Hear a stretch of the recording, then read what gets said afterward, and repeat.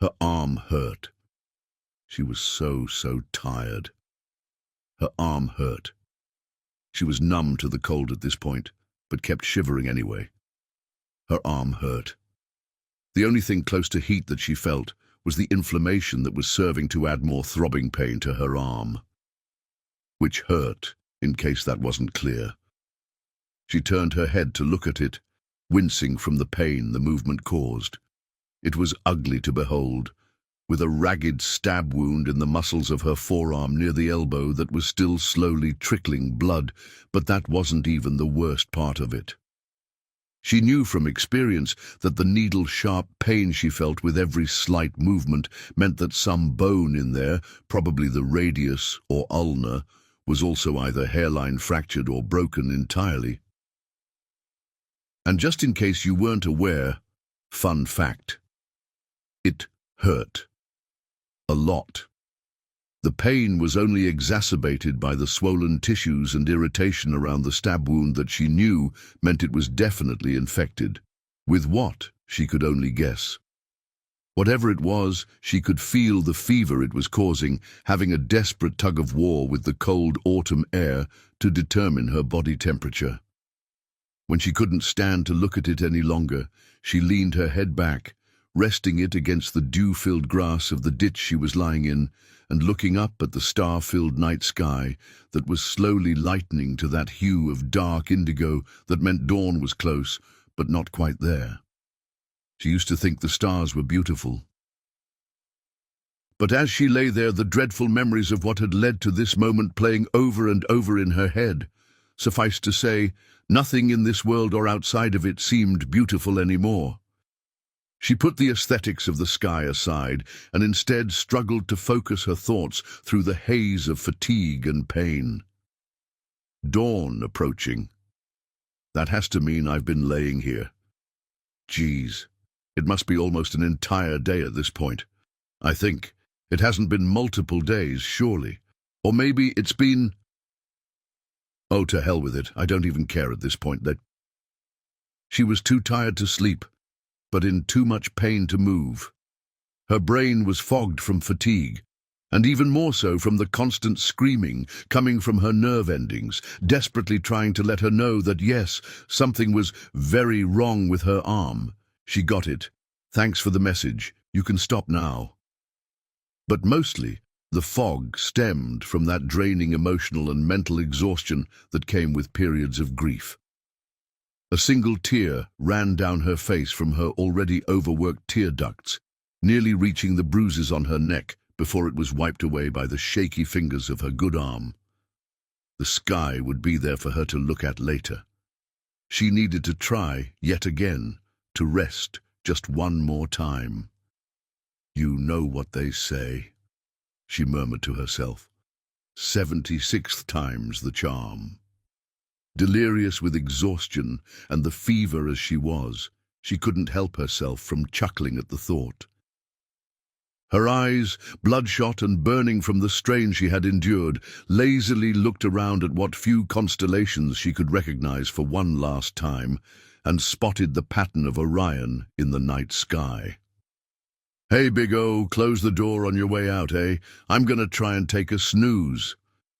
She snorted, wincing as she did. Finding my own jokes funny. Jesus, I am delirious. She turned her head to the side and closed her eyes, willing herself to please just go to sleep already, because sleep meant being unconscious, and being unconscious meant she could ignore the pain from her arm for a while. And to her surprise, she finally started drifting off. Her breath slowed, the fog visible in the cold air in front of her mouth coming less and less often as she drifted closer to the edge of unconsciousness. As a result, she barely even heard the soft humming noise approaching and almost didn't feel herself being gently, almost imperceptibly lifted off the ground. When she noticed it, what parts of her mind that were still semi-conscious brushed it off as either a dream or hallucination, and slipped behind the wall of sleep. For all of 2 minutes, she wasn't getting off that easy. She was jolted awake by a sudden feeling of what could only be described as compression across her whole body, though compression hardly did it justice. It was as though she were being squeezed through a drinking straw. Yet before she could react, the feeling was over. Her eyelids fluttered open, revealing a dimly lit room, alive with that same strange humming noise from before. She crinkled her nose at the smell that assailed her nostrils. It was strange, like a combination of various industrial cleaners, engine grease, and ozone. She rubbed her eyelids before she groggily looked around, confused. Where was she? She turned her head and saw a very strange-looking machine that was seemingly floating in mid-air. She craned her neck, looking past it, and her eyes widened at what she saw, glowing through a small, circular viewing window in the nearby wall. Was that Earth? She slowly, gingerly sat up, wincing from the protests her arm gave at her daring to do such a thing. It took everything in her, but she slowly dragged herself closer to the window, peering out at the planet, slowly circling in the void below her. There was no doubt about it. That was Earth. She recognized North and South America, Greenland, even a portion of the northern Arctic. She could even see all the wildfires burning as a result of, well, everything collectively hitting the fan in the past week. Tilting her head, she could see the exterior of the building, satellite, space station. Whatever it was she was apparently on, that was outside the window. Gunmetal grey and covered in strange symbols in a language she didn't recognize. It was unlike anything she'd seen before. And it wasn't alone. She saw several other similar things floating nearby. They ranged in size from the relatively small, around the size of a house, to absolutely massive ones that she estimated must be miles across. She shook her head in disbelief and laid her head back down on the cold metal floor. Okay, scratch that. She was obviously still asleep. After all, this had to be the weirdest dream she'd ever had. Suddenly, a scraping, screeching noise rang through the room, startling her. She looked around and saw a tall, lanky, shadowy figure entering the room they were in, as it finished sliding open the metal door that was the source of the noise. Without warning, the room was aglow with a bright light from overhead, causing her to wince and close her eyes. She rubbed her eyelids again, trying to ignore the irritation the action caused, and looked back at the figure, eyes widening as they adjusted to the light, and then even wider as she froze in place with a gasp at what she saw. The creature standing over her was like some horrific combination of a reptile and insect. Its frame was slim and bipedal, with limbs proportioned far longer than any normal human. It towered over her, easily 7 feet tall or more. Its head was like that of a praying mantis, minus the antennae, with 3 chameleon-like eyes.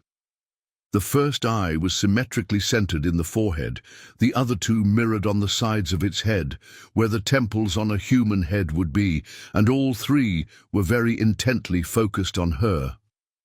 On its face was a glowing, bioluminescent set of growths all down the front, forming a V-shaped curving pattern that almost looked like a deranged smile, but its real mouth hid behind a pair of razor-sharp mandibles on its jawline that clicked together a few times as she watched. Its hide was dark grey and shiny, almost metallic, somewhere between reptilian scales and an insectoid carapace, and generally looked like it would be at home in an H.R. Geiger painting. The bioluminescent growths on its face continued down to its torso in 3 vertical parallel lines, growing larger as they went further down. Each gangly arm ended in 4 chitin-covered fingers tipped with razor-sharp claws. The only thing even remotely resembling clothing it was wearing was something that looked like a long skirt or kilt, which would probably almost look funny if it weren't for the fact that the material it was made of almost looked like human skin.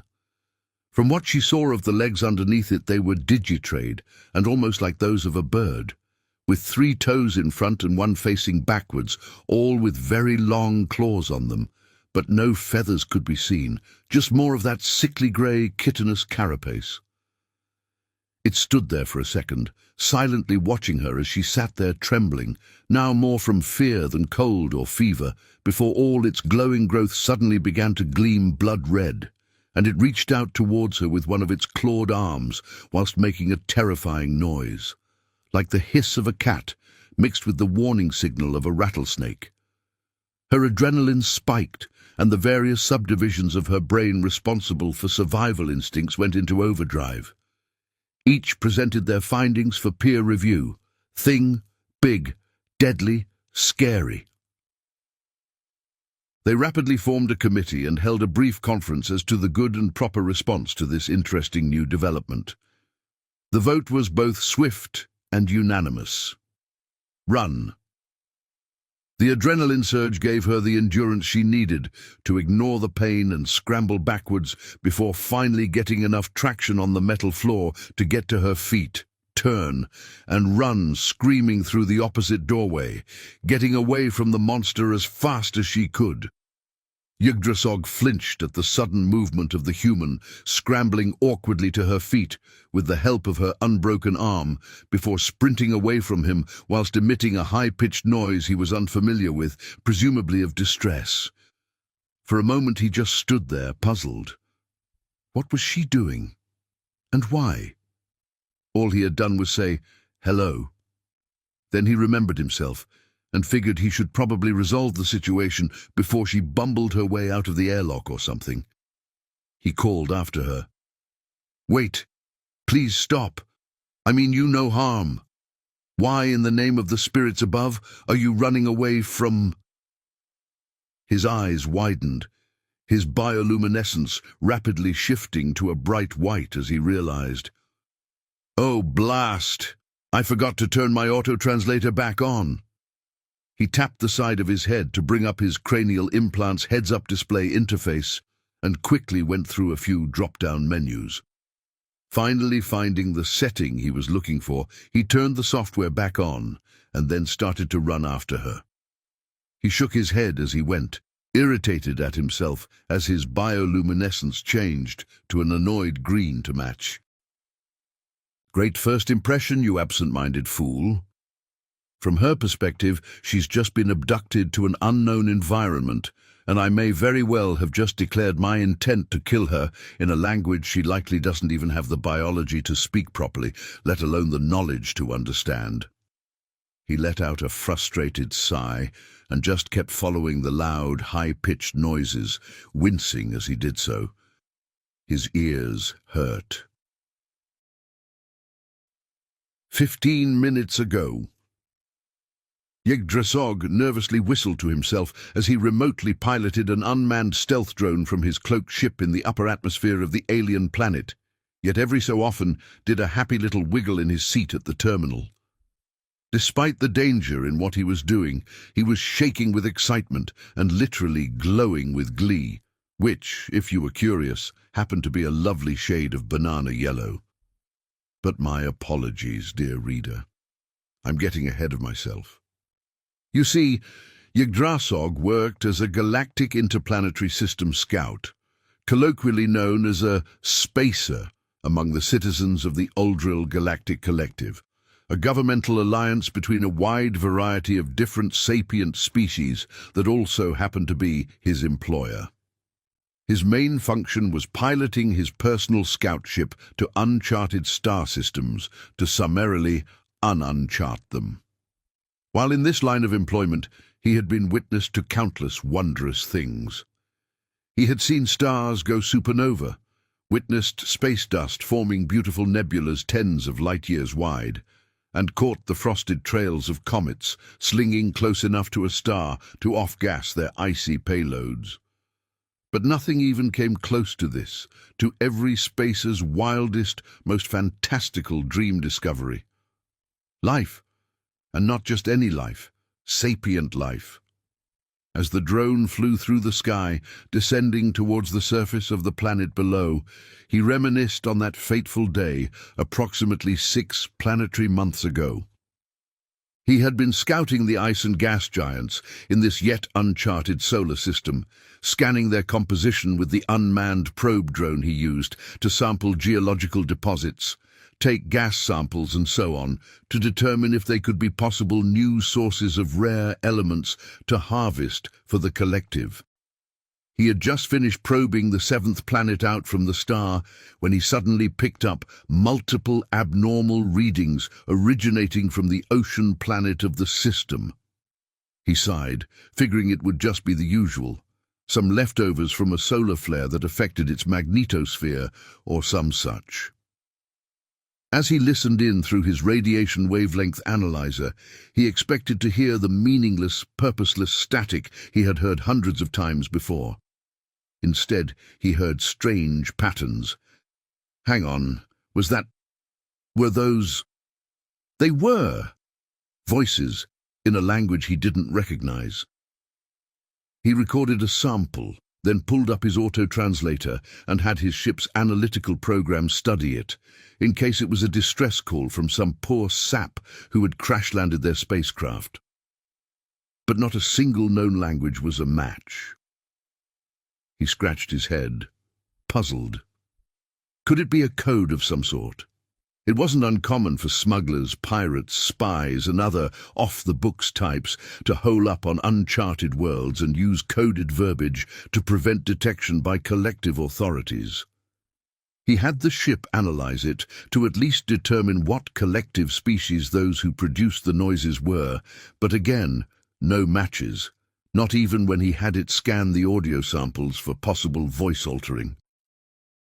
He sat back in his pilot's seat, stumped. Then he started connecting the dots. If those producing these noises weren't recognized as a species already included in the collective, that meant these were the voices of a species unknown to the collective. An unknown species, but one that was nonetheless smart enough to use radio waves. His eyes flew open, and his bioluminescence began to glow the pure white of sudden realization. By the spirits, it was a new, sapient species. He leapt up from his chair and would have nearly deafened anyone nearby with the joyfully excited noises he started to make. Luckily, however, he was in space. And after all, in space, no one can hear you squee. It took him nearly an hour to calm down enough to call it in over his quantum communicator and provide the audio samples he had recorded, then another hour to reassure his liaison on the other end countless times that no, this was not a joke, this was not a lie, an elaborate prank or some such. Yes, he would be more than willing to testify to the truth of his statements in a collective court, and yes, this was in fact the once-in-multiple millennia moment he and most every spacer in the entirety of the collective always dreamed of. This was a new first contact. As Yggdrasil left memory lane and turned back onto present-day Boulevard for a moment, he let the controls go and proceeded to spin around in his chair in sheer excitement whilst giggling like a madman, literally glowing with giddiness, before swiftly grabbing the control stick again before the drone drifted off course. He found a new sapient species. He did. He'd be in the collective history archives for the rest of time. Months of preparations had to be done beforehand, of course. He had to wait a few long days on the outskirts of the solar system with his ship in full stealth mode, so as to avoid attracting attention from the new species until the time was right, before a truly staggering amount of collective ships arrived, chock full of top experts in all sorts of social and scientific fields to fill any conceivable role in the analysis of this new species. While he wasn't allowed to participate in the work himself or see most of what they were doing, he was nonetheless ecstatic with the knowledge that the work was being done all because of him. Plus, at least he could attend certain intelligence briefings on their main findings, as well as look at heavily redacted versions of some of the results of their endeavors. Various scientists from the myriad collective species and dozens more scientific disciplines had gathered together, set up shop within a day, and gotten to work.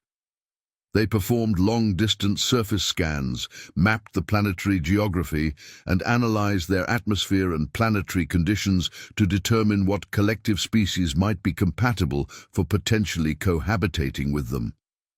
Yggdrasil was delighted to learn that they utilized oxygen for respiration just as his species, Lumigog, and tens of others in the collective did, in contrast to collective species who had to have, say, an atmosphere mostly composed of carbon dioxide, who were out of luck.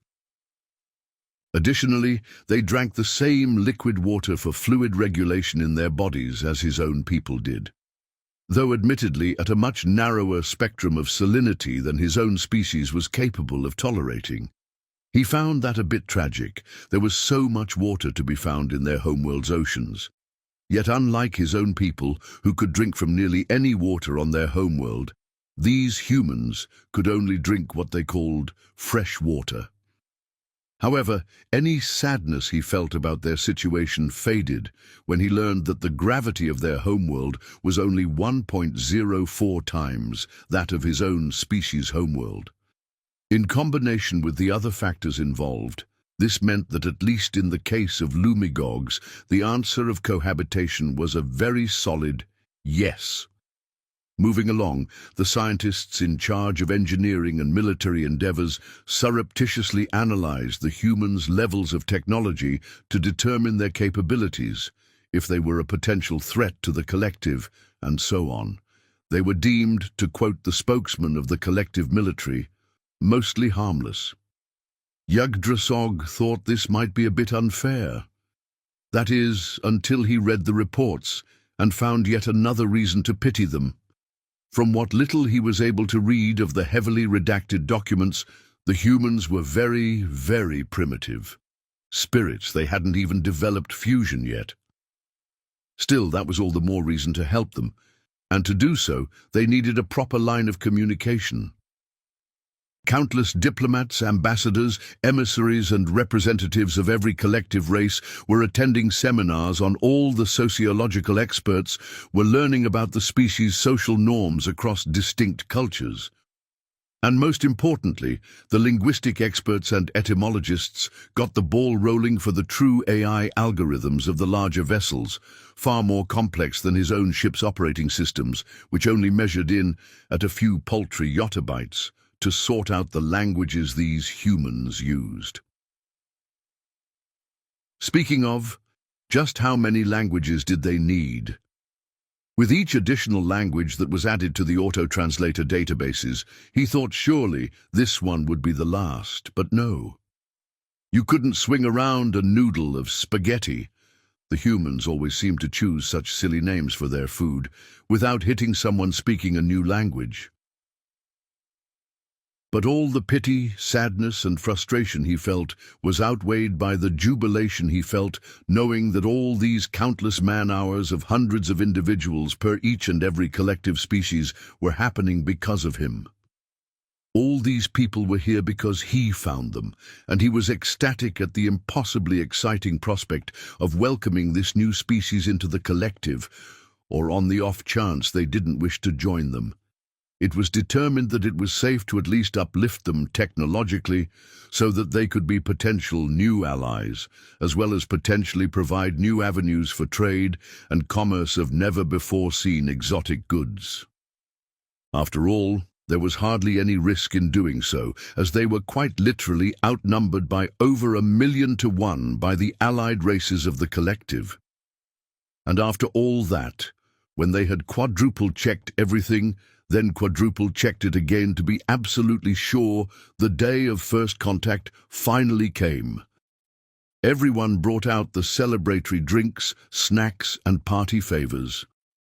The diplomats sent out their messages in hundreds of human languages, declaring a desire for peaceful contact, promises to assist them in the technological uplifting of their species to a post-scarcity way of life, and an offer to join the collective for the benefit of all parties involved. And then Nothing.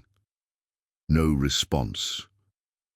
After a few nervous, awkward hours of sitting alongside the other low-ranking crewmates of the larger vessels, he and all those around him got orders of radio silence from High Command and for all the non-essential personnel to return to their ships and wait for further orders. As he remembered the sinking feeling he'd experienced at that moment, Yggdrasil unconsciously gripped the drone control stick much tighter than necessary.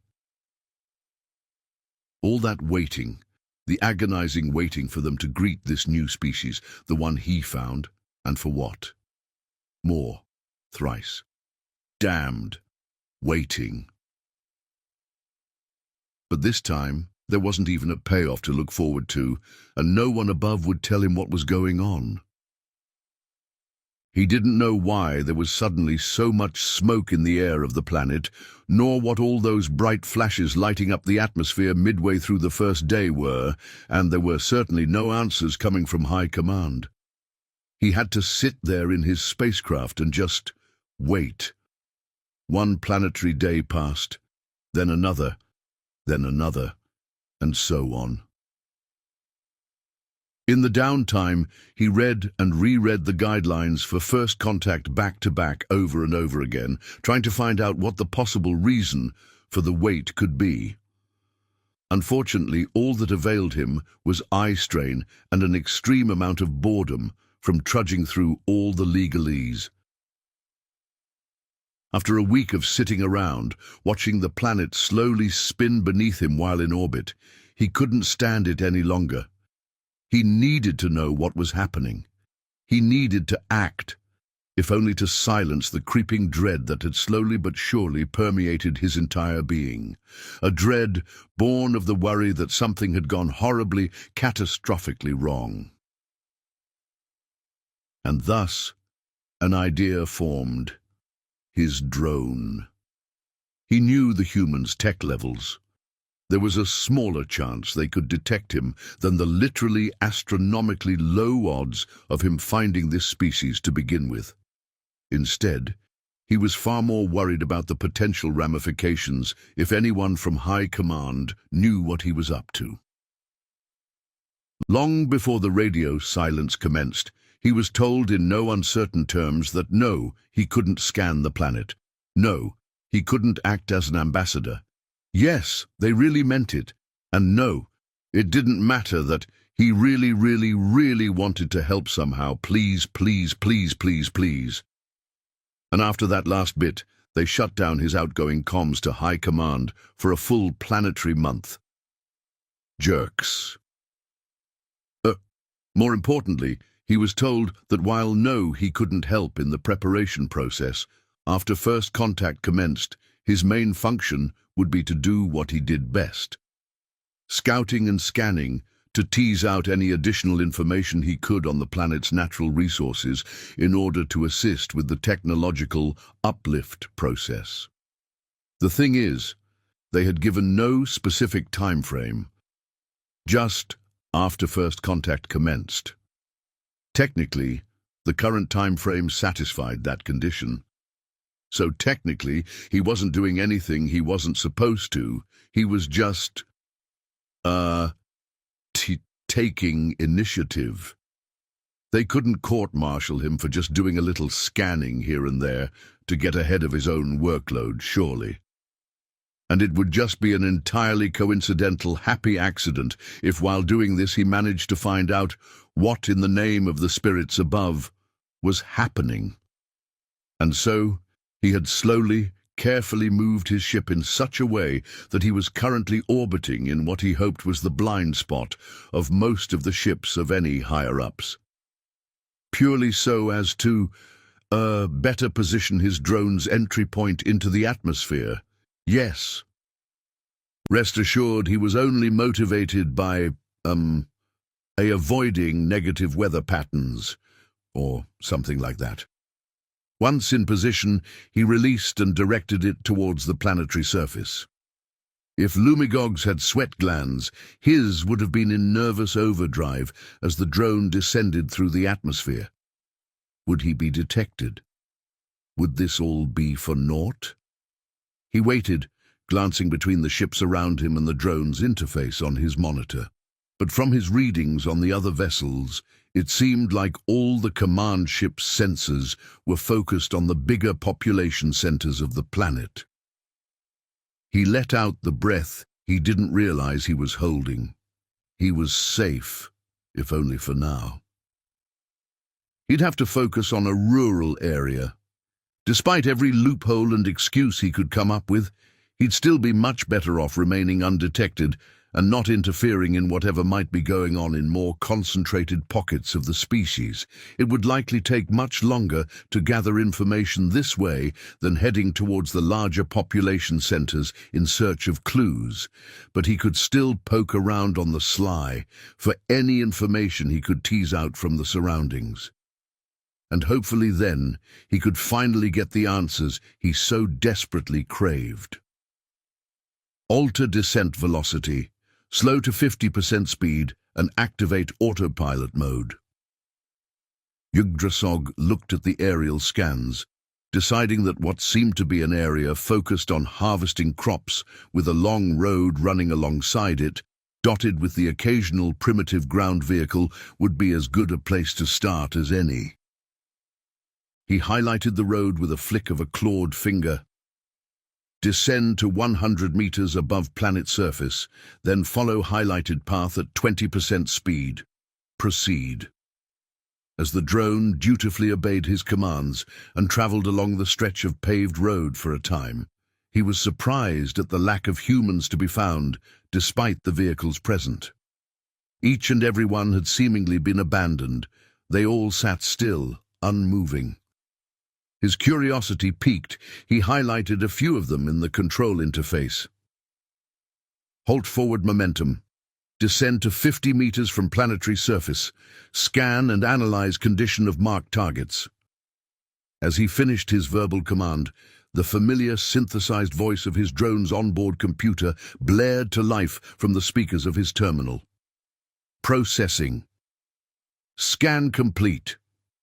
Severe damage detected to internal electronic systems necessary for automated function in all nearby vehicles, rendering them inoperable without complete overhaul of damaged parts. Cause unknown. He shook his head, puzzled. What happened here? All right, ascend. 300 meters from planetary surface. Continue forward movement following the highlighted path. 15% speed. Farther and farther the road stretched, but he didn't see a single human upon it, nor in the surrounding area. He sighed and absent-mindedly gazed around at the surrounding environment. He couldn't help but marvel at how, well, alien it all looked. The taller plant life he saw appeared to be quite complex, their stems covered in thick fiber and their extremities full of, what was the word, leaves. He hadn't paid all that much attention during the portions of his schooling that covered exotic alien plant life found on feral worlds and the various homeworlds of the other races of the collective. He figured he'd never really need to interact with much beyond the giant fungal pods, great lichen growths and so on of his homeworld. He was a spacer for spirit's sake, not a xenobotanist, and... Wait, what was that? Halt forward momentum. Reverse 50 meters. Pan visual sensors left, 30 degrees. He squinted at the incoming visual feed. He was right. There was something laying in that ditch. Probably just a random piece of detritus, but better safe than sorry. He highlighted it. Scan target. Assess. Processing. Partial scan complete. Target identified as matching category, fauna. Distance reduction necessary for further information via close-range scans. Descend toward target. 5% speed. 2% halt. His eyes narrowed further as he zoomed the forward visual lens in. Whatever it was, it looked to be a biped, and... Wait a minute. He recognized that body structure. Spirits be praised. This had to be one of the members of the new species. It They, he corrected himself, had pale skin, long dark brown fur atop their head, and were wearing clothing covering their torso and legs, though much of it was stained red, running all down the left side of their body. What were they doing all the way out here in the middle of nowhere? And why were they laying in a ditch, unmoving? Were they okay? Scan target and establish connection to ship auto-dock subsystem. Assess physical condition and cross-reference with known anatomical data of species designation. Human. Processing. Scan complete. Species designation. Human. Alive. Biological sex. Female. Age estimated to between 20 and 25 planetary years. Body temperature measured at below optimal levels for species, indicating minor hypothermia. Severe damage detected in the internal structures of bone in left upper limb. Severe tissue damage detected consistent with moderate impalement in left upper limb. Loss of significant volume of internal fluids necessary for function detected. Multiple contusions on throat detected. Foreign bacteria build-up within wound detected, alongside inflammation, indicates infection in wounded limb. Cause of damage, unknown. Yggdrasil nervously swallowed, trying to center himself and focus despite what he had just heard. Well, that certainly answered that. No, she very much was not okay. Whatever had happened to her, it really messed her up. Analyze if damage sustained is life-threatening without intervention given circumstances and location. Processing. Analysis complete. Most recent collective-based scan of structures in the region. Determine nearest human medical facility, equipped to treat individual located approximately 20.4 kilometers away if flown, 24.3 kilometers away by land-bound vehicle. Travel on roads. Damage to nearby ground vehicles and lack of individuals to operate them calculated to significantly slow any attempt at rescue via ground transport. No human aircraft detected within the region. No functional land-based vehicles detected in the immediate area. Likelihood of survival without outside intervention, very low. He swore under his breath. Expand and clarify analysis. Processing. While wound would normally not be life-threatening, progression of bacterial infection, necessitating taxing immune system response, in combination with lack of access to fluids and nutrients to replace those lost indicate subject, will expire within approximately 1.3 planetary day cycles without outside intervention. Certainty of analysis conclusion. Processing. Certainty of conclusion. 99.999972%. He put his head in his hands, his bioluminescence flickering between several colors, none of them good. Spirits above. She was going to die unless someone helped her. But he was in no position to do so. He knew deep down that he was deluding himself if he thought he could get away with this if he was caught. No amount of loophole abuse and legitimate excuses could save him from severe negative repercussions, not when it came to something as serious as first contact. She's going to die. He was already risking enough as it was.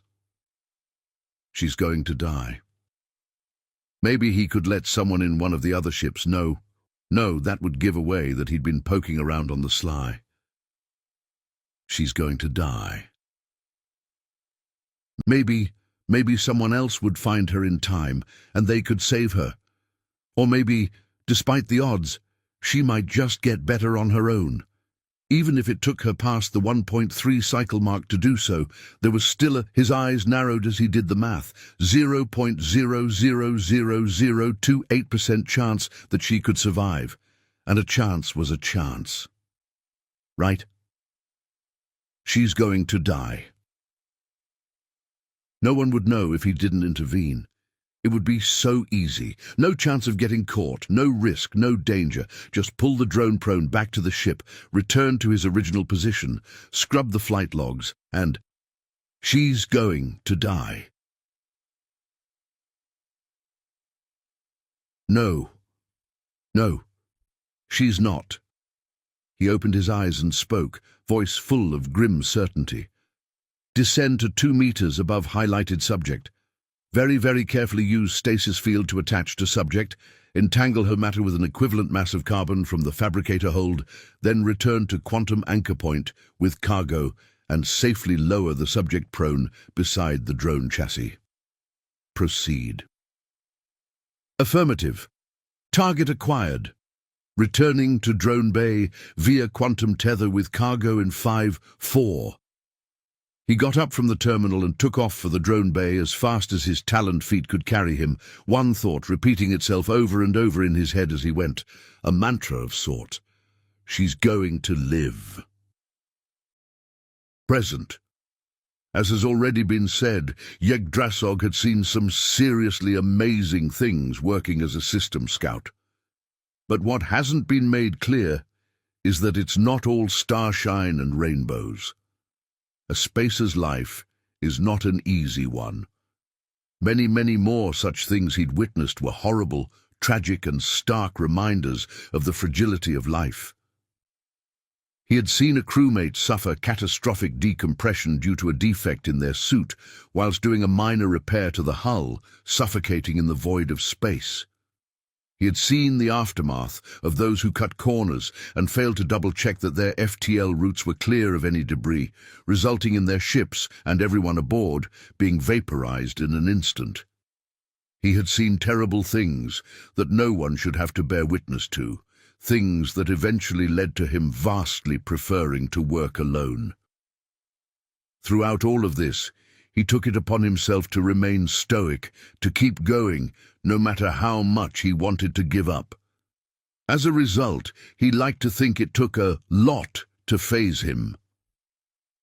And as he watched the pitiful creature before him, he was struggling to maintain the titanic willpower required to not start ugly crying on the spot. He had assumed that after catching up with her, she would have long since gotten over the initial surprise and panic upon realizing she had been abducted from her homeworld. She would have calmed down, they could have a nice conversation as he treated her wounds, and she could catch him up on what was going on. She could shower him with praise for his heroic rescue, he could inquire about the answers he sought, and all would be well. That idyllic fantasy went right out the airlock when he first peeked around a doorframe and finally spotted her. She was huddled in the shadows, near one of the corners of his ship's equivalent of a living room, where she had hastily constructed... Well, constructed is too strong a word. She had hastily thrown together, in sheer panic, a farcical barricade out of whatever was nearby. Cushions, pillows, a shelving unit, a few thermal blankets here and there, all of which he could easily step over. He could see through the shadows she clung to that she was still violently shivering. Her arm was bleeding worse than before, her unfocused, bloodshot eyes and rose-colored cheeks were wet, and her chest was heaving as she went from panicked hyperventilating to quiet sobs, to mumbling to herself in a voice rendered hoarse from the initial screaming which had, thankfully, stopped a few minutes hence. Though, in all honesty, he was reconsidering whether the screaming was really as bad as he initially thought it was, as it took all of his effort to maintain his composure based on what he was hearing stream out of her mouth without pause, and conveniently, if rather tragically, being auto-translated directly into his unfortunate ears. I'm dreaming, this has to be a dream. I was sleeping, wake up, please wake up. This is a nightmare, this has to be a nightmare. Oh God, please wake up. He sighed, calibrated his auto-translator to output the language she was speaking, which was apparently human English, along with the accent she was speaking with, Northwest American, whatever that meant, and slowly stepped into the room. He saw her jump at the sudden movement, look at him with terror in her eyes, then screw her eyes shut, blocking the outside world out as her voice became more and more desperate. I'm dreaming, wake up, wake up, wake up, wake up, oh God, please wake up, wake up. His willpower to avoid sympathy crying was cracking apart fast. He needed to end this quickly. He cleared his throat and addressed her with a voice he hoped sounded friendly.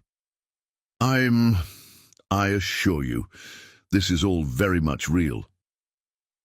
Her bloodshot eyes flew open, staring at him, tears welling up from the recognition that he spoke truly. He slowly started walking towards her, but stopped as she let out a high-pitched shriek and struggled to get away from him again. Whatever had enabled her to ignore her condition and move with such haste, it was clearly wearing off. Her movements were slow and labored, her legs couldn't support her weight, and it was all she could do to gradually drag herself backwards with her still functioning arm, her legs pathetically scrabbling at the floor in an ineffectual attempt to aid her movement. Please listen, I have no intention of... His voice trailed off as it became clear she was ignoring him, only focused on getting away. In her desperation, he saw her try and use her injured limb to help drag herself back faster, but she gasped and flinched, clutching at it in pain and nearly slumping over. She looked down at her arm, then glanced back at him, her eyes wide and fearful before the awful babbling started again. This time seemingly piteously pleading to no one in particular as her eyes unfocused in delirium. Please, oh please, don't let me die here. I don't want to die. I don't want to die. I'm not ready to die. Oh God, please, someone help me. I don't want to... He tried to make a single step closer to her as quietly as possible, but all it did was cause her to flinch, clutch her injured arm tighter and let out one final desperate scream. Oh God, please don't kill me! He nervously swallowed, wincing as she descended into hysterical sobs. This wasn't working. He was way out of his depth here. He was a spacer, not a diplomat, medic, or any profession that could be even slightly useful in these circumstances. Listen, you have to believe me. I truly have no intention whatsoever of causing you any harm. In desperation, he struggled to try and remember what snippets of intel he had been able to catch about this species' physiology and psychology. Just take a few deep breaths, okay? In and out, slow. Can you do that for me? Please. He watched as she raised her head slightly and gazed at him, her eyes still wide and fearful, but as he continued to stand there, not daring to make any sudden movements, he noticed her breathing starting to slow and her shoulders relaxing ever so slightly. Good. That's a bit better. Can you please tell me your name? The human was unresponsive for several seconds before letting out a whimpered answer, so quiet his auto-translator barely picked it up. Kate. Kate. All right. Kate. I know you're hurt, I know you're scared, and I know you're more than a little confused, but I genuinely only want to help you. A few moments of silence passed, broken only by the quiet sound of Kate's ragged breaths before he spoke again. The only reason I brought you here was due to your dire condition. At the time my scouting drone detected you in the distance between your position planetside and the closest human medical center. While your fluid loss by itself wouldn't have been enough to kill you, the ship's autodoc system also detected an infection growing within the wound that it calculated would almost certainly kill you before you could reach aid from your own kind. I merely wish to help you before your situation gets any worse. Several more long seconds of silence passed before she spoke again, her voice full of trepidation. Okay. He let out a quiet but very relieved sigh. Good. This will only take a few moments. Trying to move as slowly and non-threateningly as he could, he gently reached up to a nearby panel on the wall and typed in a code. In response, a small hatch opened, revealing a spherical object about the size and shape of a softball, with a large red button protruding from the top. He clutched it in his hand and slowly walked across the room, stepped over the barricade, and knelt a few feet away from her. He carefully extended the device out to her, causing her to shrink back away from him. Trying to sound as sure of himself as he could, he spoke. "This is just a normal, standard-issue medical droid. All collective ships are equipped with them. As a precaution, all ships in this solar system have had them updated with all knowledge of human anatomy we've been able to decipher so far. It's just going to administer a solution to flush the wound on your appendage of contaminants and sterilize it. Apply a harmless long-term antibacterial medical gel that will also serve to bind to any damaged tissues in order to stop the bleeding and help to speed the healing process. Then lastly use..." He paused. I suppose your race doesn't have this tech yet. Just think of the last step as having it install an advanced cast, prosthetic thing that will prevent you from accidentally injuring yourself further. All I need you to do is just uncover your arm and remain as still as possible for a bit. Okay? He held his breath as she remained motionless for a few seconds, finally letting it out as she slowly, gingerly removed the hand she had been clutching to the wound, wincing from the pain as she shifted slightly to face the droid. He pressed the red button and started to speak in a voice he hoped sounded gentle enough not to scare her, but authoritative enough that whoever heard it would think he was much more competent than he actually was at this type of thing. Race designation, human. Severe wounds on upper left appendage. Rinse, gel, and precautionary immobilization on damaged limb. Proceed. The human watched with trepidation as the device popped open, revealing a set of tiny, dexterous, and very precise-looking instruments. Yggdrasil held it out towards her, and while she initially shrunk back, she stopped, took a deep breath, and finally leaned forward towards it. It went to work, and while she initially winced and cringed at the sensations, once the gel was applied, she relaxed, a relieved expression on her face. Finally, a small cloud of what looked like smoke at first glance trickled out of the device, but as they watched, it formed into what almost looked like a floating ball of tiny, gleaming silver gnats.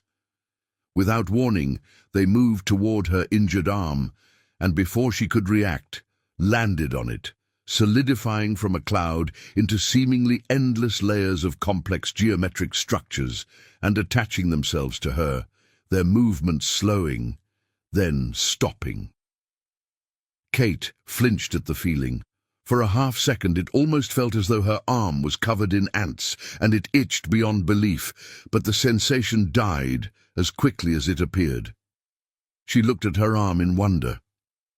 It was as though her broken arm was covered in liquid mercury from her wrist to just above the elbow, but as she gingerly poked at it, it felt as hard and rigid as steel. She finally spoke in a raspy voice. "What? What is this stuff?" "It's a collection of self-sterilizing nanobots programmed to human physiology. They will adapt to any movements you make in an attempt to keep your arm as still as possible as it recovers. If you were a member of my own species, they would also be applying pre-programmed stem cells to the bone and tissues to help repair them faster, but at this point, well, we still don't know enough about your kind for that sort of thing to be possible yet, so unfortunately, we'll just have to let your arm heal by itself." She looked at the substance for a few more moments before raising her head and glancing at him, before quickly averting her gaze. What's your name?" "I'm Yggdrasil." She sniffled, eyes facing the floor, before replying in almost a whisper. "Thank you." Yggdrasil's mandibles clicked together a few times in surprise, and his bioluminescence shifted hues to a soft, contented pink. My pleasure. They sat in silence for a moment before Yggdrasil motioned towards her arm. Well, the droid has helped with making sure it won't get any worse. Now let's focus on working towards helping you get better. He gestured over his shoulder to the doorway. I have a spare room down the hall that I've mostly just used for storage since I started to fly alone, but you can use it for the time being. Nothing fancy, but it'll do until you're recovered. He began to reach out his hand to her. Here, let me help you to your feet. Kate's eyes widened, and she clutched at her injured arm again. No!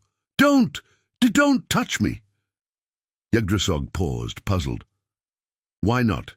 No offense meant, but you're clearly in no state to walk, and... Without warning, she grabbed at the wall, trying to get a grip and get up by herself, but grimaced and slid back down, her legs unable to support her weight. Kate, listen to me. You're just going to hurt yourself even more than you already are. You need help, and I said, don't touch me. I can do it myself. He silently held out his hand again. She glared defiantly at it for a second before pointedly looking away. There was a moment of tense silence before he broke it. I know very little of your people's cultural norms, but among my species there is no shame or other such negative connotations to be found in accepting help freely offered. She remained silent. Her bottom lip trembled. I don't want to see you in any more pain. She looked up at him. Her mouth opened and closed a few times, a tear slowly dripping down her face as she ran her hand over her injured arm.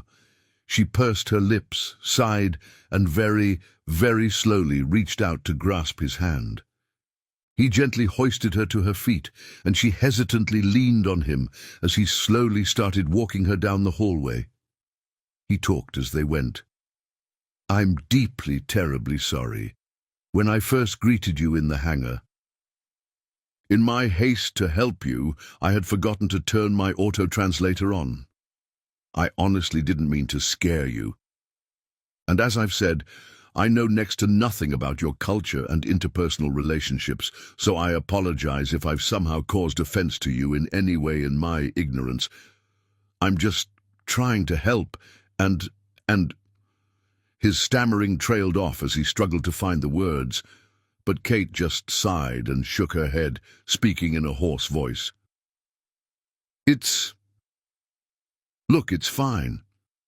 I'm just super confused, really disoriented, very exhausted, quite dehydrated, and probably missing a lot of blood, and well...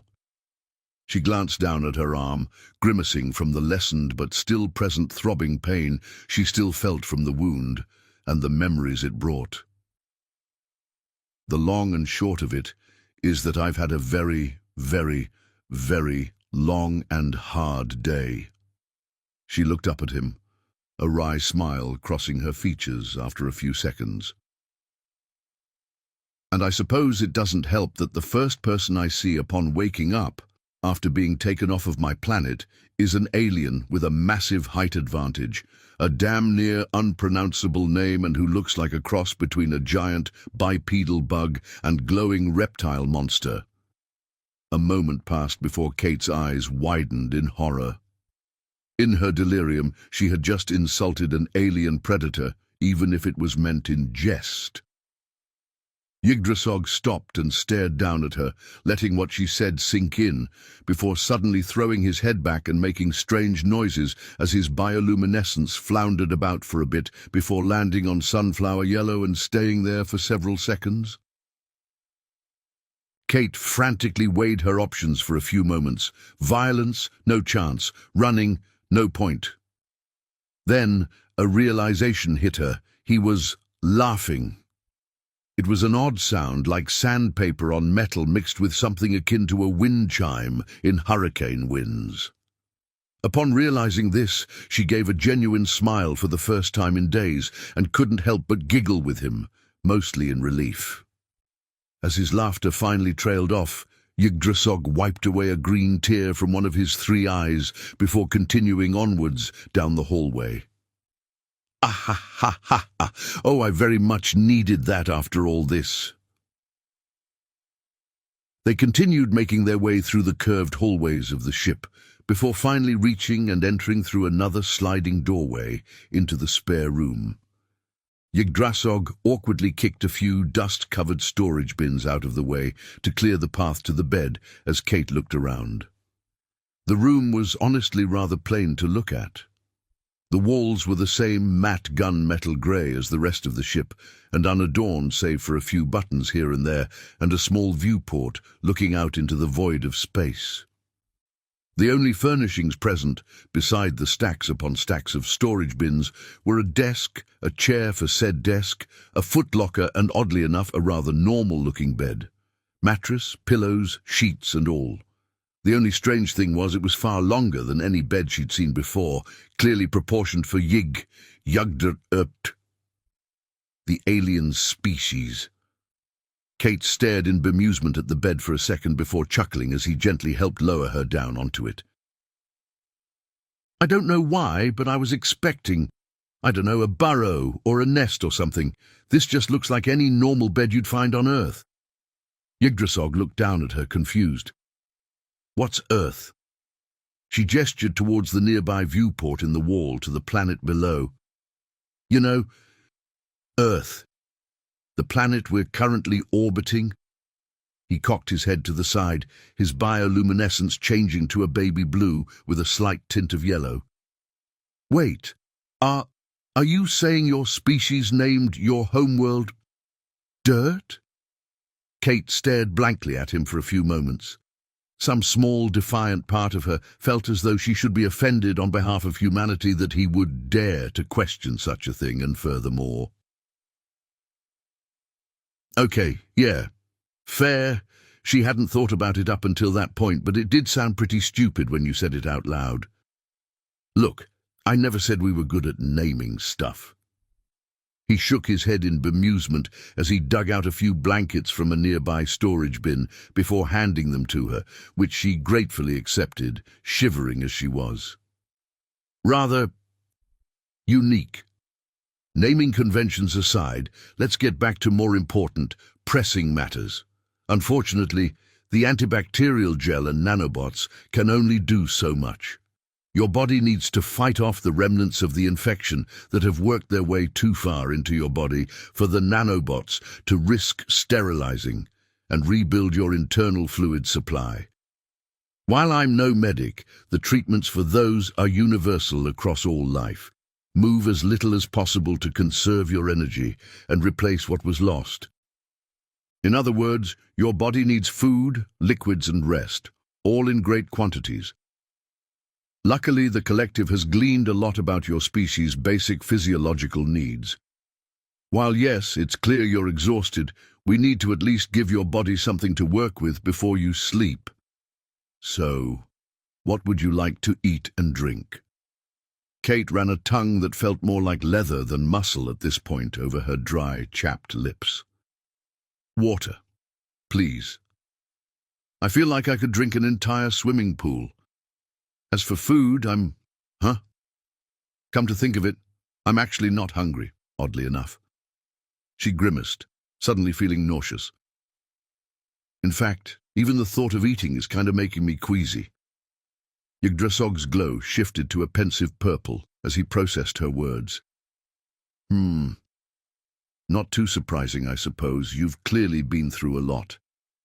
If I had to guess, the loss of appetite could be the result of some form of evolved stress response, for you to ignore your needs to focus on the situation causing said stress.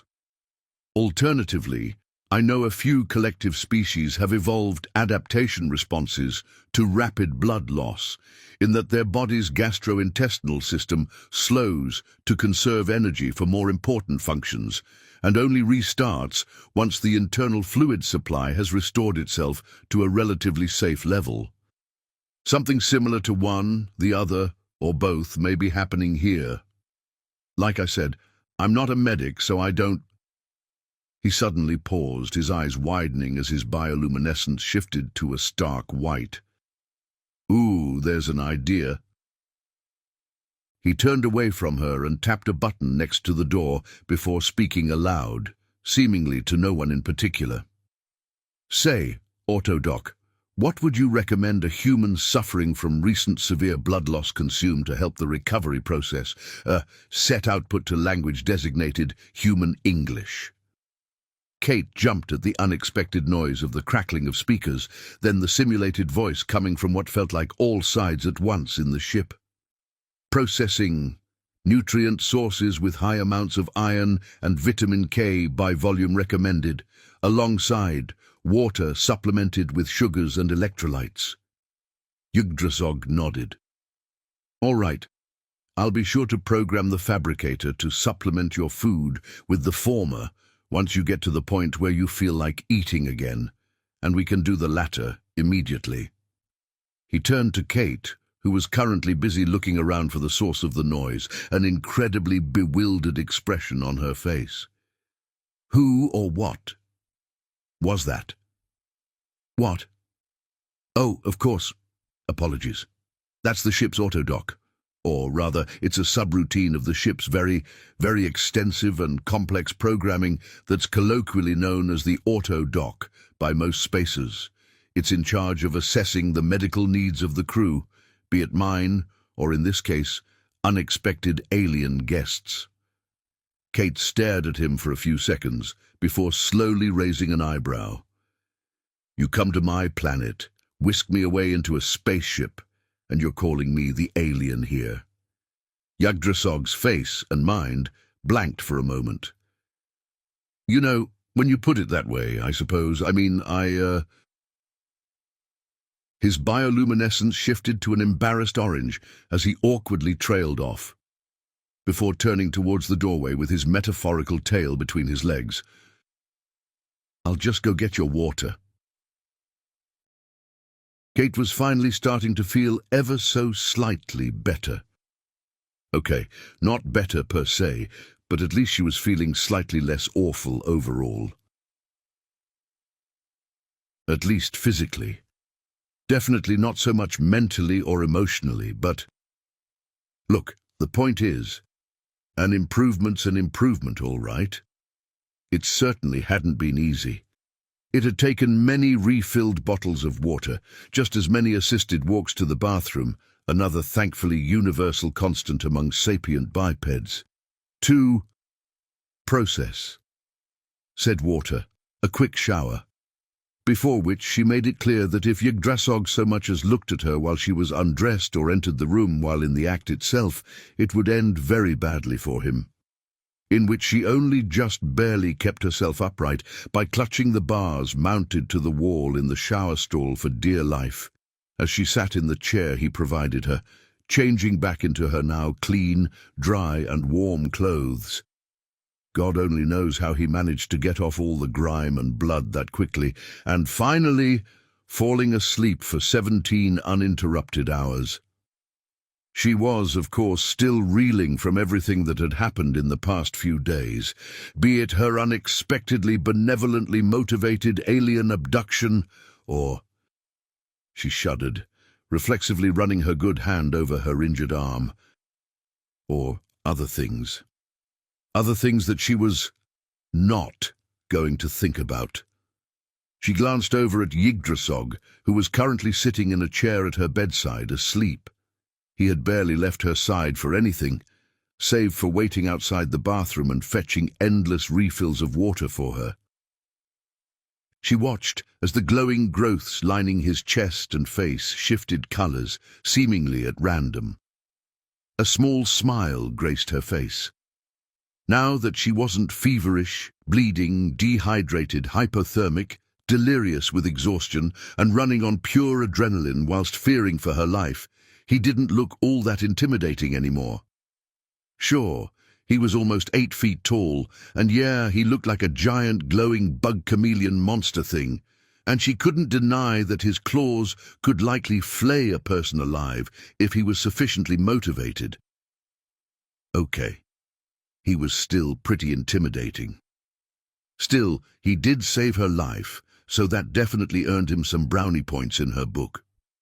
Plus, it was very obvious that if he actually wanted to hurt or kill her, he could have done so with ease long before now. She couldn't help but grin as he made a cute little chitter-hissing noise in his sleep, his mandibles twitching back and forth while his glow shifted shades. It was almost like watching a sapient Christmas tree wrapped in strings of lights that cycled through different festive colors. It reminded her of her childhood when her family. The smile departed her face as quickly as it came. No. Stop that thought right there. We are not thinking about it. That was another thing she appreciated. He didn't pry. It was very obvious that he wanted to ask her about her injuries, based on how many times she caught him looking at her throat or arm, opening his mouth and then closing it and looking away, before he thought she noticed. Hopefully, he never would. That particular conversation could wait, preferably until the end of the universe. She closed her eyes and sank back down into her bedding. As she pulled at the blanket and tried to shift into a more comfortable position, she let out a long, shaky sigh that abruptly ended in a loud groan as she felt a sharp pang of pain run through her bad arm in protest for her daring to do such a thing as move. The sound was enough to wake Yggdrasil, who, startled out of his sleep, flailed a bit and spoke in a frantic, disoriented voice. "No! I was just trying to save her." He groggily looked around, his three eyes all facing in different directions for a moment, before finally focusing themselves as he turned to meet Kate's gaze.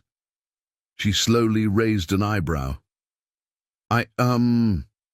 Hi, Kate. Sorry, bad dream. Did you need anything?" She stared at him for another few seconds before her mouth crinkled up at the corners into a smile. "I suppose a gallon's dose or so of painkillers wouldn't go unappreciated." She winced, running her fingers over her chapped lips. Or failing that, more water. His mandibles arranged themselves into what he had repeatedly assured her was his species equivalent of a grin, rising from his chair and grabbing her empty glass water bottle. "Well, I can certainly do one of those things." Kate smirked. "The painkillers?" she asked, sarcastic optimism dripping from her voice. "Guess again," he called over his shoulder as he opened the door and walked down the hallway, before returning shortly afterward and holding her now filled water bottle out to her. She put on her best faux pouty face, leaning over to reach for the bottle. "Darn! Guess I'll just have to manage with—" Kate suddenly grimaced, grabbing at her wounded arm with a sharp inhalation of breath and doubling over from pain. Yggdrasil's bioluminescence immediately shifted to a blood red of concern, eyes wide. "Are you okay? Is there anything I can do to—" "I'm fine," Kate snapped at him through her clenched teeth. I just moved wrong and— oh, forget it." Her good hand gripped the nanobot cast hard enough to bleach her knuckles bone white, wincing as her arm throbbed. There was a tense silence for a few moments, the only sound being Kate's labored breathing as she waited for the needle-sharp pains to finally subside, which mercifully did after another few seconds. Kate slowly leaned back against the headboard, sweat dripping from her face. She glanced at Yggdrasil's worried face before looking away, her eyes facing the floor. She closed them and shook her head in frustration before speaking in a strained voice. I'm sorry. I shouldn't have lashed out at you just now, debilitating pain or no."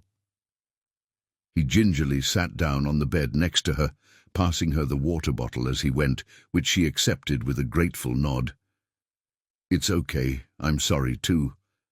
I wish I could do more for you, but we—" The collective, don't know quite enough about human physiology yet to determine what the correct doses of painkillers and other medicine would be safe to dispense you, or how often to give them.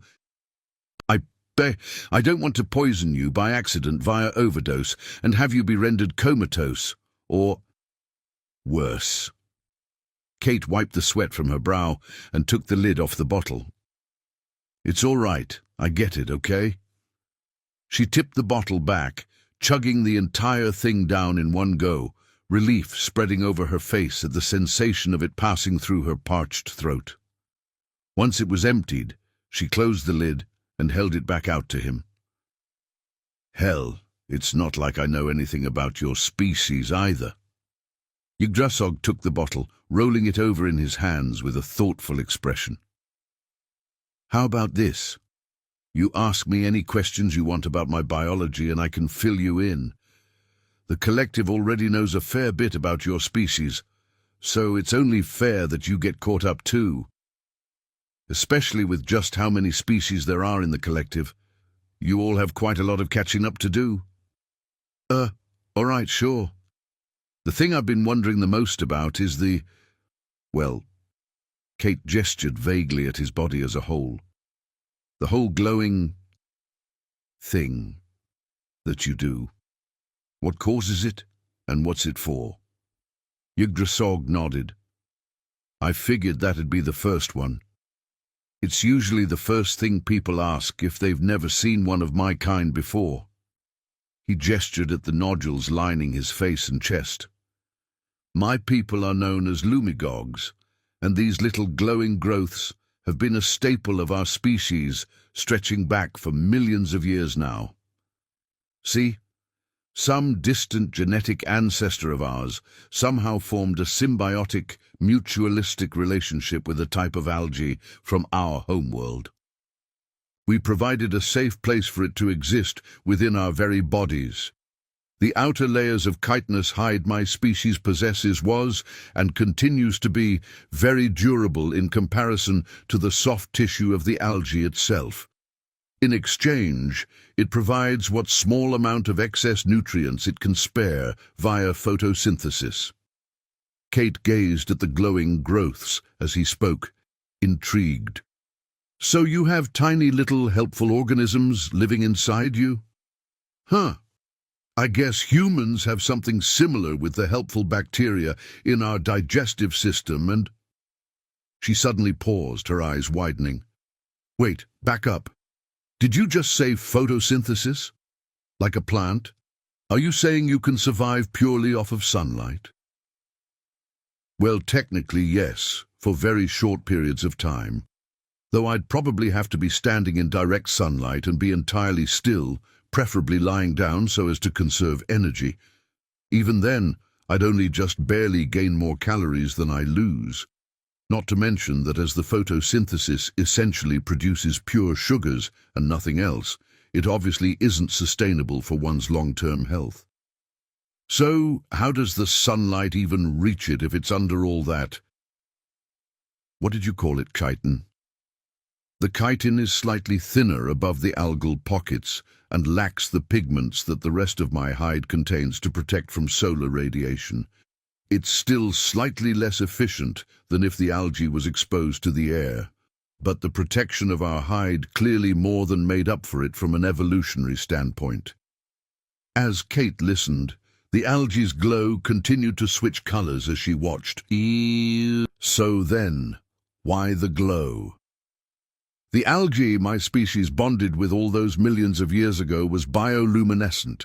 Over the years, as our kind evolved to be more and more intelligent, the algae slowly ended up bonding to our central nervous systems and interfacing with the portion of our brains that are in charge of emotion.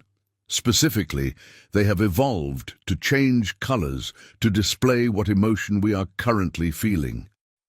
For example, when we are worried or stressed, the algae turns a bright crimson. When we are content, they shift hues to a warm pink. When we are confused, they shift to a light blue, and so on. It serves to aid communication amongst the members of my species, as we can tell at a glance how anyone within sight of us is feeling." Kate continued staring at the glowing growths for a few more moments in disbelief, before suddenly snorting in amusement. "So you're telling me you have literal mood lighting?" Yggdrasil paused for a second before chuckling, glowing a bright sunflower yellow as he did so. "I suppose when you put it like that, it does seem a tad silly. But it's as natural to me as your species' obvious propensity for social interaction via the sheer variety of facial expressions you're capable of. The carapace that serves to protect my species and the algae from harm is much more rigid and far less pliant than your skin, so we are unable to visually express ourselves nearly as easily as humans, and most other sapient species among the collective for that matter, due to it simply being too rigid for intricate facial movements that convey emotion. Our bioluminescence serves to make up for that deficit in face-to-face communication." "All right, I suppose that makes sense, given how important communication is in a social species." She paused and looked him up and down. "So, is that why you—" She blushed a bit. "Why you're never, wearing a shirt?" Yggdrasil chuckled in amusement at her obvious embarrassment. "Well, let me ask you this. Do you feel you could trust someone in a conversation if they, say, purposefully turned around and faced away from you before speaking? Culturally, that would be the equivalent of wearing such garb among my people. Purposefully obscuring one's algae nodules, among others, is considered impolite, or even a taboo of sorts." Kate's brow furrowed in confusion. "But what if you get cold, or you need to do something that required protective gear?" He nodded, anticipating the question. "If I require such clothing or equipment for protection from the elements or other such practical purposes, I will gladly don what is necessary, as would the vast majority of lumigogs. Only the most, well, what you might call traditionalist among my kind would be foolish enough to risk the safety of their bodies for the sake of pride. However, the vast majority of lumigogs, myself included, find that it just feels wrong to wear such things otherwise, so I stick to wearing a waist wrap and nothing else most of the time." Kate cocked her head to the side. "Nothing else?" He shrugged. "Well, yes, beyond the feeling of taboo, practicality plays a large part. Shoes of a design similar to your own are essentially impossible due to the long talons the universe saw fit to gift my people with. The closest analogue for footwear my kind usually wear would be something akin to what you call sandals, and even those are a challenge most of the time, so I rarely wear them." He raised a finger, anticipating and interrupting the next question that Kate had just opened her mouth to ask. "And no, we can't just trim the talons down. They are full of nerve endings that provide tactile feedback on whatever it is we walk on, so it would be very painful to even attempt such a thing." Kate paused, her expression betraying her confusion. "Why would you ever need nerve endings in them? I can't even imagine what it would feel like having those inside my nails." "Well, you may have guessed this already due to our connection with the algae, but my people dwelled on the shorelines of our planet for the most part. The algae helped sustain us, but we obviously couldn't survive off of sunlight alone.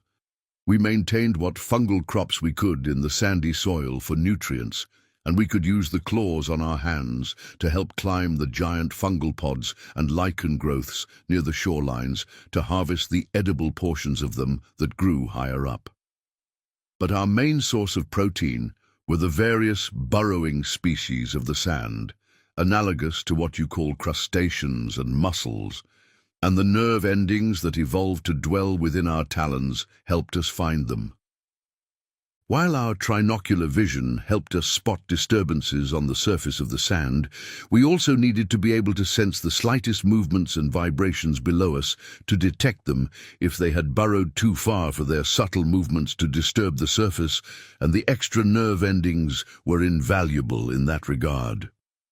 He looked down at his talons, idly clicking them against the floor a couple times. Even if there was a way to somehow remove or deactivate the nerve endings, which spirits know, I wish I could some days if I have to walk across particularly cold or uncomfortable flooring, or reapply the enamel my species uses to protect them over the long term. I still couldn't risk removing them. The talons also serve to help us balance, and are as necessary as, say, the long tails that act as counterweights to certain other collective species. Without them, I would likely fall over at least once if I were to do so much as try and walk from one end of this room to another.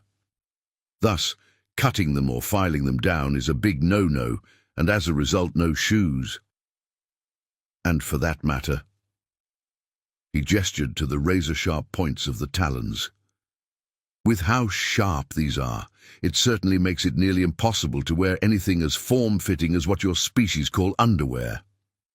They'd either be torn to shreds or otherwise take such a long time to put on or take off, while trying to not tear them to shreds that most lumigogs don't even attempt to bother with such things in the first place.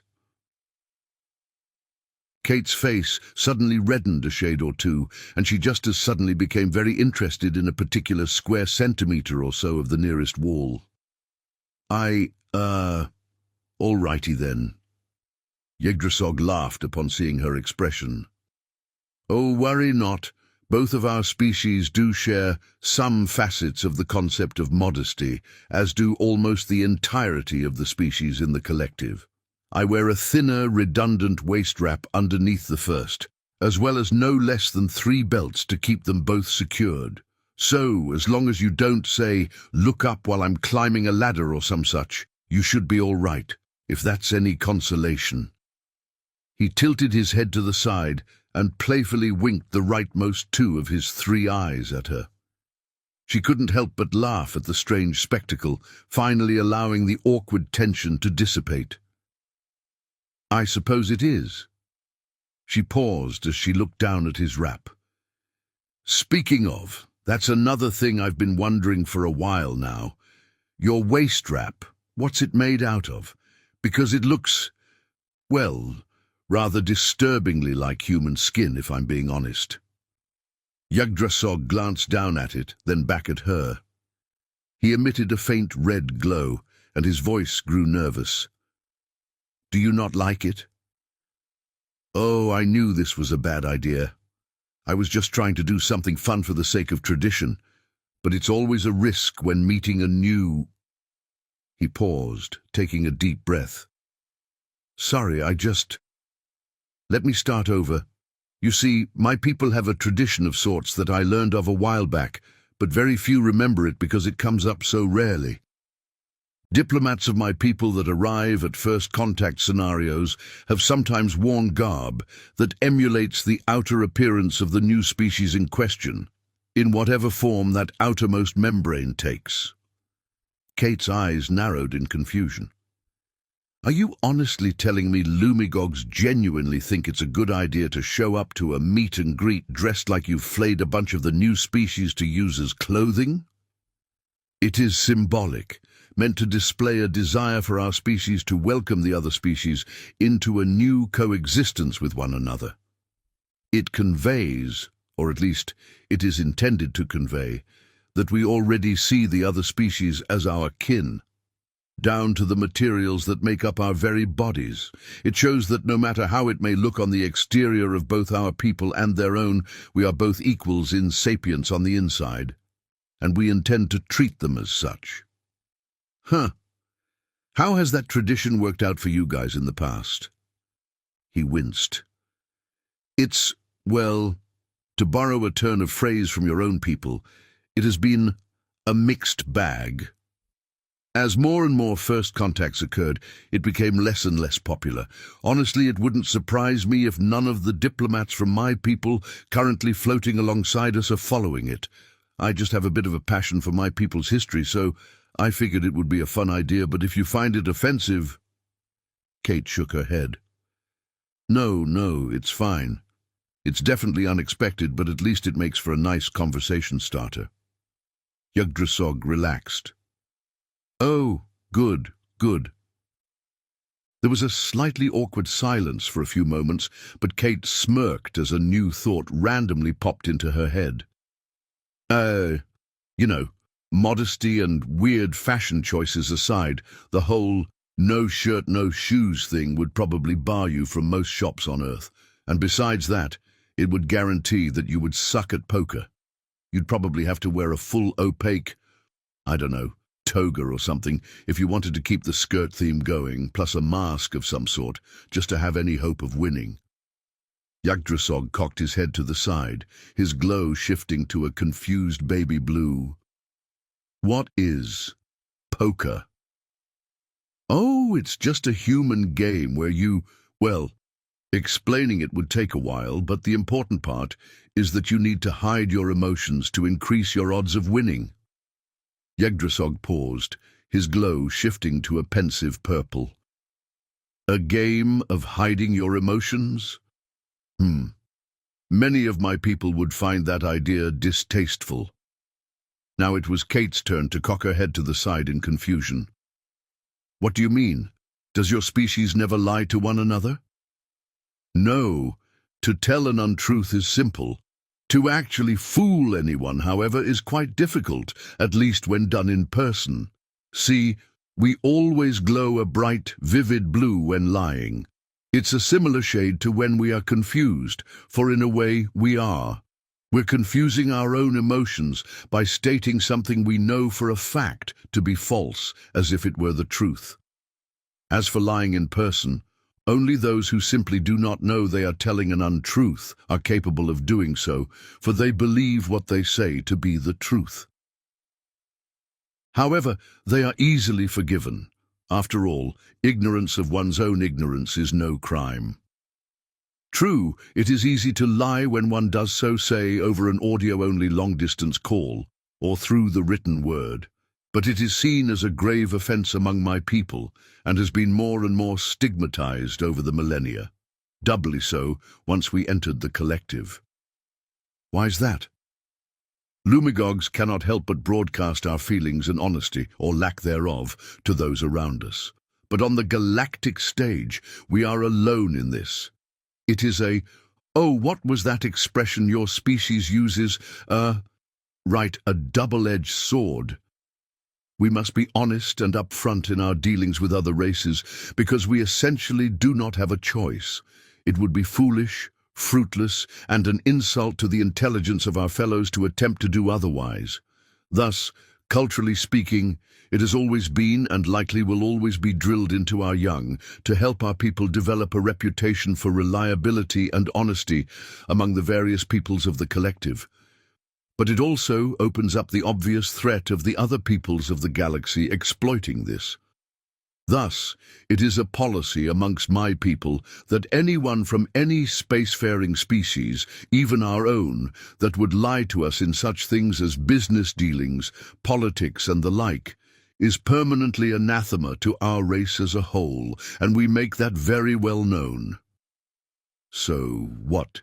You just all give them the cold shoulder or something?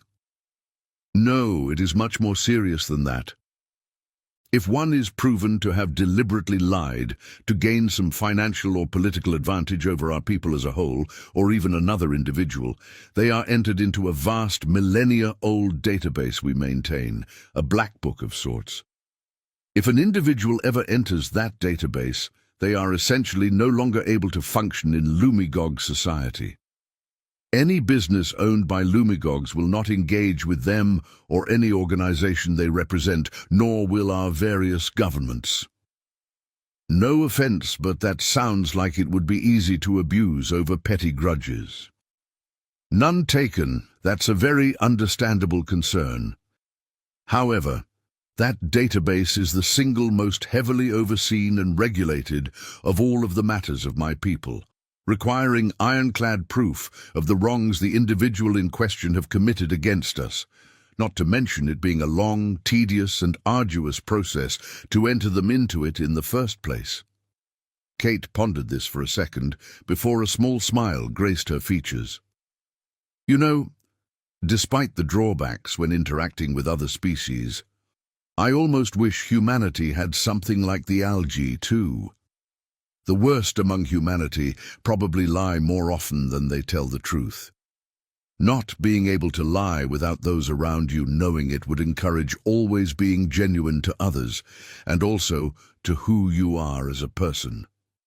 You could feel safe in day-to-day interactions, and on a bigger scale, it would prevent any corrupt would-be despots of the world rising to power and...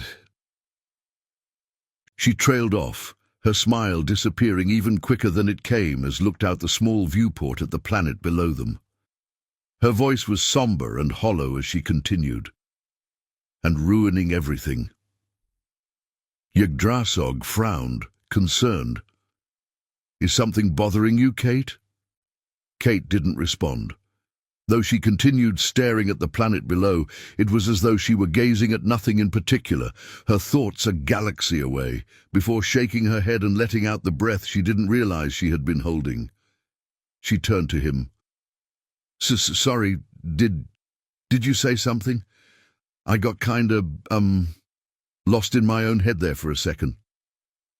She let out a nervous, forced laugh.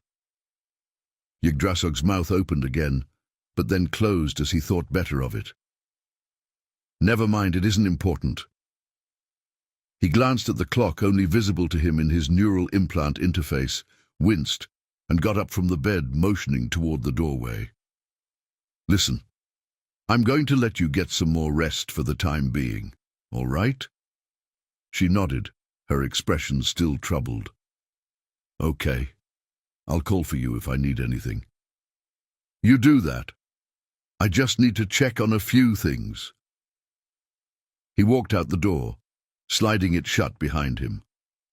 On each side of the door, unknown to one another, they both let out sighs for very different reasons.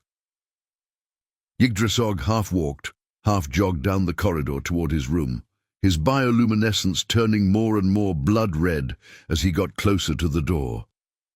He had been so concerned with the human and her needs that he hadn't checked in with what the rest of the fleet were up to in almost an entire day. Maybe, just maybe, this whole situation, whatever it was, had been resolved. If so, he could surreptitiously get her back to the planet's surface and move on with all this. He'd have saved a life. She would be grateful but safe with her people again, and sworn to secrecy because, hey, I saved your life, so please, please, please don't ruin this for me. They could move on with their lives, do whatever needed doing on both ends to help uplift humanity, and all would be well. He rushed to his terminal, booted it up, and... nothing. Not a single new message since the communication blackout. He refreshed the incoming communications page a few times and checked his connection to the network just to be absolutely sure, but it was all in working order. He stared at the screen in silent disbelief for a second before closing his eyes, sighing and slumping forward until his head rested on the desk with the soft tink of chitin on metal. He let out a weak groan, muffled by the desk. What in the name of the spirits above, below and around me is going on? He slowly raised his head, clicking his mandibles pensively as he became lost in thought. If he wanted to find out more of what may be the source of this mysterious delay, he may have to ask Kate directly, but that was a risk he didn't want to take. If she was injured as a result of, say, some sort of massive disaster on her planet that somehow ended up complicating their uplifting, asking her might bring up a lot of painful memories or cause her to want to leave his care early and go home. Except, well, he couldn't do that. He had no way to deliver her safely back to her people without giving himself away, and, spirits above, he certainly had zero intentions of holding her captive. He sighed in grim resignation. He'd waited for answers for over a week already. And though he hated, no, loathed, admitting it, he could wait a little more. It was on the third day that Kate's appetite finally returned. Up until that point, she couldn't bring herself to even think about eating anything.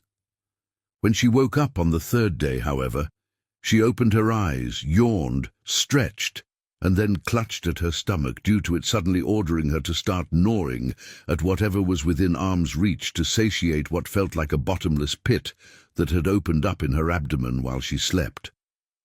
She looked towards the door to her room, her expression suddenly turning to one of sheer desperation. "Yig! Egder!" She let out an exasperated growl of frustration. Why couldn't he just have a nice, easy-to-pronounce name? "Yigdru-sog," she finally stammered out.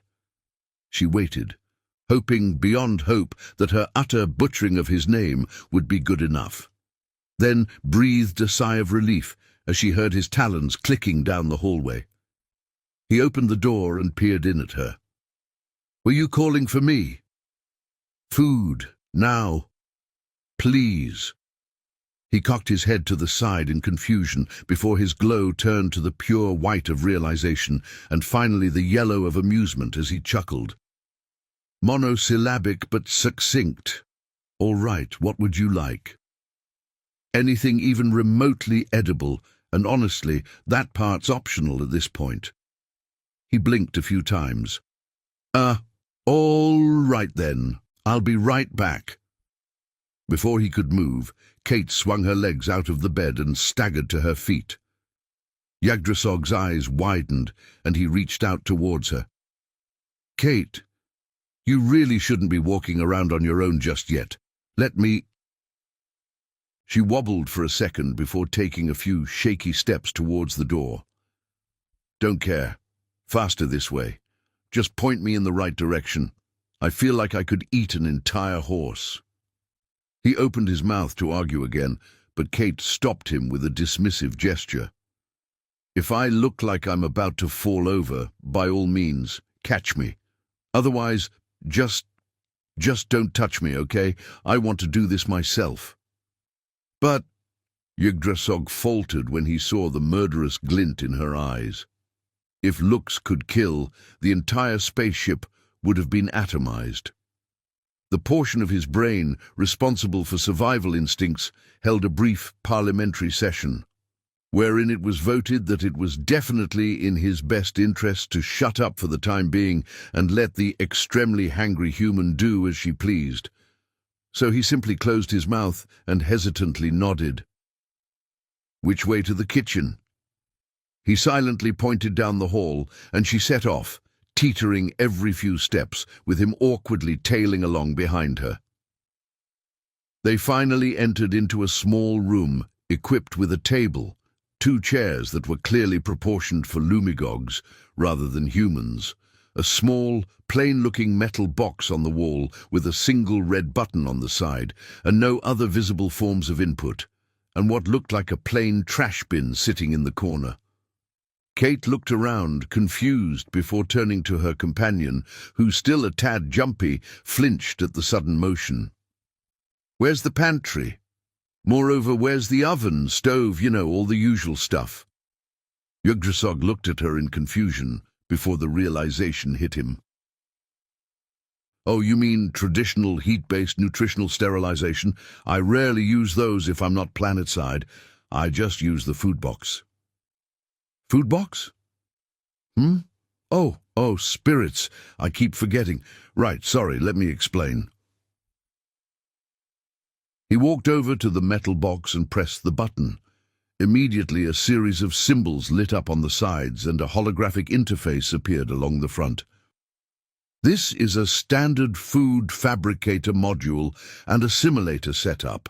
colloquially known as a food box by most spacers and other such individuals whose professions necessitate remaining in space for long periods. I'm not an engineer and certainly not a physicist, so I don't know exactly how fabricators work, but I do know the basics, even if they are, admittedly, grossly oversimplified. All fabricators are directly connected to a storage bay devoted entirely to the raw materials they use located deeper in the ship. These storage bays are equipped with powderized gaseous or liquid forms of basic elements, hydrogen, oxygen, and so on, alongside more complex structures that were prefabricated, simple protein structures and other such things commonly found in one's rations. Then, it transports them from the storage bay to the food box, rebuilds them into the desired form you want by guiding the instantaneous creation of atomic and molecular bonds, and once the process is complete, it dispenses what you want out of the other end. Alternatively, you can utilize whatever materials you have on hand and place them into the assimilator module here. He gestured to the trash can before continuing. For example, you could place anything with enough hydrogen and oxygen atoms into the assimilator. It would render it down to its base components, send those to the fabricator storage bay, and the fabricator could output pure distilled water for you to drink. Then anything left over is automatically sorted into its proper place within the fabricator bay. Kate studied the box for a moment, her growing intrigue momentarily distracting her from her ravenous hunger.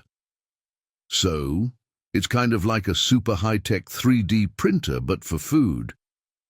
Essentially, yes. Her brow furrowed. Wait, wouldn't that require something like fission and fusion to be taking place? How do you deal with the energy requirements, or protect yourself from the radiation and heat? Well, the energy requirement for such things is actually rather paltry in comparison to some of the other things this ship is capable of, FTL jumps, quantum tethering and the like. As for your other concerns, worry not. Those issues were addressed by the designers hundreds, if not thousands of iterations ago. But how? Yggdrasil chuckled at the incredulous expression on Kate's face. Believe it or not, I still haven't spontaneously become an engineer or physicist between the last question and this. All you and I need to know is that the process has been safe for thousands of years, and there are at least 10 different sensors in there I can think of off the top of my head that will immediately shut it off in the event of a malfunction. Kate rolled her eyes. All right, fine, I'll just channel my inner Clark, chalk it up to sufficiently advanced technology and so on, and leave it at that. What? Nothing, it's not important. So, just as an example to make sure I'm getting this right, you just keep around a whole bunch of raw, liquid hydrogen and oxygen for the fuel needed to provide drinking water? Sort of. While we do have plenty of oxygen and hydrogen on hand to create water if need be, it would be rather inefficient to bring along enough of both to satisfy the thirst of a crew for months on end. Thus, the vast majority of water we use is recycled from our own, excretions. A look of dawning, horrified realization slowly crept its way onto Kate's face. Are you seriously telling me I've been drinking and showering in my own urine over and over again? Well, yes, but also no. The bathroom is directly connected to a portion of the fabricator storage designated for it alone to prevent any possibility of biological contamination. There, a separate assimilator unit breaks all waste down into atoms and only then transfers the now sterile components to storage to use those atoms for whatever purposes you need in the future. That doesn't change the fact that I've been drinking reconstituted pee. No, you've been drinking sterile distilled water. You're looking at it backwards. It's all just a matter of various atoms and molecules that have been rearranged. To look at it another way, you could even potentially reverse the process if you wanted to, and create a solution that's chemically identical to your own waste products from the atoms in storage. That is, in the extremely unlikely case you ever had a legitimate reason to do so. Kate grimaced in disgust. That's not very reassuring. Also, that is a horrible mental image. If you're concerned, I assure you it's perfectly sanitary. Beyond the previously mentioned quarantine of the waste products from the rest of storage until they're fully broken down, the assimilator also breaks down any bacteria and viruses that may be present for materials as well. Kate cocked an eyebrow. So, along with my own urine, I've also been drinking water made of reconstituted germs. Lovely. Yggdrasil chuckled, glowing a bright yellow in amusement. Well, if you can come up with a more palatable alternative that continues to provide a lightweight and storage-efficient supply of nutrients and hydration while stuck in the vacuum of space for months on end, whilst also continuing to produce next to zero waste, do let me know. Kate sighed in resignation. Point taken. And honestly, at this point, I'm way too hungry to care. She gestured to the machine. Does it have human food options? Yes. Just like the medical droid, its database has been updated to provide pretty much any type of human sustenance you can think of. By all means, try it out. Kate took a few shaky steps to the front of the box and stopped, staring at the alien letters that made up the interface. Is there, like, a set of language options, or...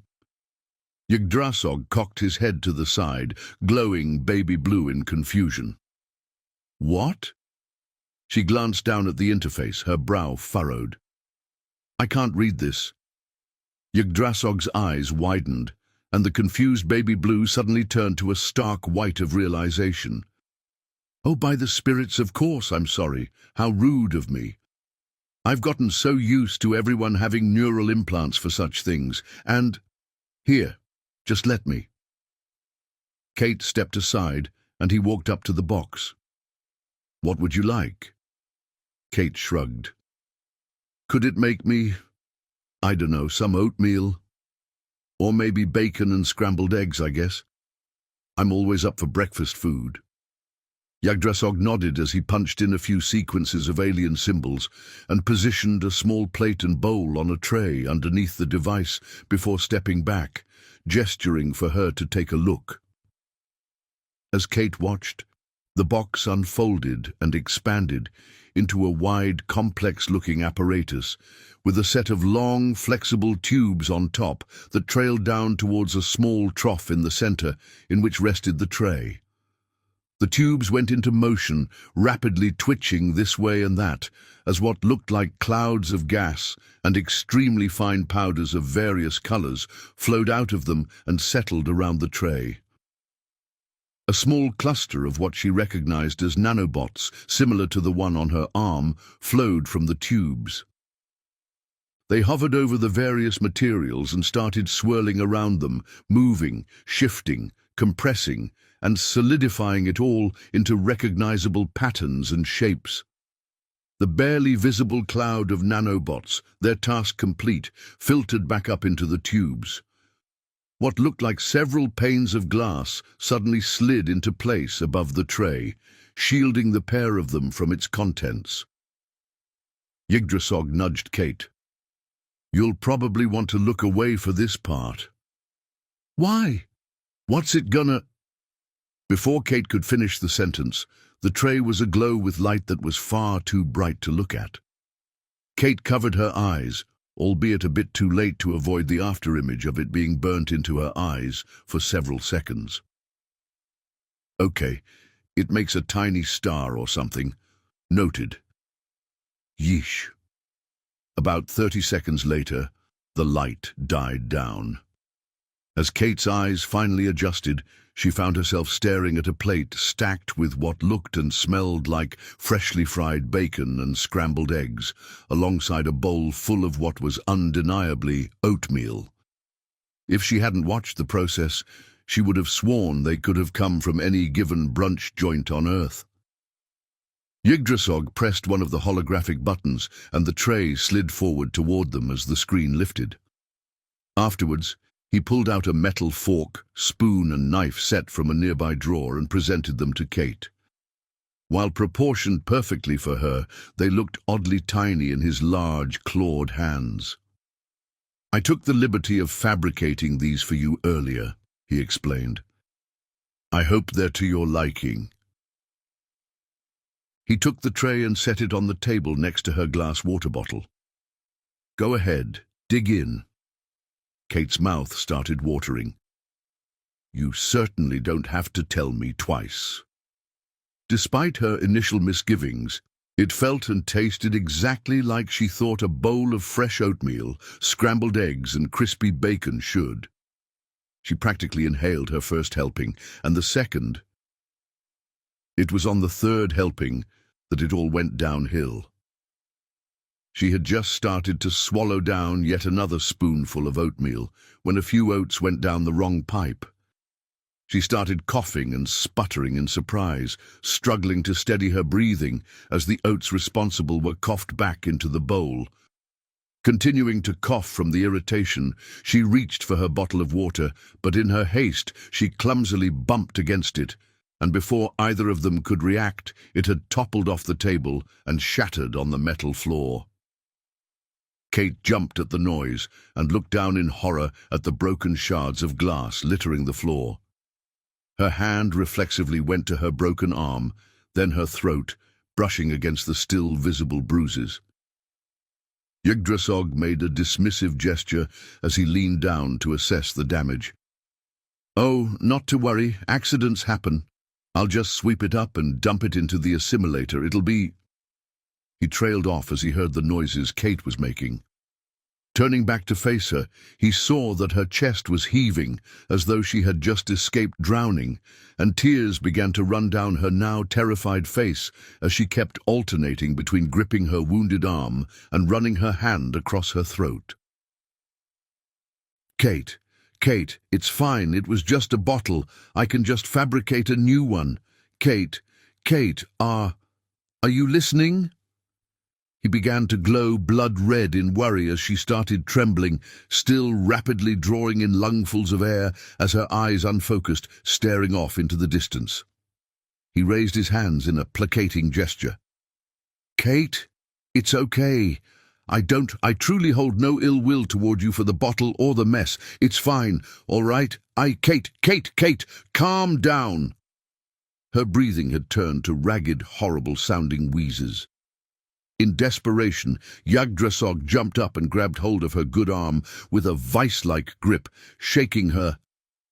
"Kate, snap out of—" She moved faster than his eyes could follow, and before he could react, she had punched him in the face, knocking him off balance and almost causing him to fall over. Yggdrasil let out a sharp, high-pitched trill of surprise as he let go of her and grabbed at the table to steady himself. As he regained his balance, he traced his clawed fingers over where she had struck him, assessing the damage. It didn't hurt too badly, but underneath the carapace, his inner flesh would definitely be bruised for a few days. He sighed, rubbing the spot, before suddenly realizing that the ragged sound of Kate's wheezing had stopped.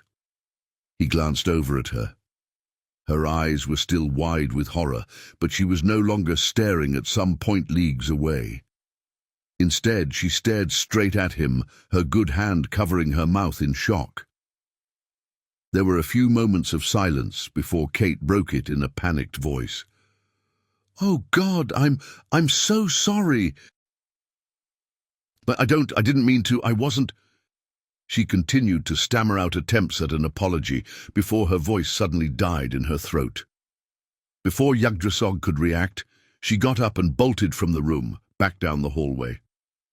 "Kate, wait, stop, what are you—" He swore under his breath and ran after her. He found her in the spare room, sitting on the bed, pressing herself against the headboard as though she was trying to sink into it, slowly rocking back and forth as she did so. She had curled her knees up to her chest and wrapped her good arm around them, resulting in a troubled, unstable fetal position. Her face was buried in her knees, her long hair hanging down to cover it, but that didn't stop him from hearing the muffled sobs. He slowly walked into the room and sat down at the foot of the bed. They sat there in silence that was only broken by Kate's quiet sobs, until she sniffled and raised her head slightly to meet his gaze with bloodshot eyes, and spoke in a voice barely above a hoarse whisper. "I'm so sorry. I didn't mean to hurt you. He continued, simply gazing at her in silence. Kate went on, tears streaming from her eyes, her voice growing more and more desperate. "Please, you have to believe me. I would never. I believe you, and I forgive you." Her breath caught in her throat at this. Yggdrasil steepled his clawed fingers in thought as he gazed at her, his glow shifting to somewhere between concerned crimson and pensive purple. "It didn't seem as though you were present just now after the bottle broke. It was like your body was sitting in place at the table, but your mind had moved to quite another location entirely, one that caused you significant distress." Kate closed her eyes and let out a long, shaky sigh. "I wasn't present, not really. Choking like that, then the bottle." She shuddered, reflexively gripping her broken arm. "It brought me back to a very, very bad moment." She glanced down at her wounded limb. "The moment when this happened to me. Do you want to talk about it?" Kate remained silent. "I understand if you don't. It's entirely your decision. I simply desire to alleviate you of any pain I can, but as I am helpless to assist with the pain in here—" He gestured to her arm before continuing. "I hope that I can at least alleviate some of what I feel to be the much greater source of your agony, which lies in there." He pointed a clawed finger towards her forehead. "Again, it is entirely your choice. If you truly believe that speaking of it will simply bring more pain, merely say as much, and you have my word that I will never speak of it again. But if you feel that doing so may help bring you even a nano-angstrom of peace that you did not have access to before, I will consider it a triumph. And remember." He slowly held out his hand, presenting it to her, palm up. "There is no shame to be found in accepting help freely offered." There was a silence that lasted all of 10 seconds, but felt like centuries as Kate looked between Yggdrasil's hand and his piercing yet sympathetic gaze. Finally, Kate hesitantly lifted her good hand before slowly, gingerly placing it in his own. "Okay." Kate sipped from her newly fabricated metal replacement water bottle before starting. "I was staying with my parents on their farm at the time that what happened. Not of my own volition, mind you. I wanted to be studying abroad, but Dad—" Kate paused, closed her eyes, and took a deep, shaky breath before continuing. "My father needed my help, as usual. He had always wanted me to, as he put it, continue his legacy, which meant running the farm after he retired or died, whichever happened first. While it wasn't much, just a dozen or so acres of land in rural Montana, it may as well have been his entire world. He raised me as a protégé of sorts to take over the farm once he was gone." A wry smile crossed her face. "Which I very much didn't want to do, but he refused to accept that.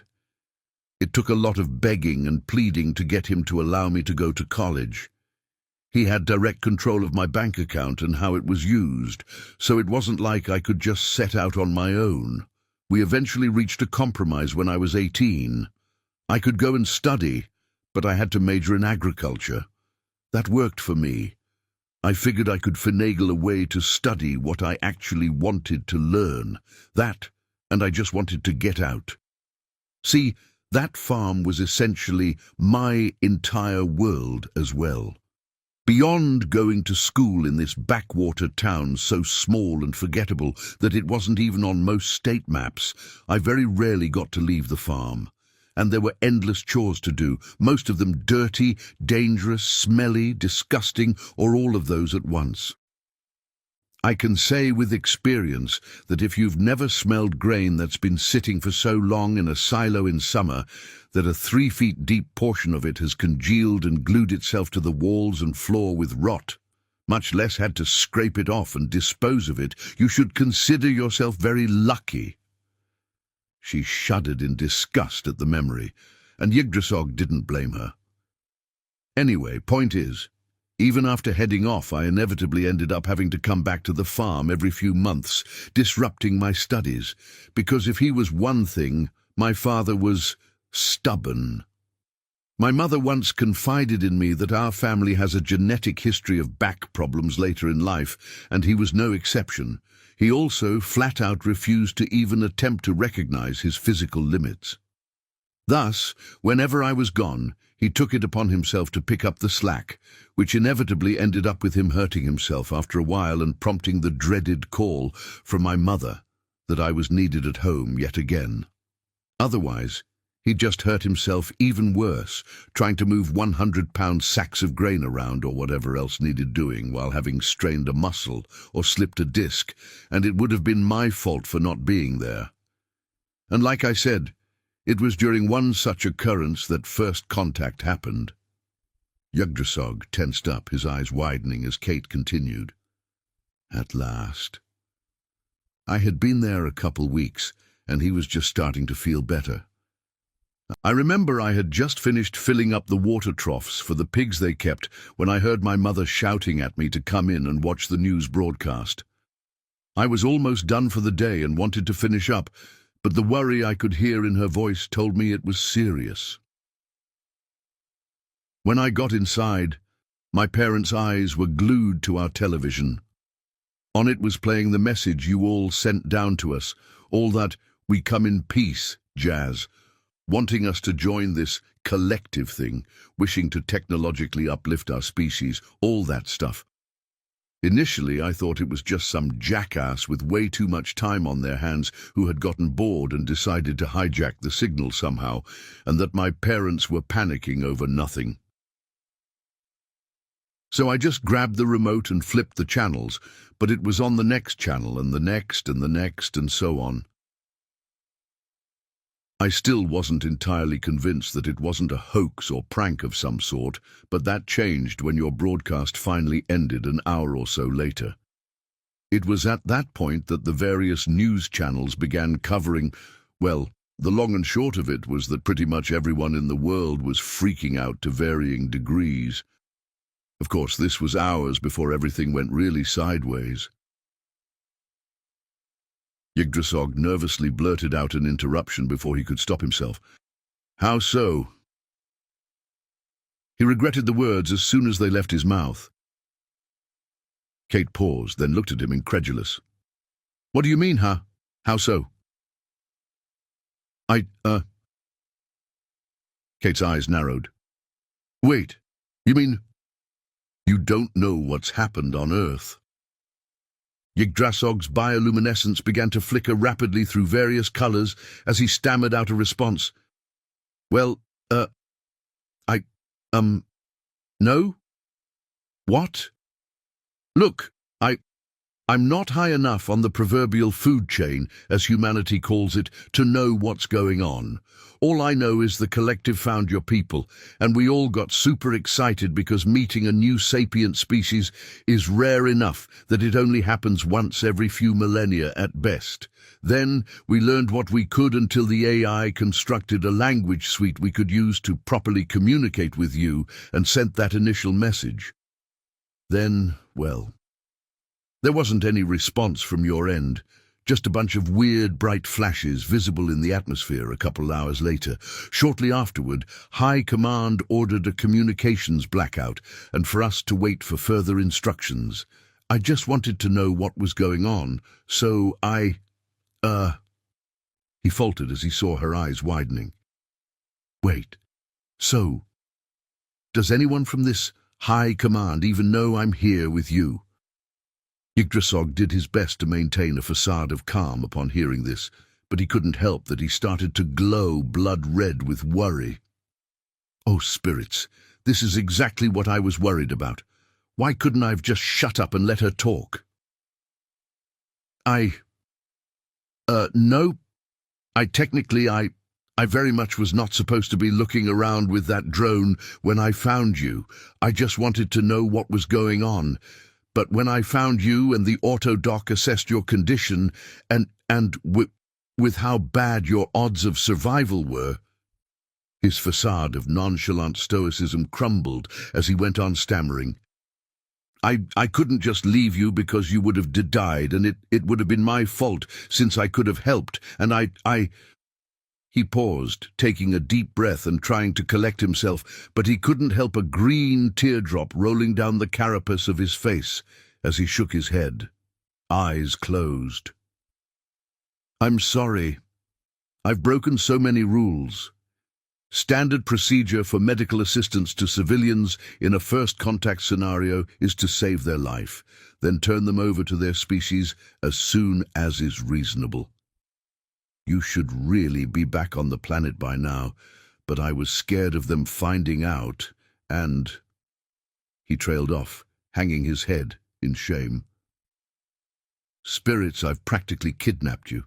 Your loved ones are probably worried sick about you down there. Look, if you want to go back, oh, spirits, this will get me into so much trouble. But at this point, I don't care. I'll take you back to your parents if that's what you..." "No!" He flinched at Kate's sudden outburst, and he looked at her in concern. Her eyes were wide and frantic, and she clung to her broken arm with a vice-like grip. There was a brief silence before Yggdrasil finally tilted his head to the side, glowing blue in confusion, and spoke. "What? Why not? Don't you want to see them again?" "No. They were..."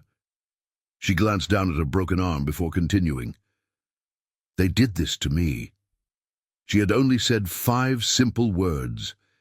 Yet to Yggdrasil it felt like the entirety of creation spun to a halt as their meaning reached him. "What?" He flinched at the sudden increase in decibels as she responded. "I said they did this to me!" As Yggdrasil watched, Kate began to tremble, and her breathing became more and more rapid. "Spirits, not this again," he thought to himself. Look, whatever your superiors or whatever decide to do with me in the long run, you cannot send me back to them. Please, I am begging you." She faltered as she struggled to breathe. Yggdrasil raised his hands in what he hoped was a placating gesture. Okay, believe me, I am more than happy to abide by that. If nothing else, it's in both our best interests, after all." Kate looked slightly relieved at his words, but was still clearly fighting off panic. Her breath was still heaving, her frame still violently trembling. "Just relax, all right? Deep breaths. No matter where your mind may seek to take you now, know that you're safe, you're here, you're just sitting on this bed with me." Kate's shoulders slowly started relaxing and her breathing gradually started to slow, but her expression was still worried. "And what about the higher-ups? Will they want to send me back?" Yggdrasil winced. "Almost certainly.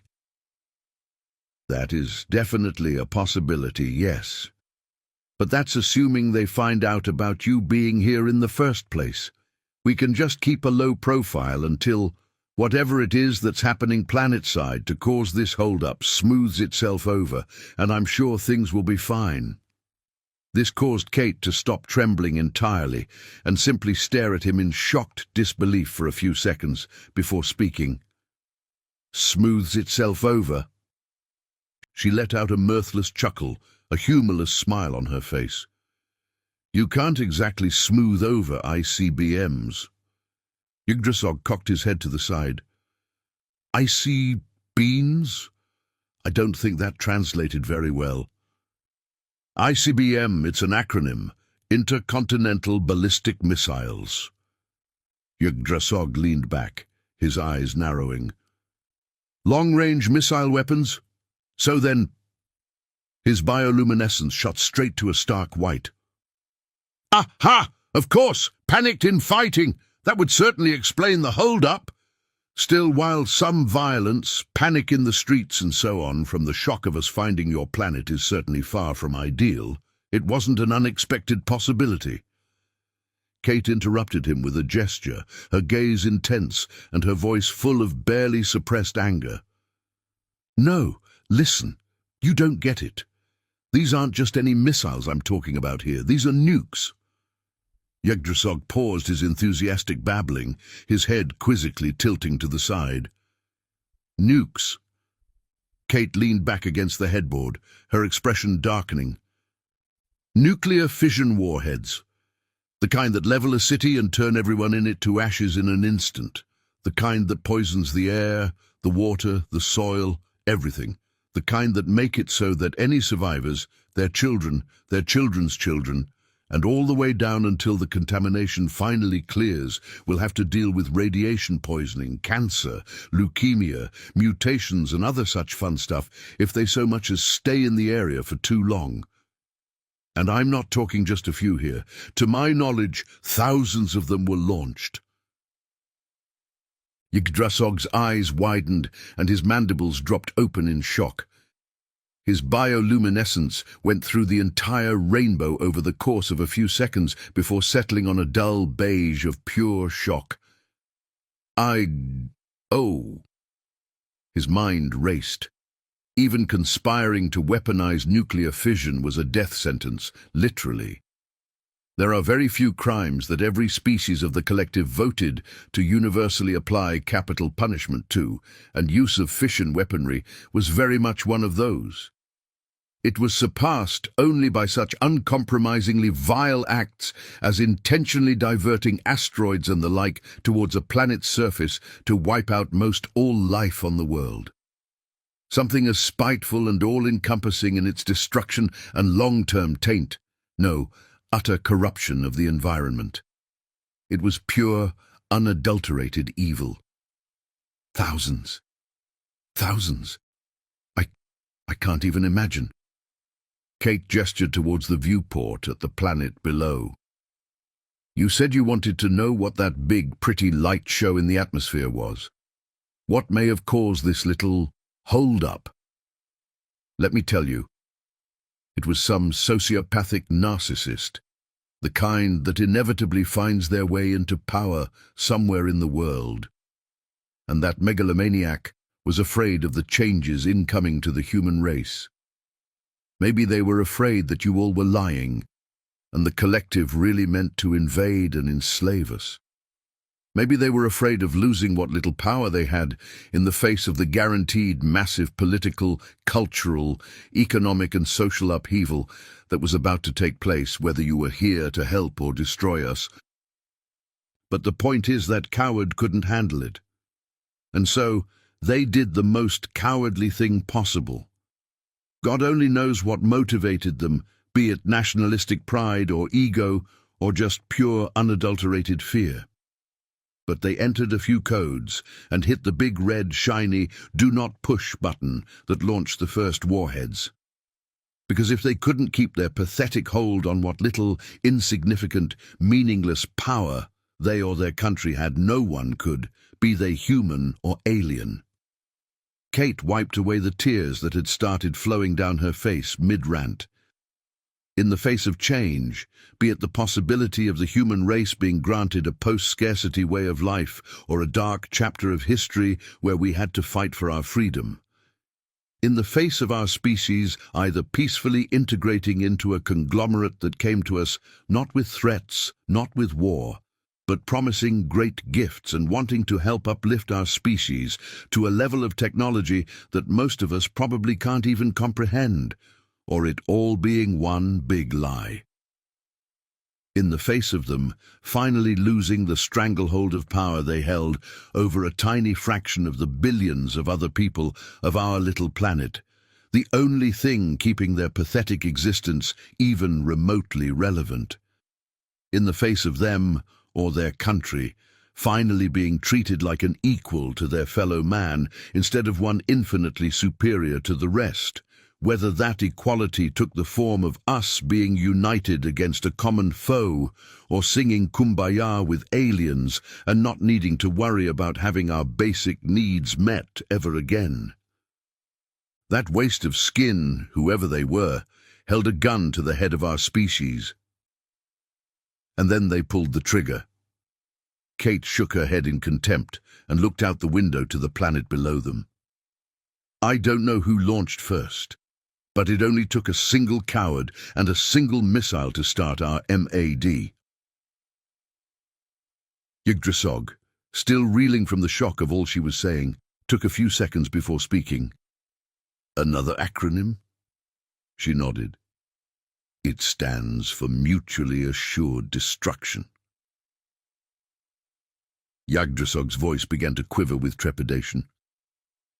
What does that mean? It meant that in the event any country used nuclear arms on another country, the second country had an automated response set up that would fire their own at all major population centers of the first in retaliation. It ensures that there would be no winners, because everyone would lose. Yggdrasil found his mandibles dropping open again. What? That is beyond insanity. What could possibly justify such a thing? Kate gave a dismissive shrug with her good arm. The logic behind it was that it acted as a deterrent of sorts from nuclear arms being used at all. One sword keeps another in the sheath, and all that nonsense.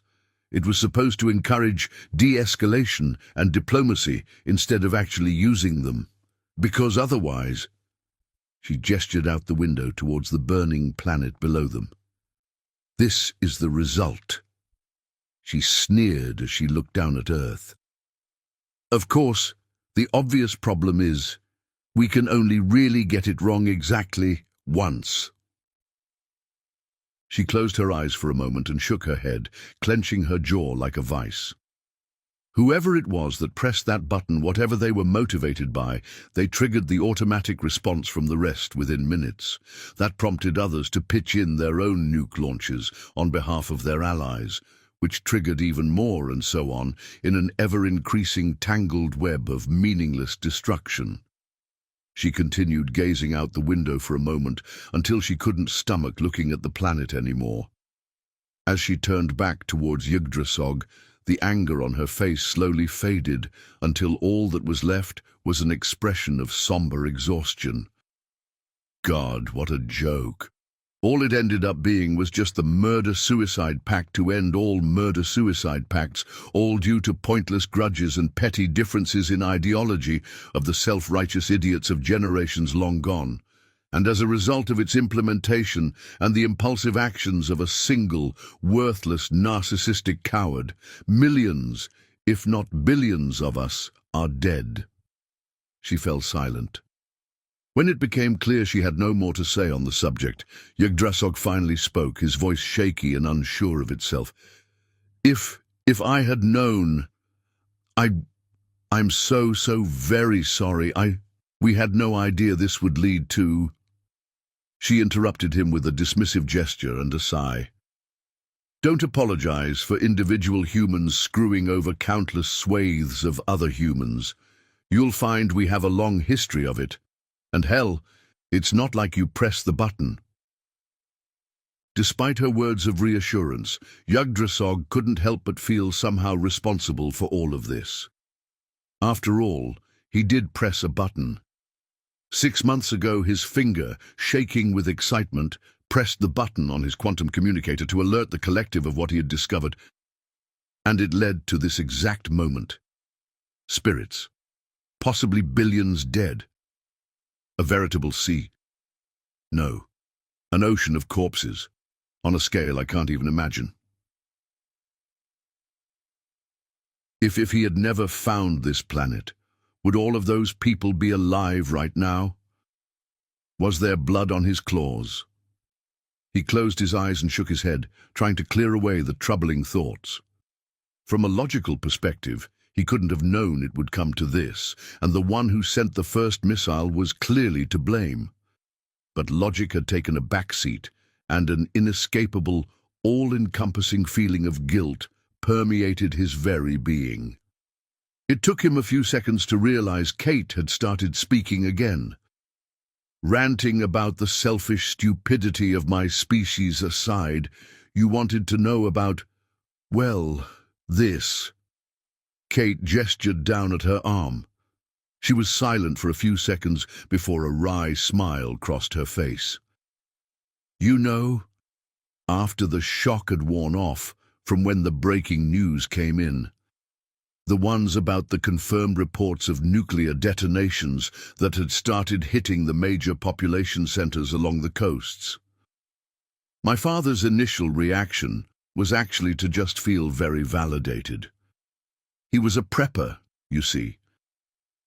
He had built this big lead-lined bunker on the farm and constantly kept it stocked with enough rations and water to last us multiple years.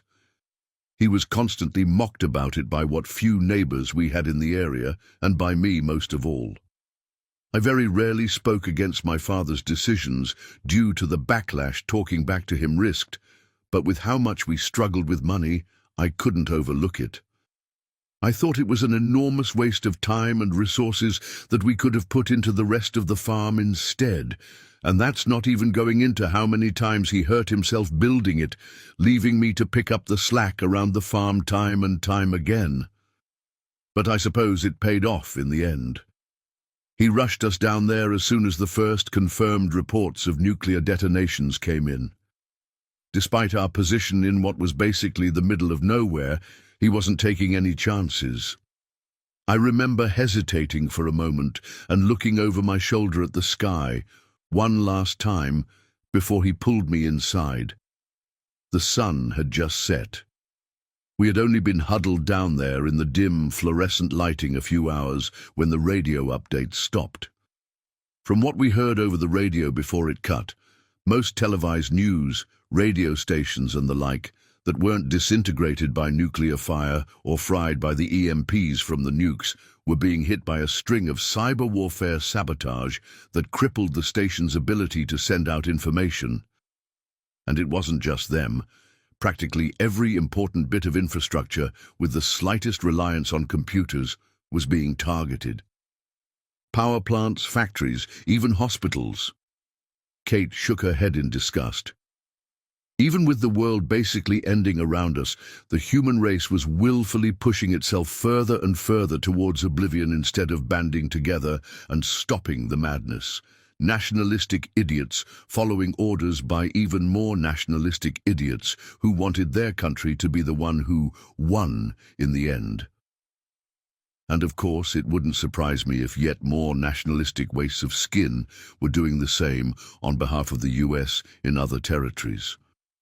Until the media stations and the power plants that supplied them could be repaired from the damage the EMPs had done and had the viruses and whatnot purged, all we had was the empty static to listen to. We were just alone. My father, my mother, and me, all with nothing but our own company to entertain ourselves with. Kate shook her head, a humorless smile on her face. You know, it's almost funny. All the research he'd done, all the non-perishable food, canned water and fallout-proof air filters he'd stocked, all the gas to keep the generators running. Hell, even a few spare radios in case the main one broke with piles of batteries to keep them running. He had all that, and he still failed to account for one thing: morale. He didn't put so much as a card game down there, and the only reading material available was the labels on the cans of food.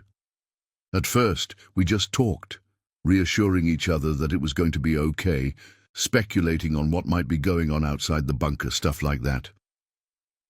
Then charades and other such games that could be done with only our imaginations. Overall, we lasted about a day and a half before running out of enthusiasm. After that, boredom kicked in sooner rather than later. We just had nothing to do. I must have counted the ceiling tiles a solid 40 times during my time there. But in my father's case, well, Kate's expression grew somber. I don't know. Maybe all that boredom, when combined with his pain, it just affected him differently. I could tell it was eating at him more than it was for I or Mom. Boredom turned to spite, then anger. He was always quick to temper at the best of times, but this was different. He would lash out at us both, but especially me. He would get angry at me over tiny, insignificant things, like my shifting around on my cot, causing the springs to squeak and annoy him, stuff like that. He'd just start, I don't know, verbally unloading on me at random. About how he'd been right this whole time about the bunker, and how I was wrong and idiotic to doubt him. That I was an ungrateful, lazy leech who didn't want to shoulder the burden of the farm. And that... A tear dropped from the tip of her nose, landing with a small hissing noise as it hit the nanobots on her arm and evaporated. That I didn't deserve to be in that bunker with them, and that he wished I'd never been born. Yggdrasil swore under his breath before remembering himself. He reached down and plucked a small circular cylinder from a nearby storage bin. Twisting the lid off, he revealed what at first glance appeared to be a container of what looked to be normal, everyday facial tissues from Earth, albeit more shiny than usual. He held them out to Kate. Here, take this. I took the liberty of fabricating these and several other such human hygiene products in the event you needed them. She took the offered container and pulled a tissue out. For a moment, she forgot her distress as she marveled at just how smooth the tissue felt, a far cry from any on Earth. She wiped away her tears and blew her nose, her face tingling as she did so. Whatever it was made of, the material actually felt pleasantly cool to the touch. Yggdrasil nodded to the tissues. You like them? They're a little experiment of mine. What's this made of? It's almost as smooth as silk. Yggdrasil smiled. That's because it is silk. Or rather, a fabrication meant to simulate silk as accurately as possible that I hybridized with fabricated cellulose pulp structures you're used to seeing in disposable facial tissues found on Earth. You see, I was investigating what native fabrics and other such materials humans find pleasing to the touch, and I saw a chance for improvement among these facial tissues. Kate looked at him, bemused. Well, now I almost feel guilty turning something so nice into a snot-covered rag. Yggdrasil merely chuckled and gently took the used tissue from her, tossing it into a nearby bin for disposal later. I prefer to think of it as you simply being generous enough to provide additional resources for future fabrication. Kate snorted in surprised amusement and barked out a quick, shocked laugh. God, you are so gross. Yggdrasil was happy to see that a genuine smile had replaced the despondent misery on her face, if only for a time. Thanks, really. This little experiment of yours with the tissues was kind of you. Think nothing of it. I aim to please, and besides that, well, from what I've seen and all you've been saying, it sounds as though you are sorely overdue all the kindness and creature comforts I can provide. The smile left Kate's face as quickly as it came, her expression darkening. Yggdrasil pressed on. Look, as I've said before, if this is too painful and you no longer wish to continue speaking of it, it's okay. If anything, it's actually a bit relieving to have someone to talk about it with. All the same, you are free to stop at any moment you feel like it. My curiosity towards your story is not worth any amount of pain this may cause. Don't worry about me. I'm fine, all right? Yggdrasil cocked his head ever so slightly to the side. No, you are not. His tone wasn't argumentative, merely matter of fact. Kate continued looking at him for a moment before averting her gaze, her expression unreadable. Her fingers traced the bruises on her throat. "No, I suppose I'm not." She let out a long, shaky sigh. "But I still want this, all right? Only if you are certain. But if that is indeed the case, then by all means, continue." She met his gaze once more and nodded. They sat in silence for a moment or two before she looked out the viewport at the planet below them and began to speak. "I think that what hurt the most was that Mom never stood up for me. Whenever he started yelling, I would look at Mom, and she just turned her head. Couldn't even look me in the eyes. She just let him do it. Let me be his chew toy, his verbal punching bag, because she didn't want to risk gaining his ire as I had.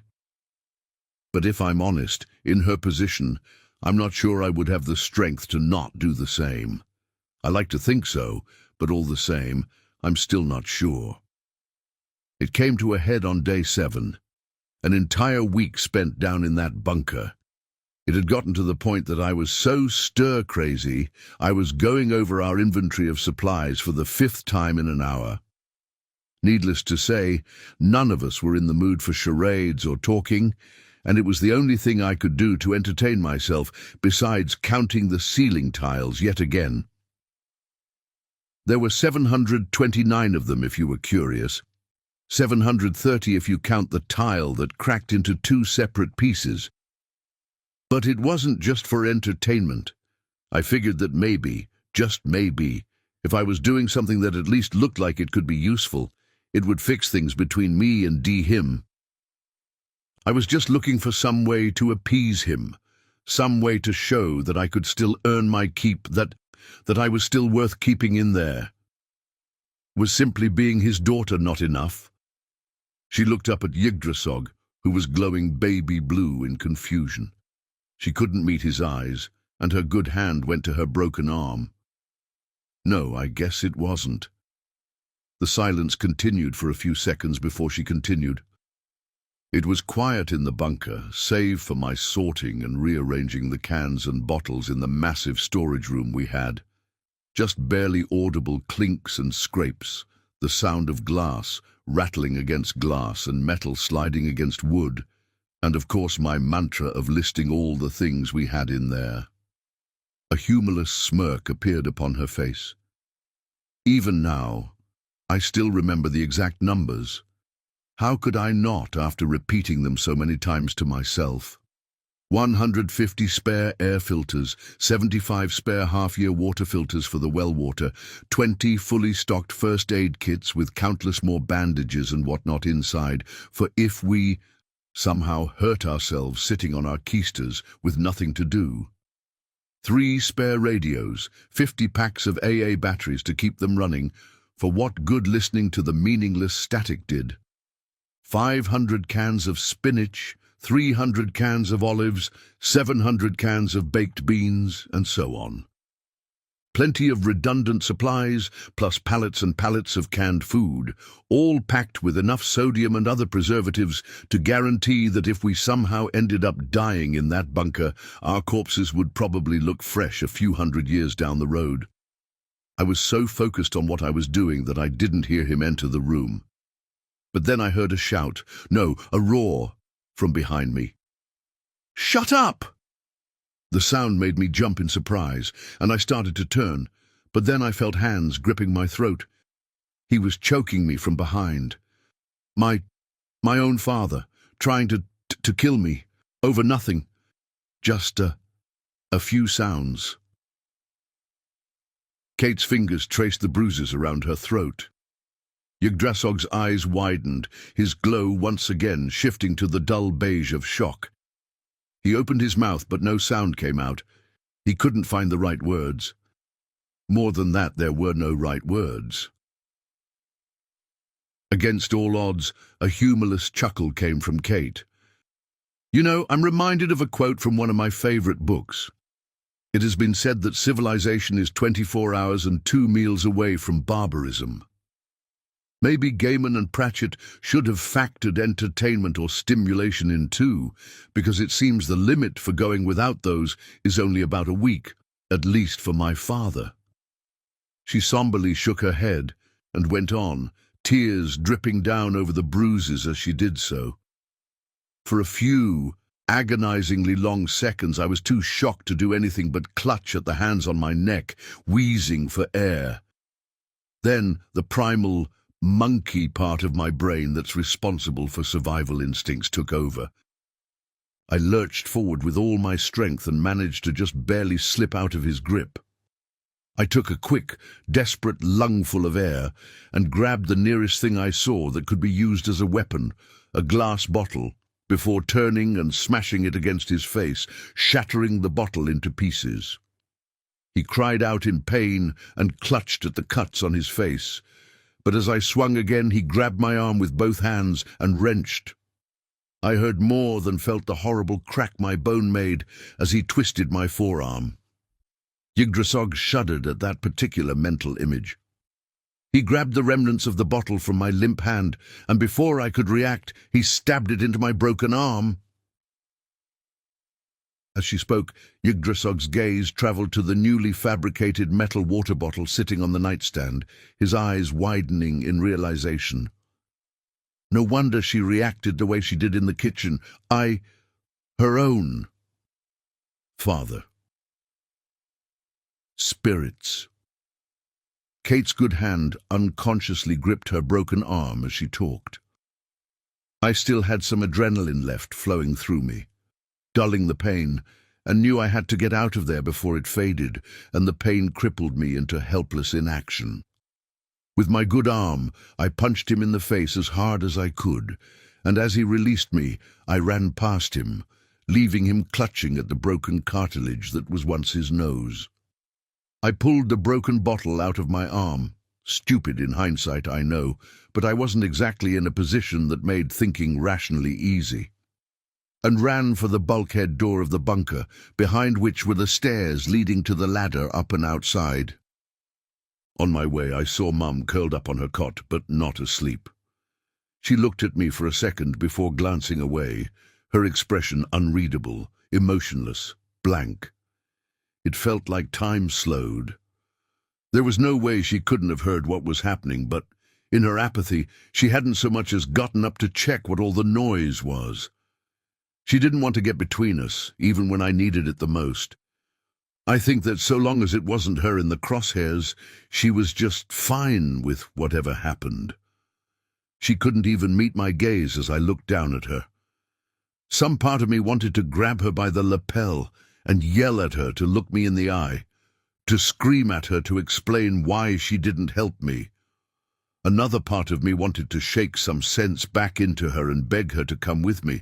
Otherwise she'd be left alone in the bunker with him, and despite my feelings toward her at that moment, I didn't want her blood on his hands too. Kate's face twisted up in shame. The part of me that won, the part that was wounded, scared, and on a time limit until the adrenaline ran out, told me to leave her and run, to save myself and abandon her to his care. And so I did. I ran to the bulkhead and struggled at getting it open with my one usable arm. I was beyond scared he'd come after me and I'd be done for, but I didn't even hear him leave the storage room. After finally getting the bulkhead open, I sprinted up the stairs and into the darkness of the night outside, heedless of radioactive fallout or any other dangers. They certainly couldn't be worse than what I had just escaped. I remember running past one of the pig pens and nearly gagging from the stench. It sounds ridiculous given the danger of the situation, but I looked inside out of curiosity. Every single one we had was dead. The adrenaline wasn't helping alleviate the paranoia I was feeling, and I was scared that maybe they had died of radiation poisoning, and I would soon share their fate. But then I saw the water troughs were empty, and a few of the corpses looked as though they had been eaten. They had all died of thirst. As I continued running down the path towards the county road that would lead me as far away from the farm as I could run before the pain overwhelmed me, My mind kept going back to the pigs. It really bothered me. I hadn't even thought about those animals the entire time we were down there, but of course they were going to die, cooped up like that with no access to water. We were their only source of it, after all. I wish I had the foresight to, I don't know, at least unlock the barn and let them run free before we ran down there. Maybe they would have survived somehow. But I didn't, and now they're dead. Yggdrasil's eyes narrowed. Why blame yourself in the case of those animals and your mother? You were saving yourself from the possibility of being destroyed in nuclear fire in one case and being murdered in the other. I know. Every moment counted. You were doing what was best for your survival. Or at least, based on the circumstances, that's what you believed, yes? So why blame yourself? She looked up at him. At first she thought he was trying to psychoanalyze her, but he was glowing the shade of blue she knew to mean he was genuinely confused. She shook her head, tears still dripping down her face. I don't know. I guess I'm just used to assigning blame to myself first, rather than to happenstance or the actions of others. Is it a cultural norm to think this way? Maybe. I guess I've just gotten so used to being given a hard time by my father whenever something goes wrong that I do it out of habit. Yggdrasil started to glow the crimson of concern. I see. Do go on then. What happened next? Well, I just ran. I ran as far as I could until the adrenaline surge ran itself dry and finally allowed the rest of my body to become very acutely aware of just how much pain I was in. I don't know how far I was from the bunker at that point, but I was going no further. I just limped to a ditch on the side of the road and collapsed there, crying, but not from pain. Rather, not the physical pain. She sighed. Despite just having woken less than 2 hours ago, she felt exhausted. The man who raised me, who drove miles and miles to take me to baseball games on my birthdays, no matter how many times I told him I hated baseball, the man who fed, clothed, and housed me, the man who wanted to guarantee me a future, even if it was in his own misguided way. She wiped away a few tears. It might sound stupid, but even now, part of me desperately misses him. Or at least the man he was before the bunker. That part of me wishes that we could just go back to the way things were. But I think that man died as soon as he set foot in that precious bunker of his. Kate leaned back against the headboard, her expression betraying just how emotionally drained she was. I lay there in that ditch for hours and hours. It had to have been at least a day before you found me, probably more, though I was delirious for most of it from pain and the fever. Then I woke up on the ship and, well, I guess you know the rest. She fell silent and looked up at him, her face one of somber exhaustion. As Yggdrasil met Kate's gaze, his heart broke at the sight. Her eyes were dull, almost lifeless, unchanged from how they were upon first putting her to bed on the first day. When he initially noticed it then, he thought it was a result of her physical pain, and the light would return to them upon her injuries healing. Now he knew that it was far more dire than that. Those were the eyes of one who had seen far too much misery for so young an age. He leaned back and sighed, his mind racing as he did so. He was glad he was already sitting. His legs began to feel like jelly as he continued to process all that he had learned. He finally had all the answers he sought. He wished he didn't. A father irreparably scarring his own hatchling, and hers is but a lone light among countless others, millions, if not billions, dead, nuclear Armageddon. None of this would have happened if I had chosen any other system to scout. He shook his head, closing his eyes. Not this again. He had just inquired about the human blaming herself for things she had little to no control over, and here he was doing the same. It was pointless. No, more than that, it was stupid. It certainly had no basis in logic. He knew this.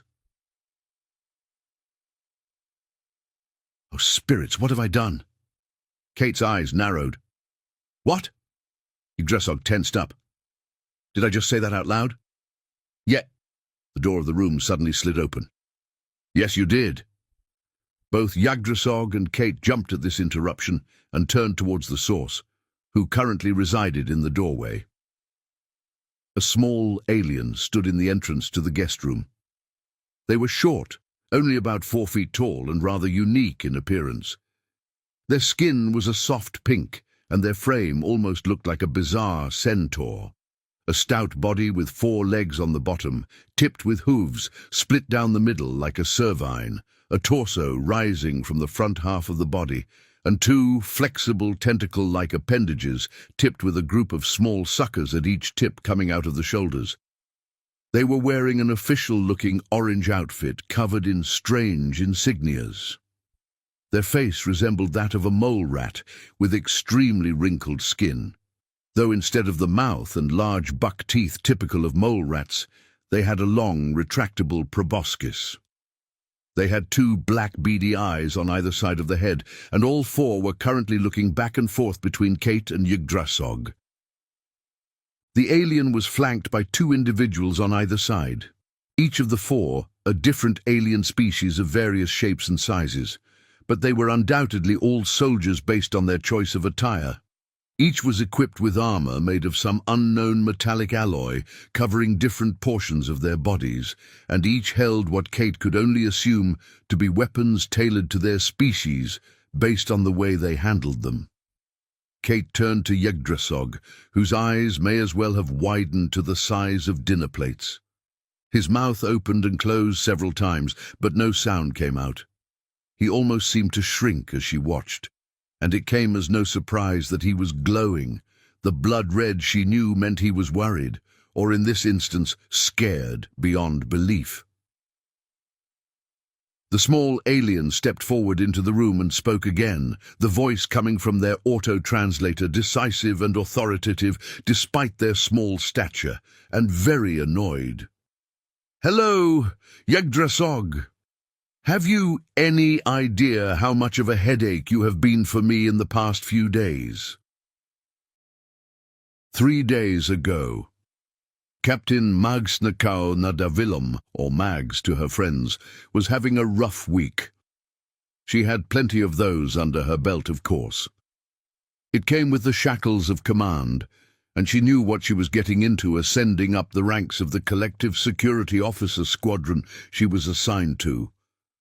Responding to pirate raids, delegating what her crew should do in the midst of severe medical emergencies, an idiotic crew member nearly being turned into mist because they got bored and decided to take a walk around the hull without telling anyone, when the rest of the crew was prepping to do an FTL jump, and only just avoided that fate because someone happened to glance out a viewport as the timer was ticking down for takeoff.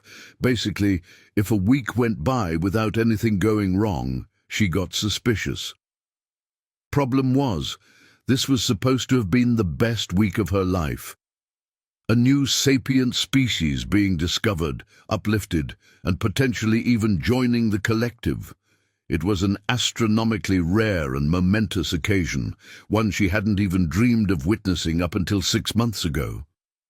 These humans, though rather technologically primitive, were a promising species to be sure, chock full of potential, and she was excited beyond belief when the collective finally contacted them.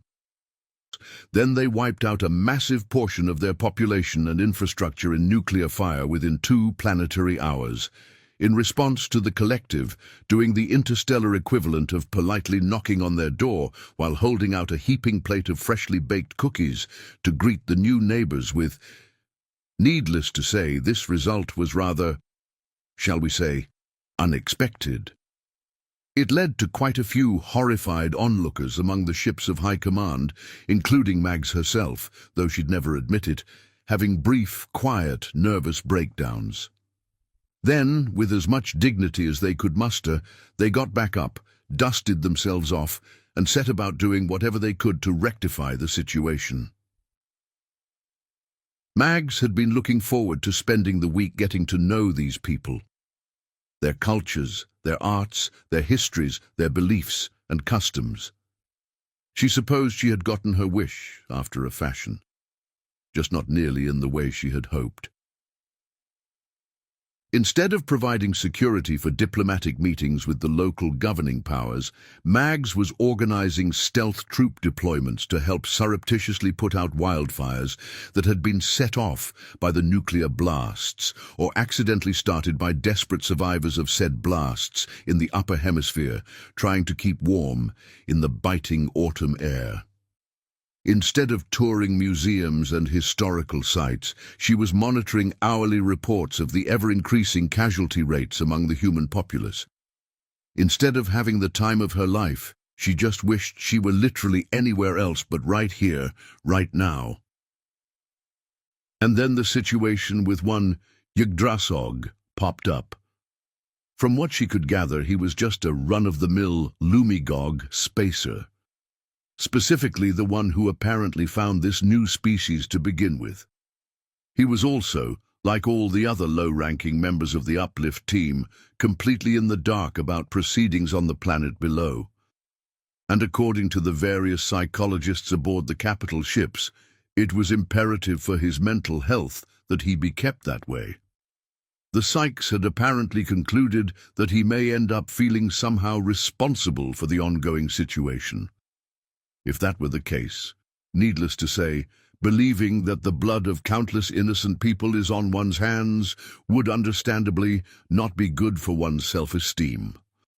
Somehow, some way, the job got kicked down the chain of command to her and her underlings to essentially babysit this oblivious, nobody spacer only a few years into adulthood for his species who just happened to get extremely lucky, or unlucky from a certain point of view, with what solar system he chose to scan that day 6 planetary months back.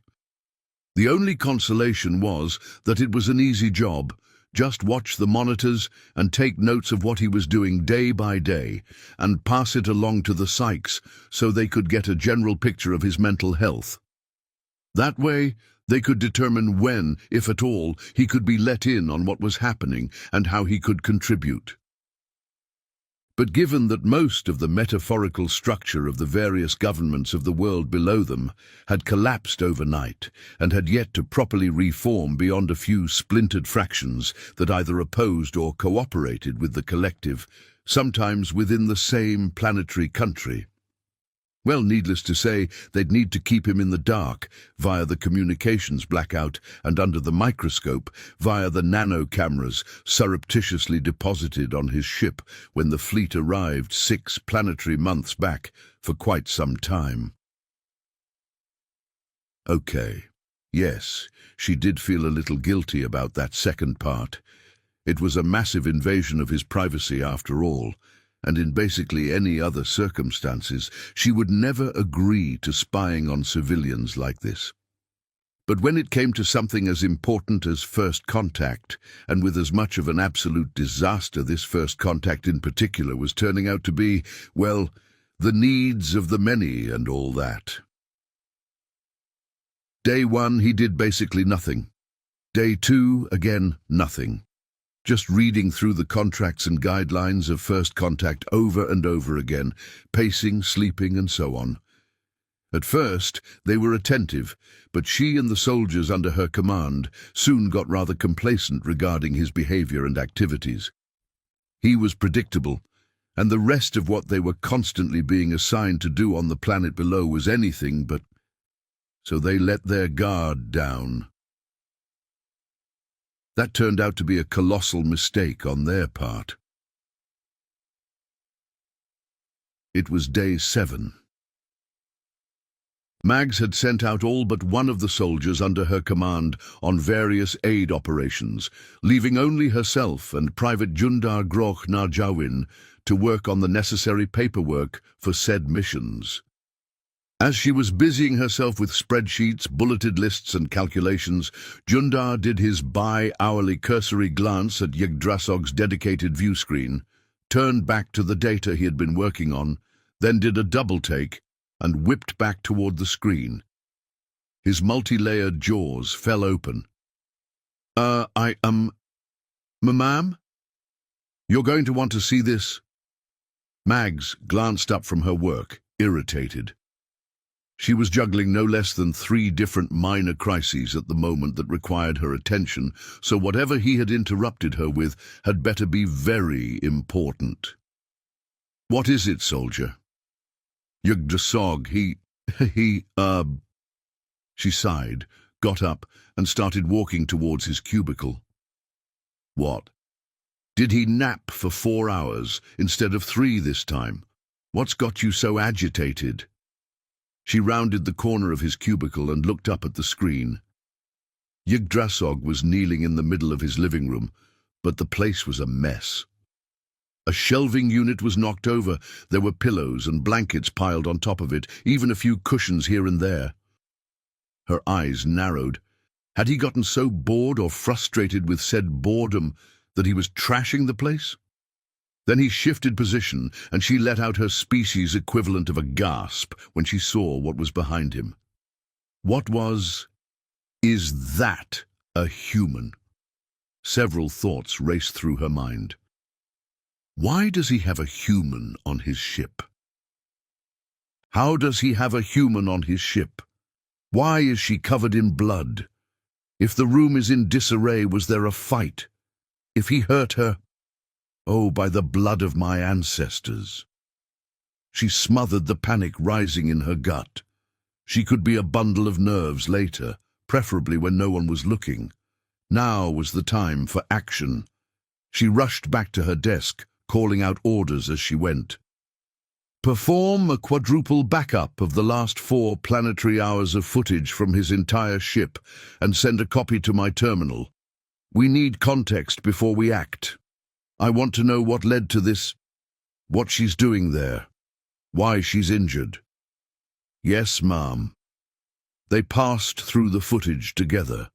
She watched with horror at the drone launch, then impotent rage at how excited the little fool was acting, like a child thinking they were getting away with the theft of a sweetmeat without consequence, instead of an ignorant idiot about to potentially cause a massive interstellar incident. She saw the footage of him finding the human and saw the conflicting emotions in him as he decided his next move upon hearing her physical state. It was hard not to when said conflict was literally flashing across his body, after all. Mags muttered under her breath. Okay, good. At least he didn't hurt her. The situation isn't as bad as it could be. Jundar piped up from his desk. From what I could pull off of his terminal and the audio analysis from the ship, before she got to him she was stabbed, had a badly broken bone, the stab wound got infected, she was hypothermic and lost a lot of various internal fluids. Yet after he used the quantum tether to take her to the ship, she ran away from him at a very high speed for her species. He shook his head, letting out an approving grunt. Gotta hand it to these humans. They've certainly got endurance, if nothing else, and... Mags quieted him with a gesture. Enough with the color commentary. Focus.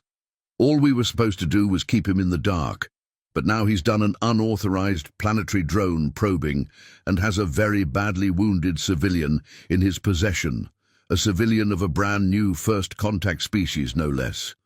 And all of this happened under our watch. We need to contain this yesterday. What's her current status? Jundar's antennae began to nervously twitch at her words. He gripped the desk a bit tighter than usual, nodded a bit too quickly, and turned back to the real-time monitor. They've moved to the spare room. He's giving her a drink, and... Mags's eyes widened as her mind went to several very dark possibilities. Analyze it now! What is it? Jundar pressed a few keys, panning the camera in on the drink. Short-range scan. is saying it's just water with a little sugar and electrolytes mixed in. Nothing unsafe for human consumption. You're sure there's nothing else?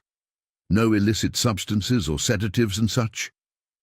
Jundar glanced at her, his eyes widening in realization. He shuddered at the rather unpleasant implications. No. Nothing that could be used to knock her out. Mags relaxed a bit. Okay. Good. Good. In that case, I'm not morally obligated to breach the ship, rip his spine out, and beat him to death with it. No matter how much I currently feel like it. Jundar started to laugh until he saw her expression and realized she meant every word. He nervously cleared his throat and turned back towards his terminal. Okay. Now he's moved her to the bathroom, and he's helping her into the shower. Right, never mind. Spine ripping is back on the agenda. No. He's left the room now, it's fine. Now she's, undressing. Jundar fidgeted, his eyes suddenly becoming very interested in the floor tiles. Ma'am, I'm very uncomfortable with this. Mags let out a short hissing sound from her proboscis and ran her tendrils across her face. Her species' social equivalent of an exasperated sigh and rolling one's eyes. Oh, for the love of... Just transfer the video feed of the human to me then, you big baby. You watch Yggdrasil. Make sure that idiot isn't spying on her somehow. Jundar nodded, an extremely relieved expression on his face as he pressed a few buttons. Mags silently gazed at the screen as the human, now naked, ever so slightly cracked open the bathroom door and passed her clothing through the crack to Yggdrasil before closing it and getting into the shower. Nudity wasn't bothersome to most cultures among her species. It was how she, her parents, and all the blessed ancestors entered their existence in the universe, after all. She always found it amusing just how many of the other species in the collective shared the concept of modesty. And if she was being honest, she only wore clothing out of courtesy to her colleagues. Thus, she had no compunction to what she was doing at the moment. Plus, it helped that she didn't usually swing that way, as the humans called it. And even in the rare instance when she did, she wasn't really into bipeds, doubly so when they were nearly 1.5 times her height, and she almost always only dated in species to begin with. Mags focused the camera lens on the human's injuries, wincing as she compared them to the charts on human physiology she pulled up on another screen. From the looks of things, she had almost certainly been attacked by another of her kind. An all-too common occurrence amidst the chaos gripping the world below them. She saw the human's face slowly change to one of sorrow, and she recognized the tears streaming down her face by the difference in heat from the rest of the water. A biological reaction these humans and certain other collective species apparently had to extreme distress. Poor thing. She shook her head and glanced at Jundar. Status of Yggdrasil? He's just doing a recycle wash on her clothing, ma'am. Copy that. Keep me posted. Aye, ma'am. And on it went. They watched, occasionally took notes, and waited. They were, of course, ready to suit up and intervene at a moment's notice if he did anything even remotely threatening towards her. Thankfully, however, it seemed Yggdrasil had no intention of giving them cause to do so. Then, of course, the rest of the crew slowly started to trickle back in from the day's activities. Each time it was the same. Hey, everyone, why do you look so freaked out? It's just paperwork and playing nanny to Yggdrasil. Why is there a human with him? Insert culturally relevant exclamation, optionally with varying levels of profanity here. What the insert culturally appropriate expletive here happened, etc. When everyone had finally returned, Mags grouped them together for a rather more tense than usual sit-rep so she could at least stop having to explain the same thing over and over. All right, everyone, listen up, because I'm only going to say this once. The situation is as follows. Yggdrasil apparently got a little stir-crazy, and instead of continuing to sit there like a good, safe little liability, he decided to sneak off and do a planetary probe scan while we weren't looking. During this process, he came across a severely wounded human civilian that his autodoc calculated would die without outside intervention, and proceeded to drag her into his ship via his drone's quantum tether. Luckily, all he's done with her so far is dress her wounds and provide her a place to stay on his ship. Best case scenario, he's just a normal guy who saw a person in need and decided to do his good deed for the day by helping her out. Worst case scenario, he's a soulless monster who saw an extremely vulnerable potential victim and decided to hide her aboard his ship and abscond with her at some point in all this chaos to take advantage of the novelty of this new species to sell her into slavery to some outer rim scum or do something else equally abhorrent with her. His psych profile and lack of a criminal history points toward the former being the most likely, and for the sake of all involved, I hope to the first generations that this is the case. Unfortunately, we have no way of knowing so far which of these two potential realities will come to pass. We also cannot risk breaching the ship at the moment until we get a better understanding of the situation due to the possibility he may do something stupid and reckless under stress, be it trying to take her hostage with the standard issue emergency plasma pistol all collective employed spaces are issued, or something as drastic as venting the atmosphere in the ship, as well as everyone aboard, out into the void, killing the breaching team, the human and himself in the process out of pure spite. It pains me to say it, but our best bet for the time being is to just watch and wait to see how the situation develops. Going forward, there will be no less than 2 soldiers assigned to watch duty at all times, 2 more on standby, all 4 in full combat gear. If he somehow hurts her, restrains her, or he heads toward the pilot chair to set up an FTL jump, we will immediately breach the ship and neutralize him. Otherwise, if it seems that he truly has no ill intentions towards her, just helping someone in need, we will plan on entering the ship in 3 planetary days' time to just retrieve her and get her back into the hands of her people. For what good it will do, based on what a disaster this whole process has been, but at least it will facilitate a return to our protocols. Mags clasped her tendrils behind her back, pacing back and forth as she continued to speak. I'll be blunt. We screwed up big time, and frankly, we're already hosed. There's no way in all the stars of the universe that High Command will not find out about this. They may well already know, and I wouldn't be surprised in the slightest.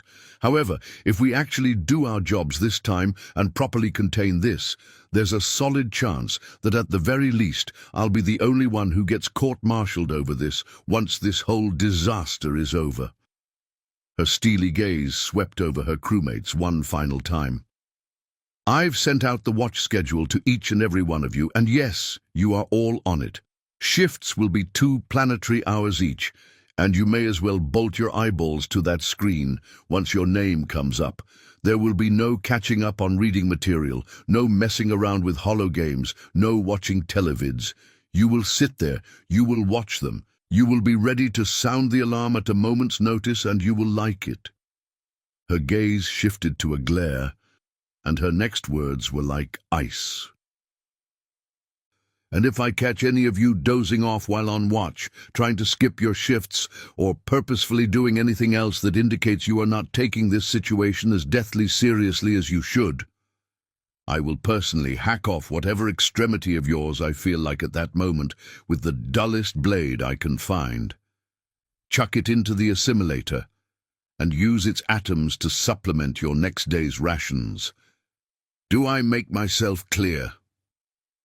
Her crew responded as one, albeit with a few voices being perhaps an octave or 2 higher than usual. Yes, ma'am? Good. I will be taking no questions. You're all dismissed. There were probably more stressful days in her life, but Mags couldn't remember when. She felt powerless, stressed beyond belief, afraid for her career and the impact this would have on her, her race, her loved ones. Sitting there, watching them non-stop for a day would have been bad enough. But 3 days? 3 full days of sitting there having to watch you babysitting her. 3 days. All the while having to be on edge, all the while having to be physically, mentally, and emotionally prepared to suit up, disembark, breach your ship, and pull her from your cold, dead claws, if need be. All because you couldn't be patient enough to just wait until the situation had improved enough that the psychs would allow us to risk catching you up to speed. As Mags continued her half-rant, half-summary of all the grievances and stress Yggdrasil had put her through in the last 72 hours, her soft pink skin tone had darkened to a deep maroon in her rage, and she never stopped glaring daggers at him. Actually, come to think of it, glaring daggers didn't quite cut it. She was glaring swords, and long ones. Yggdrasil, for his part, had seemed to retreat and shrink further and further into himself as she carried on giving him the dressing down of a career. Did it cross your mind even once that maybe, just maybe, there might have been a very good reason we weren't telling you anything? That if we wanted you to get involved, the collective would have just given you something to do? That, oh, I don't know, maybe it was for your own good that we were keeping you in the dark? Before he could respond, she threw her tendrils up in the air in exasperation. No, what am I saying? Of course it didn't.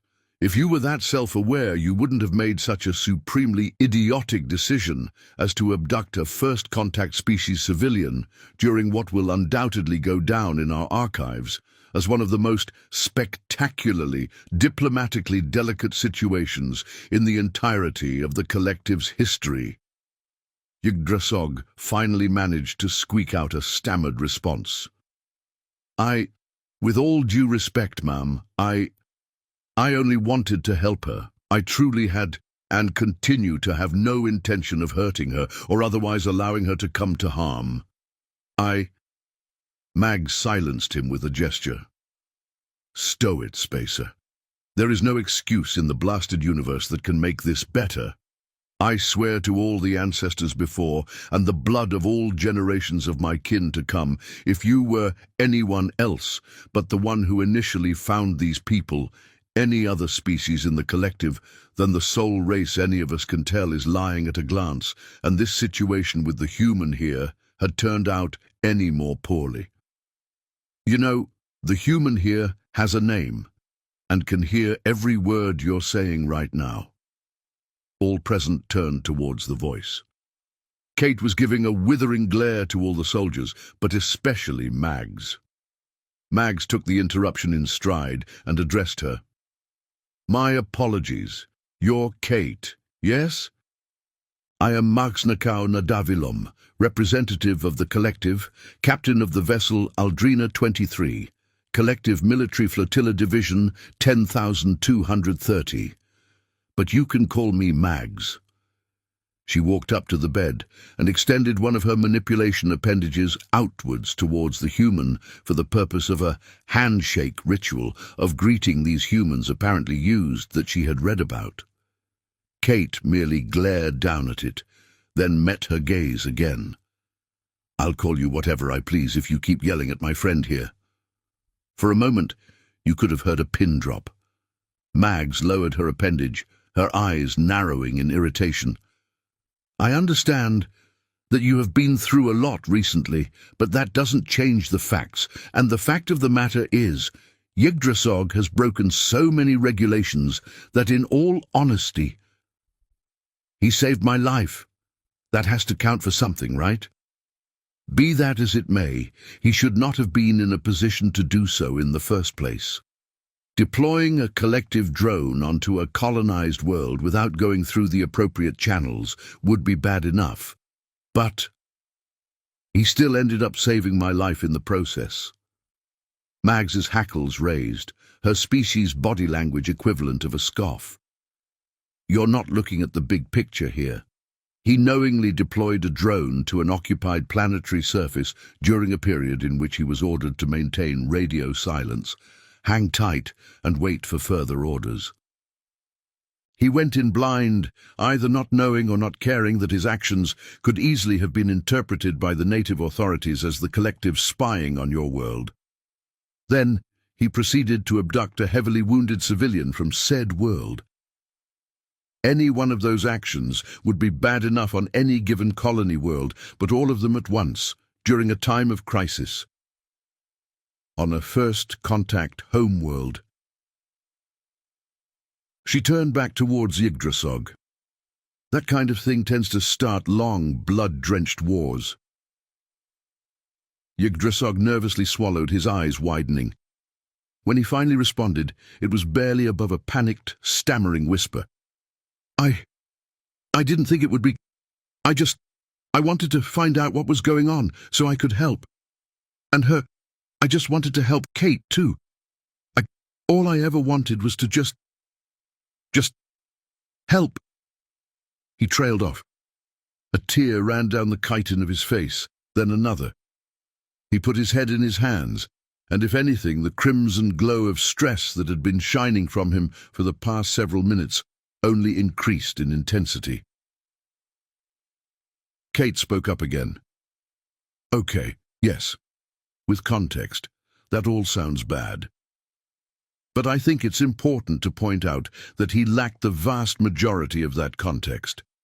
The gag order guaranteed that, after all. And you all heard him. All he was trying to do was help. Like you said, Lumigogs can't lie without everyone around them immediately being able to tell, and... Mags silenced her with an exasperated snarl.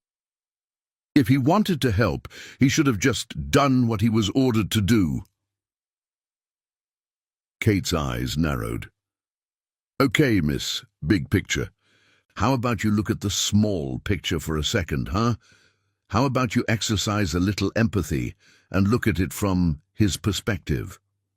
She pointed to Yggdrasil with her good arm. He discovers a new sapient species and reports it back to your collective, something that apparently only happens every few thousand years at best. He has to sit and wait for months and months to see the results. He's more excited than he's ever been, hopeful to greet this new species, and knows that this whole process is happening because of him. Then, at the penultimate moment, he thinks he sees the planetary equivalent of a flicker of flame in a crowded theatre. A theatre in which he had personally sent out invitations to the show going on inside. And before he can do anything, the metaphorical door of this metaphorical theatre is slammed in his face by those around him, and he's told to just sit there staring at that door, but not to open it. Kate pointed an accusatory finger at Mags. Then you have the nerve, the sheer gall to be surprised when he ends up trying to open that door back up anyway. You're angry at him for desperately trying to do anything he can to see if it really was fire that he saw, for doing the equivalent of grabbing a crowbar and forcing the door open in the event that he could possibly be of any help whatsoever to the inhabitants of that potentially doomed theatre. And then, when you see that he's managed to open it and pull one burn victim, just one, out of that blazing inferno of a theatre, you come here and ream him out over it? I mean, what did you think was going to happen here? Of course he was going to try and find out what was going on. And moreover, she gestured at Yggdrasil, I dare any of you 5 to look me in the eye and tell me with a straight face you wouldn't have done something similar in the heat of the moment. Kate looked at each of the 4 soldiers on opposite sides of Mags. Each averted their gaze, some sooner than others. She looked at Mags, who was silent for a moment, before letting out a short, irritated hiss from her proboscis and speaking, all right, fair enough. I'll grant that his actions, while erratic and insubordinate to say the least, were somewhat understandable given the circumstances. That's what I thought. Mags's left eye twitched in annoyance. However, that does not mean he should not be held liable for the consequences of his actions. What consequences? Kate wildly gestured out the viewport towards the planet below them. You said yourself that the governments of the world haven't reformed into anything resembling normal operations yet. I doubt any of them, even the USA, would give a rat's ass about some drone touching down in the middle of nowhere, scanning a few burnt-out cars and saving some farm girl, all in the space of maybe 15 minutes. They've got way bigger things on their plate at the moment. Not to mention that I'd feel confident betting my life savings that the USA doesn't even have anything capable of piercing through the stealth tech you guys are packing, even if it was at full operational capacity, much less the nuke-barraged hellhole it's turned into. Mags clasped her tendrils behind her back as the look she was giving the human was less and less of a gaze and turned more and more into a glare. The possibility was scarce, yes, but still there, and the risks were dire enough that it could have resulted in... Kate interrupted her by leaping up from the bed, seething as she towered over the comparatively diminutive figure in front of her. If Mags had been glaring swords, Kate was now glaring pikes. I will not have the person who saved my life crucified for doing so over what-ifs and could-haves. I don't know how you collective people run your courts, but that's sure as hell not how it works on Earth. I mean, every time someone does so much as get into a car, there's the possibility that they could end up in a wreck that kills someone, or not see someone crossing the road and run them over, and so on. But we don't charge everyone who gets into a car with vehicular homicide for what could have happened. If you brought this to any judge on Earth for sentencing, they'd laugh you out of the courtroom. She gestured at Yggdrasil. Yes, he screwed up badly, and it could have resulted in terrible things. But he had no way of knowing just how badly the results of his actions could have been, because you guys were literally keeping that information from him. And all of this arguing back and forth is pointless, because newsflash, nothing bad has come of this. Kate pointed out the window. Earth hasn't declared war on you guys, right? Mags paused before letting out a terse reply. No. Kate gestured down the hall towards the drone bay. And that drone's stealth tech is more than enough to fool our current level of technology, even if we hadn't just blasted a solid chunk of the world back to the Stone Age, yes? Yes, but... And I, personally, have not been harmed by him, nor did he have any intention of harming me to begin with, correct? Yes, but... Kate pointed accusingly at her. Then what would you even be punishing him for? Kidnapping me? We don't treat paramedics or firefighters that rescue people from burning buildings as kidnappers. How is this any different? Trespassing? He was flying over a public road, and I'd bet my life the government couldn't care less about any violations of airspace at the moment, in the extremely unlikely event they even noticed him at all. As the human fell silent, Mags was positively bristling with the whirlwind of conflicting emotions going through her. Bad enough that she was getting yelled at in front of her men by some civvy from a primitive backwater world. Worse yet, she was making some genuinely good points. Mags began to pace and wrap the tips of her tendrils around each other as she began to speak, her species equivalent of steepling her fingers in thought.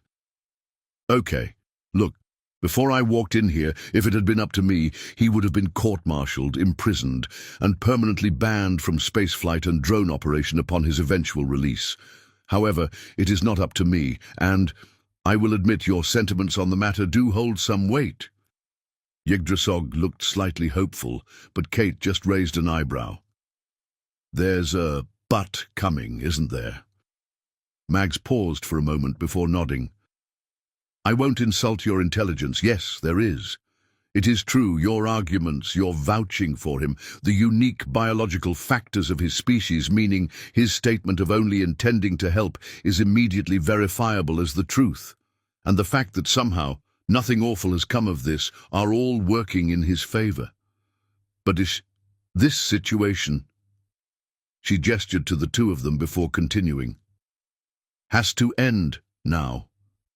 Kate's eyes narrowed. What do you mean? Simply put, Kate, you need to be placed back with your family. Kate blanched. Her eyes, full of angry defiance up until that point, widened in fear, and she unconsciously gripped her injured arm. She half sat, half fell back onto the bed, her legs suddenly unable to support her. No, you can't. Mags shook her head. I can, and I will. As YHWH'S has previously told you once already, standard protocol in the event a civilian is injured during a first contact scenario is to provide any medical aid necessary, then immediately return them to their family, guardians, next of kin, or other such loved ones if possible. Loved ones? If you send her back, her father will kill her, and the mother will probably just sit and watch him do it.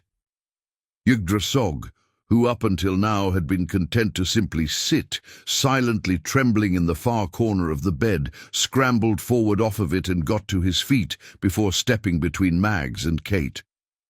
The soldiers flanking Mags cautiously raised their weapons, but he didn't even acknowledge their presence. Mags glared up at him and spoke, her voice terse and cold. I'm not taking no for an answer here. Not from her, and certainly not from the likes of you. Thanks to you, far too many protocols have been broken already, and this situation is precarious enough as it is. True, nothing bad has happened yet. But my team and I, no, not just us, everyone here, is balancing too many things to add yet another liability, let alone one that could cause a massive diplomatic incident, onto the ever-growing pile. She needs to be returned to her own planet, to her own people, and that is final. YHWH'S began to glow the bright green of anger. You've been spying on us this whole time. I know you've heard her story. How can you even think of sending her back? Mags shifted her weight and looked him right in the eyes as she replied, her voice dripping with barely contained fury. Do you think I want to do this? To come here with the intent of putting her back on that irradiated world in the hands of a violent madman? No, of course I don't. But I have to, because someone has to be the responsible one here. Someone has to make the tough choices, and most importantly, someone must think in the long term, which you have clearly shown yourself completely incapable of doing. She gestured at Kate. Keeping her here is problematic, and that is putting it very lightly. Regardless of the lack of any immediate negative outcomes from her being plucked from the planet's surface, we must remember how this will look once the records of first contact become public knowledge, and especially to the humans once they have recovered from all of this. How would you view an individual that came to your homeworld unannounced, plucked a wounded civilian from the surface during a state of emergency, and then didn't return her? How would that shape your view of the organization they represent? I don't know about you, but my mind immediately goes to opportunistic slavers. YHWH'S winced as Mags continued.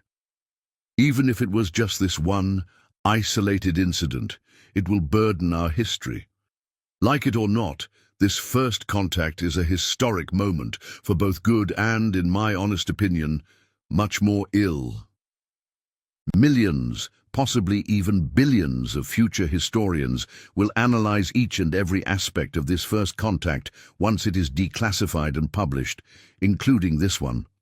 All those future historians will undoubtedly shape the perception these humans, the rest of the species of the collective, and all future species we may find toward us all.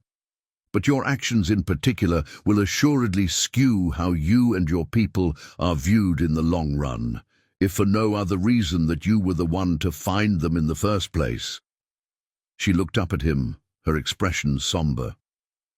Do you really want the collective, and the Lumigogs in particular, to be remembered as such? Yggdrasil sighed and wrung his hands. Okay, fair enough, I hadn't thought of that.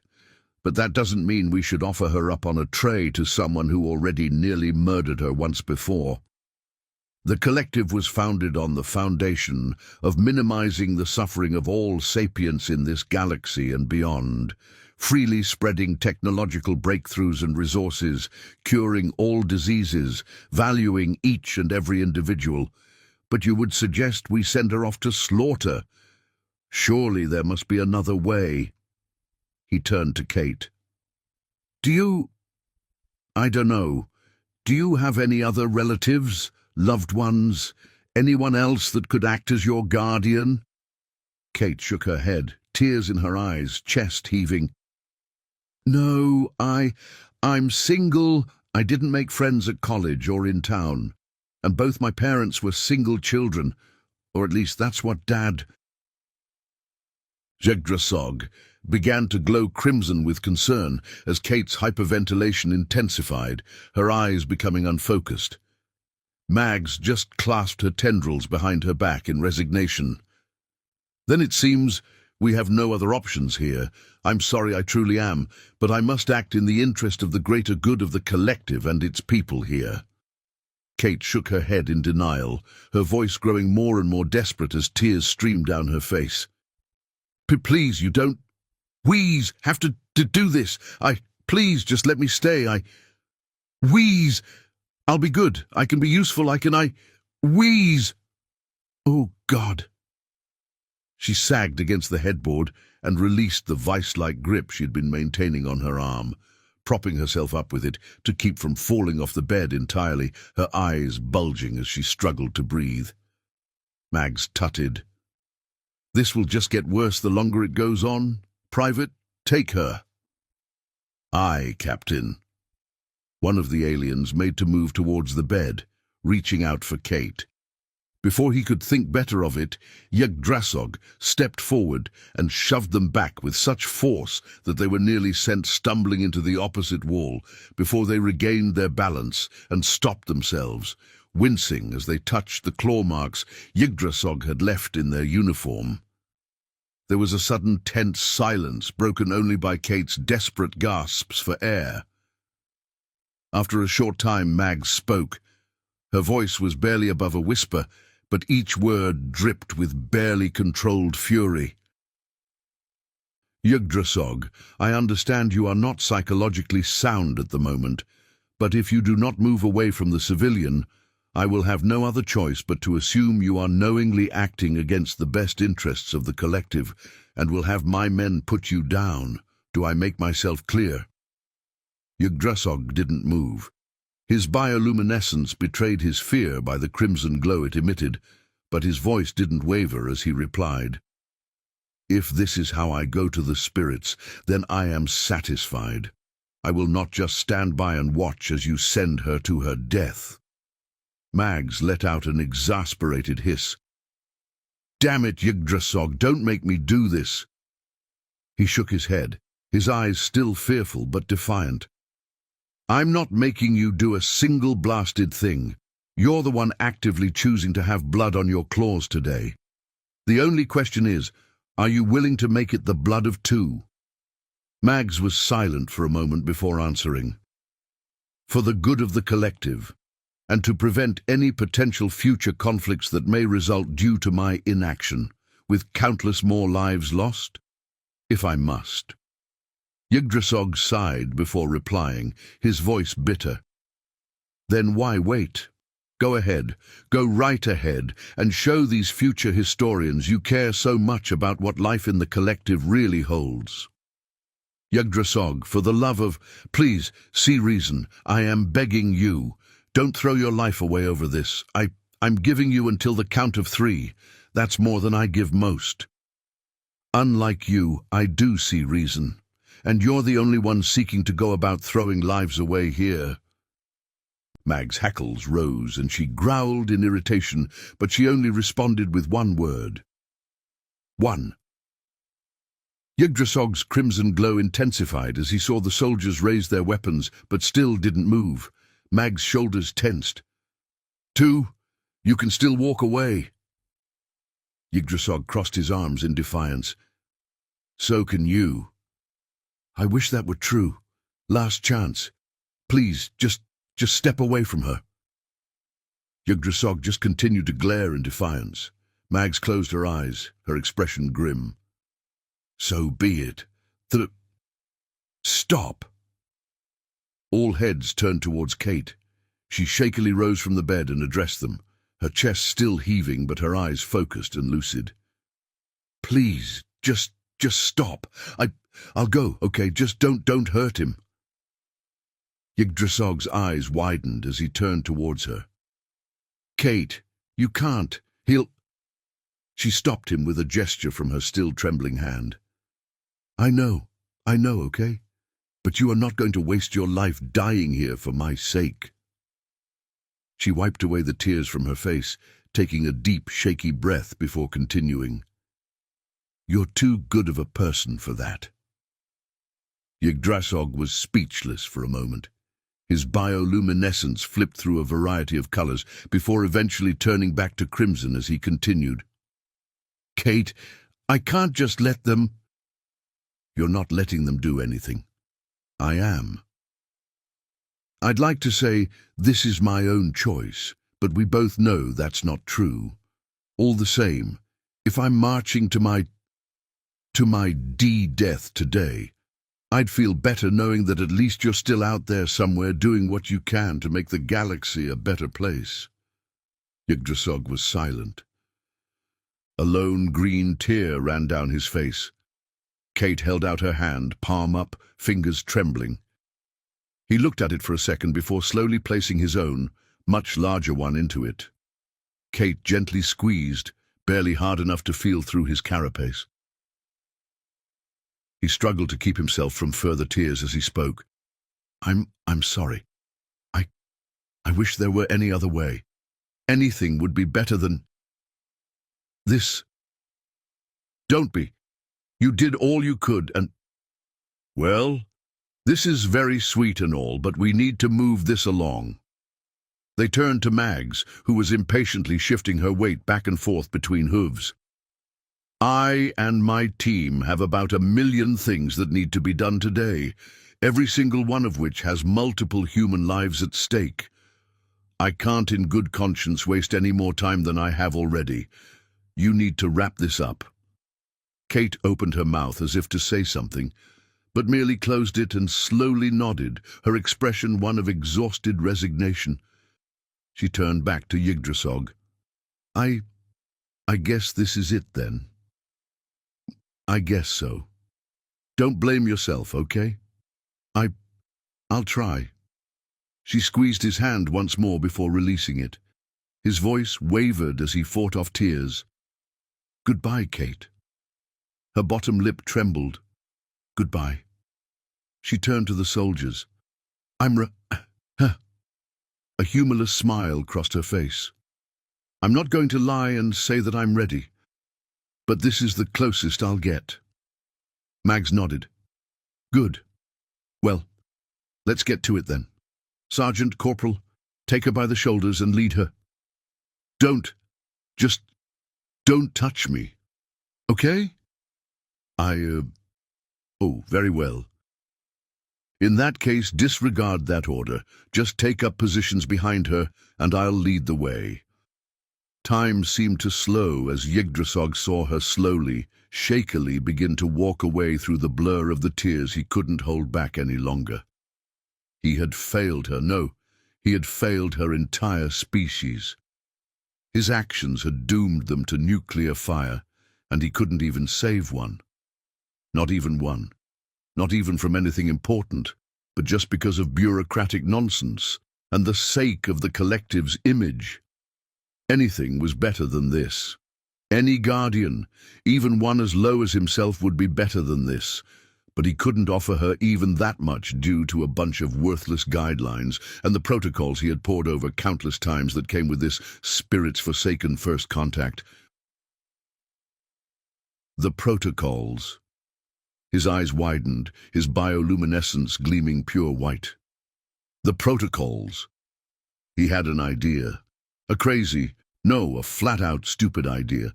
But if it had even the slightest chance of saving her, well, as these humans often said, it's not stupid if it works. Wait!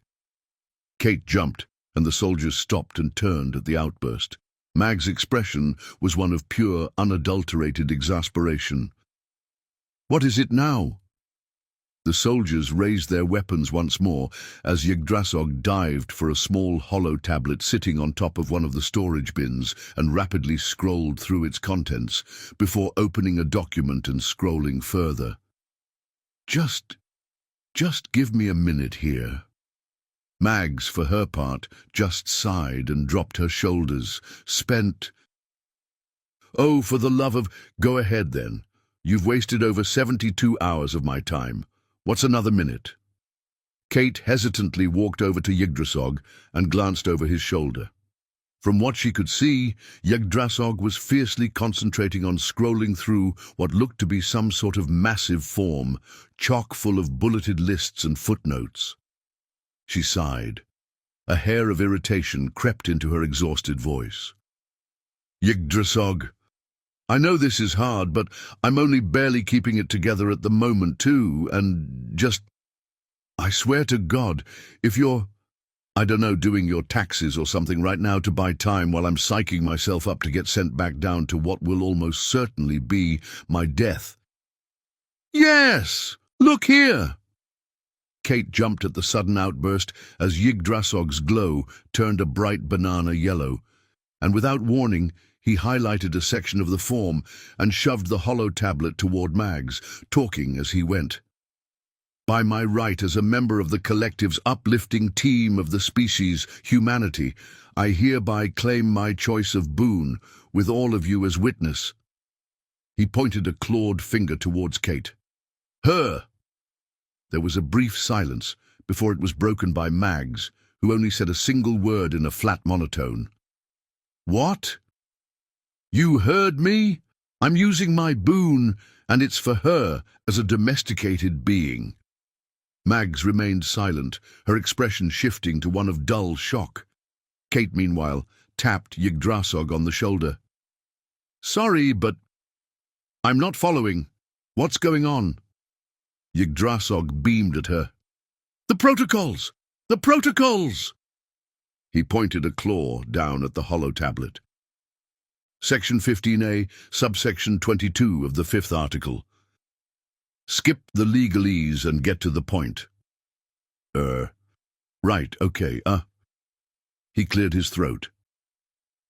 To quote, when participating in the uplifting of a new, sapient race, each member of the uplifting team in question is allowed a significant credit bonus, adjusted for inflation, as well as any one piece of paraphernalia from the race in question, up to and including pets or other such domesticated life forms. He continued to beam down at Kate, but Kate just raised an eyebrow and cocked her head to the side in confusion. I'm still not following. See, due to the sheer variety on display of life in the universe, some are carbon-based, others silicon, some need oxygen, while others need carbon dioxide to breathe, whereas some don't even breathe at all, and so on. Well, the collective intentionally left that part of the protocol vague. There's no real hard definition of what constitutes a pet. If they got specific about it, they'd inevitably come across a species that didn't fit the definition and have to tack on an addendum to correct it, and then another one and another ad nauseum. As a result, all the definition says is to quote, a living being of your choice, native to the uplifted world, that you have formed an emotional attachment to during or after the uplift process, that you are financially and physically equipped to handle, house, and provide adequate nutritional and medical care to us. Yggdrasil pointed down at her. And you fit those qualifications. Kate's eyes slowly widened. If you're implying what I think you're implying, then you're insane. Well and truly insane. Kate and Yggdrasil turned to see Mags had recovered from her shocked stupor and was now just staring at Yggdrasil in disbelief. Yggdrasil, I know you're not in the best mental state right now, and I hate this situation as much as you do, but this is ridiculous. Yggdrasil's bioluminescence shot straight to a bright, very angry green as his fury finally boiled past his ability to restrain it. Ridiculous. Ridiculous. The humans nearly obliterating themselves is ridiculous. A father trying to kill his own hatchling is ridiculous. Knowingly, throwing Kate back into his claws is ridiculous. Believe it or not, Captain, in case you hadn't noticed, this whole situation is ridiculous. Yggdrasil. Mag stopped herself, taking a deep breath and rubbing her tendrils over her face before continuing. Yggdrasil. No collective judge would allow this supposed loophole you think you found here. If nothing else, this looks like sapient trafficking. Oh, for the love of... Damn what it looks like. We both know what it is, and any of your historians with half a brain would know as well if they so much as took a cursory glance at the context. You're still obsessing over the absolute worst possible outcomes here instead of all the other, frankly quite a lot more probable, possibilities. Mag scoffed. Such as? Yggdrasil gestured to Kate. This could be a positive example to follow for future generations, a teaching moment. Proof that when times are hard and we have to make tough decisions, we still hold the original goal of the collective in mind, to lessen suffering. To show that while yes, we have plenty of rules and guidelines, and with good reason, we are not slaves to these doctrines and protocols, and we will work around them to do what is right. He gazed at Mags, his stare intense enough to puncture the ship's hull. I am offering you an opportunity, on a silver platter, as her people say, to save her life, while still technically sticking to the protocols. I am begging you, please take it. As he talked, a lone green tear ran down his face, a tear that was soon joined by others as he continued, his tone and gesticulating growing more and more wild as he went. By all means, strip me of my ship, my drone, my licenses. Take away all possibility of me continuing my life as a spacer. Bury me in red tape, land me planet-side for the rest of my years on some boring, lifeless rock in a backwater star system if it makes you feel better. Spirits, banish me from the collective. Tear my name from the archives. Destroy any chance I have of a legacy among my people if it will help the collective's ever so precious image. He wiped the tears from his face, glowing with the crimson of stress, his voice desperate. Just don't send her to die. Please. As he fell silent, Mags looked between the pair of them. One, wounded and scared. The other, an individual she grew to loathe in the past few days, but now realized was just someone trying desperately to do the right thing. Both of them innocent, good people whose fates now rested on her choices. She closed her eyes for a moment and sighed, before opening them, crossing her tendrils behind her back and addressing the two of them. Okay, look, with how unprecedented this whole damn situation is, from the devastation caused by the fission weapons to this, I could possibly try and use the audio-video feed from this whole fiasco to show that Kate is in no need of rescue, nor does she want to return to her loved ones, planet-side. If, and that is a monumentally big if, High Command accepted that, I could theoretically spin this as a unique opportunity. Specifically, a possible way to help us save more lives in the long term on the ground below. She turned to Kate. First contact protocols forbid the collective from doing things like scanning the new sapient species on a biological level, collecting samples from them, or other such things, to help us learn about them until they have agreed to join the collective, due to the myriad ethical concerns involved. Not to mention the possibility of the new sapients in question possibly interpreting it as a means of spying on you to create species-specific bioweapons, which we would never do, mind, but the concern is present nonetheless. This has, unfortunately, greatly inhibited our ability to help your people on a medical level.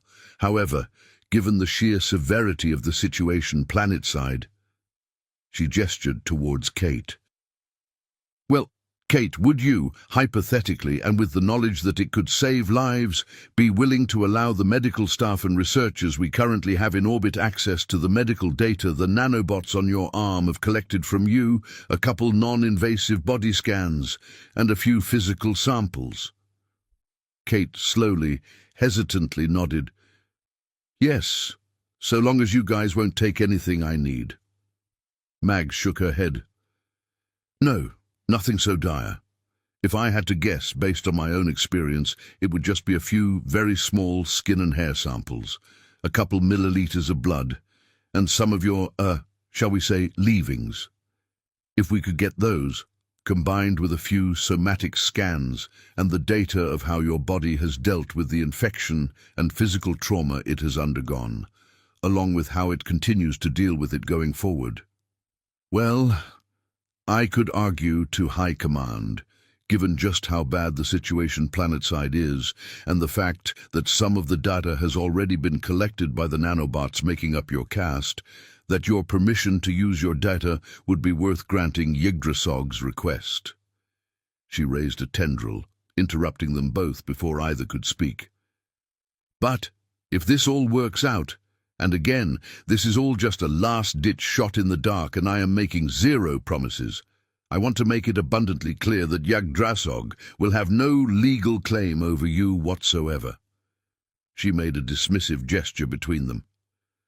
This whole pet thing is just a loophole, and a flimsy one that would crumble under the slightest scrutiny to begin with. So, Kate, if this happens, you'd be free to leave his company at any time. The collective are not slavers, nor will we ever be. Yggdrasil piped up. Of course, I'd never even think of forcing her to do anything she doesn't want to. Mags shook her head and sighed as she gazed at the pair of them. Again, I am promising absolutely nothing, and if the answer is no, which I very much expect it to be, I expect your full compliance. She turned to Yggdrasil, her expression cold. That goes double for you. She walked forward until she stood directly in front of him, staring him down despite her small size.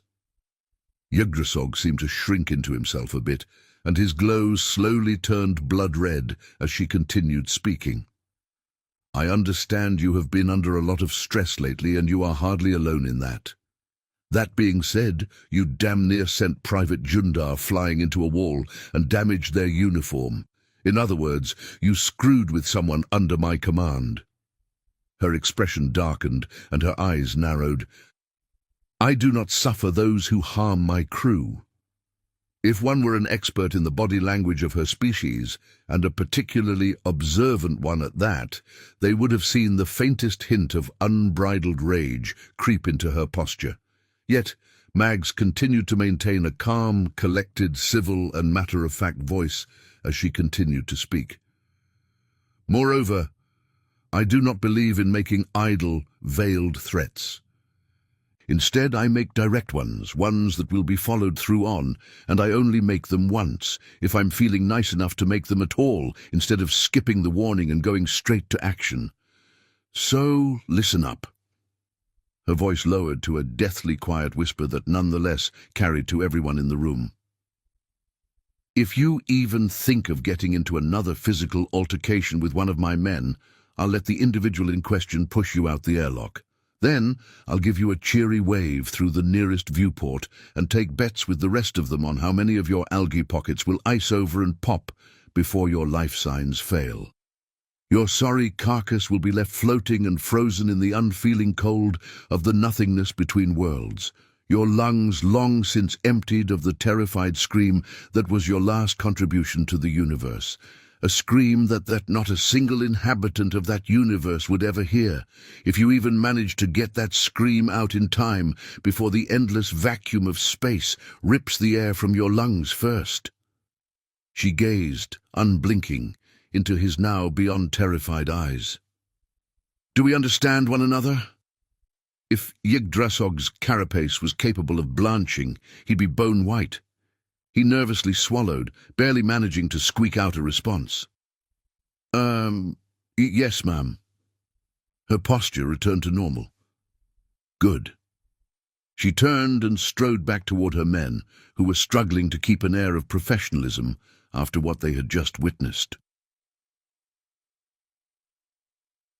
The highest ranking among them, who had spent the longest time around Mags, was desperately struggling to hold in her laughter, while Private Jundar was trying to keep himself from quivering in fear. As she went, YHWH nearly slumped backwards onto the bed, but Kate held him up. She leaned in towards him and whispered, her tone one of shocked disbelief. Okay, I'll admit it. Tiny as she is, she's terrifying when she wants to be. Mags returned to her original position and faced the two civilians once more. Her expression softened slightly from the stone-cold mask it had previously been, and spoke. Pleasantries aside, I won't lie. This is going to be a nightmare. I'll have to make calls to a lot of people far, far above my personal level of authority, and hope none of them has me court-martialed on the spot for even so much as entertaining this idea in the process. Regardless, you two should have a response within the next day or two. I hope it's a good one, but again, I can't promise. Suddenly, a crackle over the ship's speaker system interrupted her, followed by a single sentence from a deep, rich voice. There won't be any need for that, Captain. All individuals present in the guest room turned towards a hologram that had suddenly appeared in the center of the room. It depicted what looked to be a large meeting chamber of some sort, with a group of various aliens within, all of whom were facing them. At the forefront sat a rather official-looking alien on a small, hovering chair-like structure made of some strange white material that resembled marble. The alien in question looked like what would probably happen if you were somehow able to crossbreed an armadillo and a cephalopod. They had the body structure of an octopus, but their long, tendril-like appendages were covered in thick, leathery skin with the occasional bony plate here and there for added protection, and each was tipped with a set of 3 short, bone-like claws, not unlike those of a sloth. Their head, which lay at the center of the mass of appendages, was adorned with a long, thin snout, and they had bright, almost neon-blue eyes that were sweeping over the inhabitants of the guest room with a keen gaze. There was a brief silence as each side appraised the other, before a lone voice broke it. Okay, this is getting beyond annoying. Just how many people have been spying on the two of us? YHWH winced and turned to Kate, whose expression was one of sheer, unadulterated irritation. He motioned for her to calm down. Kate, please. No, she's correct. I must sincerely apologize to the pair of you, on behalf of the Uldril Galactic Collective, for our violating your right to privacy in the past few days. They turned back to the hologram. The alien in the floating chair addressed them once again. Believe me, if the circumstances were any better, we would never even think of doing such things. But given the uniquely dire situation on the planet below us, we found it necessary. Kate rolled her eyes. Sure, Mr. Big Brother. Just who are you, and what is it you wanted to speak with us about? Allow me to introduce myself. I am Zapato, son of Sparkikif, collective diplomat on behalf of the Paxabilis species. I, as well as my colleagues here, represent many different species and organizational branches within the collective. I was elected as the individual chosen to coordinate and manage the diplomatic relations between the various species of the collective and the people of Earth. And these... They gestured to the grouped aliens of various races behind them as they continued. Are representatives from many different sociological, diplomatic and other such departments that were chosen to assist in the uplift process. They turned back to face them once more. In short, we make up the high command of this uplifting venture. Kate nodded, though the obvious irritation in her expression remained. Okay, that answers the first part of my question. Now, what do you want from us? Oh, we don't want anything from you, that is, anything you haven't already agreed to, and even then only with your continued consent. Kate's brow furrowed in irritated confusion. What? The alien gestured to the assembled people around and behind them.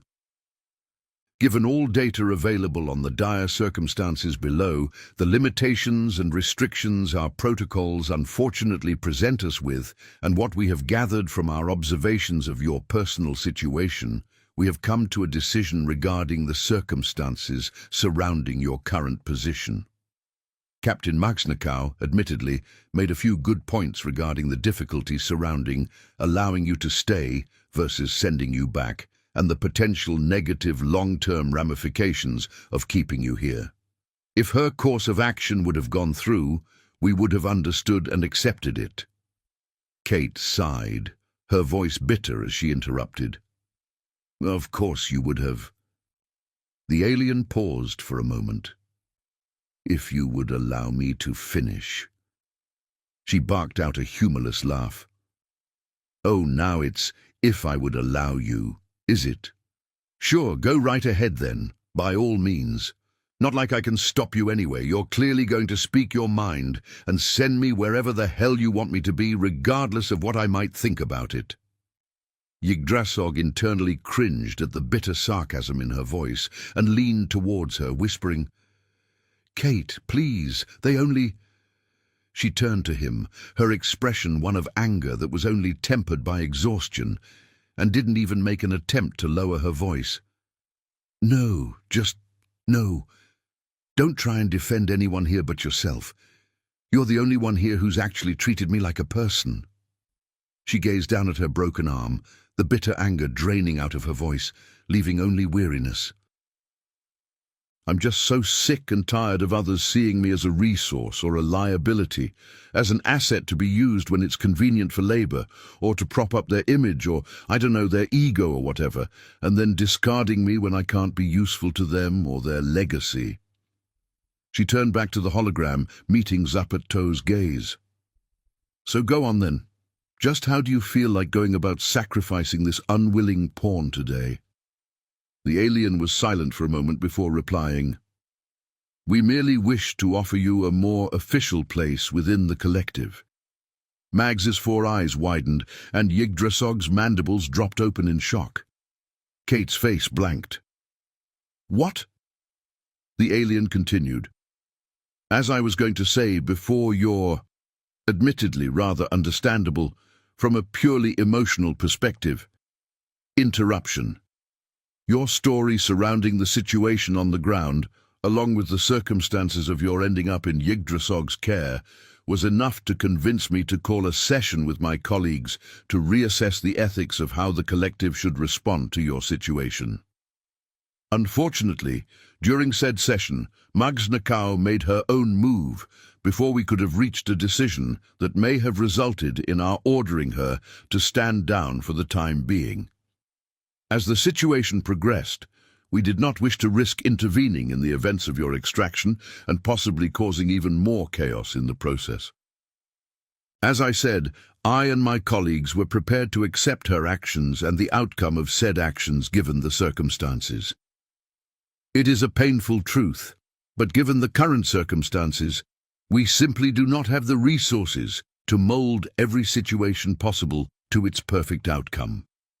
While we are trying to save as many lives as possible, the very last thing we need at the moment is yet another variable or diplomatic liability added into the mix. Not to mention that we allow our higher-ranking officers to operate with a certain level of independence in their choices, so long as they can adequately explain their reasoning. However, Yggdrasil's intervention on your behalf, the arguments he put forth, his idea for a middle ground of sorts, as well as the captain going along with it, well, it spurred us to interrupt. He motioned to Yggdrasil. Yggdrasil, your pet loophole idea, and the reasoning behind it was creative, to say the least. Still, it is true the captain is correct. It would certainly not hold weight under any measure of scrutiny. Thus, we have elected not to scrutinize it. He turned back to Kate. We have come to the decision that it would be acceptable for you to stay with Yggdrasil for as long as you feel the need to, if you would prefer it to the alternative of being returned to your family. Kate's eyes widened, and she only barely registered the next sentence. You do not need to make the choice immediately, but... Yes, of course I would. Zapato paused for a moment before continuing, and though Kate was unfamiliar with their body language, she recognized the smile creeping into his modulated voice. Indeed, I assumed that would be your answer. Zapato hooked a few of their claws together, their voice returning to a more serious tone. No, all of us, completely understand the resentment you two no doubt hold towards the collective for our representatives' treatment of you. Cradles of the many as my witness. In your position, I wouldn't feel any different. In times of crisis like this, it is an easy trap to fall into, to simply view it all as cold calculus.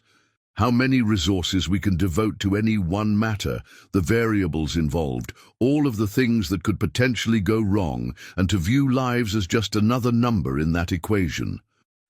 In such times, it is easy to lose sight of the small picture, as you put it, in favor of simply keeping things simple and getting rid of as many potentially negative variables as we can. We've had to make countless impossible choices in the past few days. However, I think this is going to be one of the few indisputably good ones. Kate remained silent, a mix of different emotions running across her face. The alien leaned back in their chair, not an easy feat when one lacks a recognizable torso, and continued speaking. Kate, I'd much prefer to offer you full citizenship within the collective post-haste, but unfortunately we cannot do so until the various powers of your homeworld come to an agreement with us regarding the viability of diplomatic relations. They chuckled. Unlike other collectives in certain examples of your fictitious media, we have no intention of forcefully assimilating any of you. We must work out the details with your governing powers of how individual citizens may freely cross over from one organizational body to the other, and vice versa. But needless to say, given the current situation, the possibility of citizenship could obviously take some time. Regardless, in the meantime, we shall afford you as many of the usual rights of a citizen as we can. Full medical care, rations, housing, access to a variety of educational resources and other such self-betterment programs, a variety of our media and so on. Essentially, the only things off limits would be traveling to other star systems. Kate nodded, still silent, her expression now unreadable. The alien turned to Yggdrasil. Yggdrasil, I hope you fully appreciate the gravity of this decision. We will, of course, be providing medical assistance and such as necessary, but when it comes down to it, you are, for all intents and purposes, acting as her legal guardian here, and... Kate piped up, the faintest hint of indignation permeating her voice. I'm an adult. I don't need a legal guardian. The alien glanced at her. You do if you want to avoid being sent back to your other legal guardians. Make no mistake, this is in no way meant to demean you or otherwise imply you are not mature enough to handle yourself. It is merely a token title for legal purposes, but a very important distinction to make nonetheless. After all, it is essentially all that we have to justify us defying the usual protocols and not sending you back until we are able to rectify said protocols to address situations such as your own, while still not opening potential legal loopholes to sapient trafficking. You understand? Kate hesitated, then slowly nodded, sheepishly twirling a strand of her hair. I guess. The alien turned back to Yggdrasil. As I was saying, we are taking an enormous risk here, trusting her well-being to your care. Please don't make us regret it. The consequences of doing so would be very dire in both the short and long term. Yggdrasil nodded. Believe me, I wouldn't even dream of having her come to any harm in my care. Without warning, he glowed the bright blue of a lie. The ensuing silence that followed was deafening. The soldiers around them tensed up, hands, paws, and other such extremities slowly reaching for the weapons at their sides. Yggdrasil's bioluminescence suddenly shifted to the bright red of stress as he glanced at Kate. She raised an eyebrow, her voice suddenly apprehensive. Anything you want to clear up real fast, buddy? Yggdrasil nervously swallowed, stammering as he continued speaking. Okay, yes, I might have the occasional recurring bad dream about her coming to harm, and it being my fault, but I didn't feel that was relevant, and that's neither here nor there anyway. Hey, didn't even think it would trigger the algae, hehe. But I swear on the spirits themselves, that was all it was. I would never seek to cause her harm, and yeah. His nervous stammering trailed off, and as his glow shifted to an embarrassed orange, Kate snickered, finally breaking the tension. A lumigog sitting amongst the gathered aliens behind Zapat-To spoke, their glow shifting to an amused yellow. I must admit, you were making me nervous for a moment there, brother in the light. Yggdrasil's glow of embarrassment only deepened. My apologies, fellow sister of illuminated truth. The lumigog laughed. My, how formal we are today. Good. It does you well to present yourself professionally when it comes to matters as serious as these. To get back on topic, as my colleague was saying, the consequences of any harm that comes to her under the care of the collective will not just affect you. Countless generations to come will feel the impact. The captain's concerns for the long-term ramifications are, as has already been said, still very valid. You represent our people just as much as I do here, and I would have us be remembered well, rather than be held liable for any wrongdoings in your care. He nodded. I understand. You have my word. I will do my utmost. I expect nothing less, as do we all. Zapat-To gave the lumigog an approving nod. Well said, Matron Field Drajanth. He turned back towards Yggdrasil and Kate. Well, as much as I'd love to continue speaking to the pair of you, we have countless other matters to attend to in the next few planetary hours alone, so I'm afraid I must cut this short. We will cease the regrettable invasion of your privacy and remove the monitoring equipment we installed on your ship. However, going forward, I expect an update from the pair of you, at least once every 24 planetary hours, verifying that you two are safe. In addition, I shall be assigning you both regular, mandatory appointments with members of our medical and psychological evaluation staff in order to regularly assess your condition. From what we have gathered, the two of you very much need it. Beyond that, you two are free to do as you please, so long as you do not leave orbit. He turned to Kate. You obviously lack the neurological implants necessary for real-time translation and other such things that collective citizens utilize to assist them in their everyday lives. Even if you wanted them, we don't know nearly enough about your species' nervous systems or brain structure to even think about risking such a thing at the moment. It would probably take at least a planetary year or so for our medically focused AIs to process the necessary data and design specific nanobots for the most rudimentary of neurological interfacing installation processes under the best of circumstances, much less what's going on now. Until then, you'll have to make do with a supplemental visor we can provide for the time being that is often used by citizens who choose not to receive an implant, or cannot otherwise do so due to medical reasons and the like. It is much more limited in functionality, but it is the best we can do. Is that agreeable to you? Kate hesitantly nodded. No offense, but I really don't like the idea of anyone taking a poke at my brain in the first place. So yeah, that works perfectly fine for me. She almost, but not quite entirely, managed to suppress the shudder that came with the idea. Zapato nodded. An understandable reaction, and hardly an uncommon one. If it reassures you, the procedure is perfectly safe. I think I'll just take your word for it. He chuckled. Yes, I suppose you'll have to for now. He turned to Mags.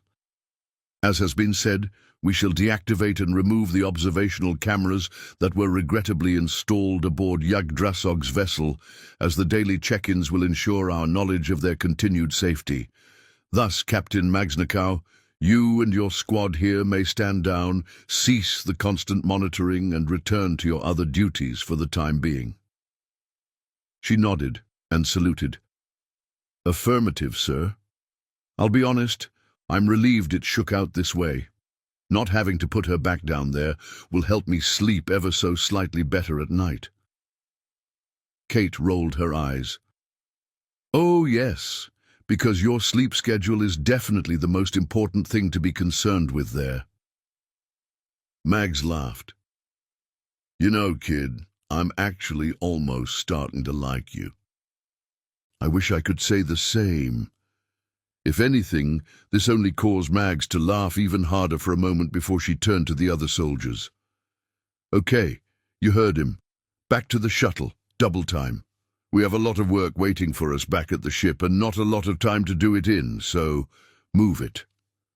At her words, the soldiers saluted and hustled out of the room and towards the airlock. She made to head for the doorway but stopped and turned, her usual bravado absent. Thank you both of you for stopping me before I went too far, and I'm truly, genuinely sorry. You both have been caught in the middle of a mess neither of you asked for here, and I very nearly made it exponentially worse. I've always done my best to put the collective first in all my dealings and duties in this line of work, but we both know that's no excuse.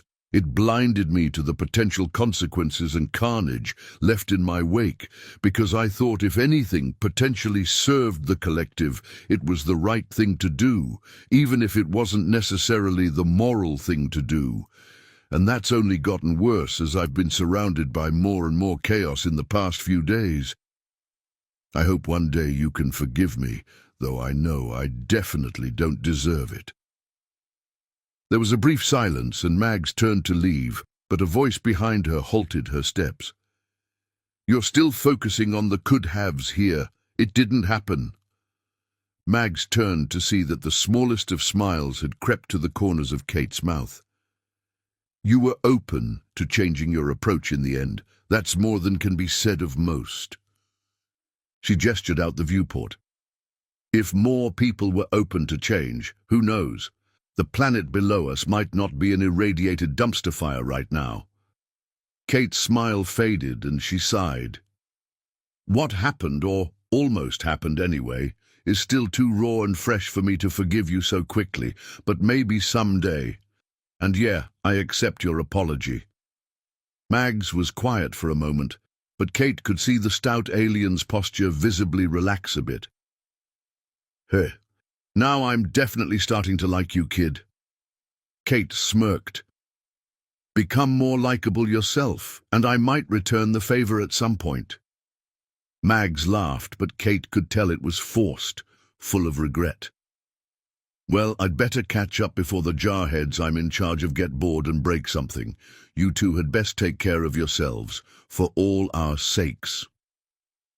As she walked towards the airlock, Zapato, who had been silently watching the exchange with his peers, finally spoke.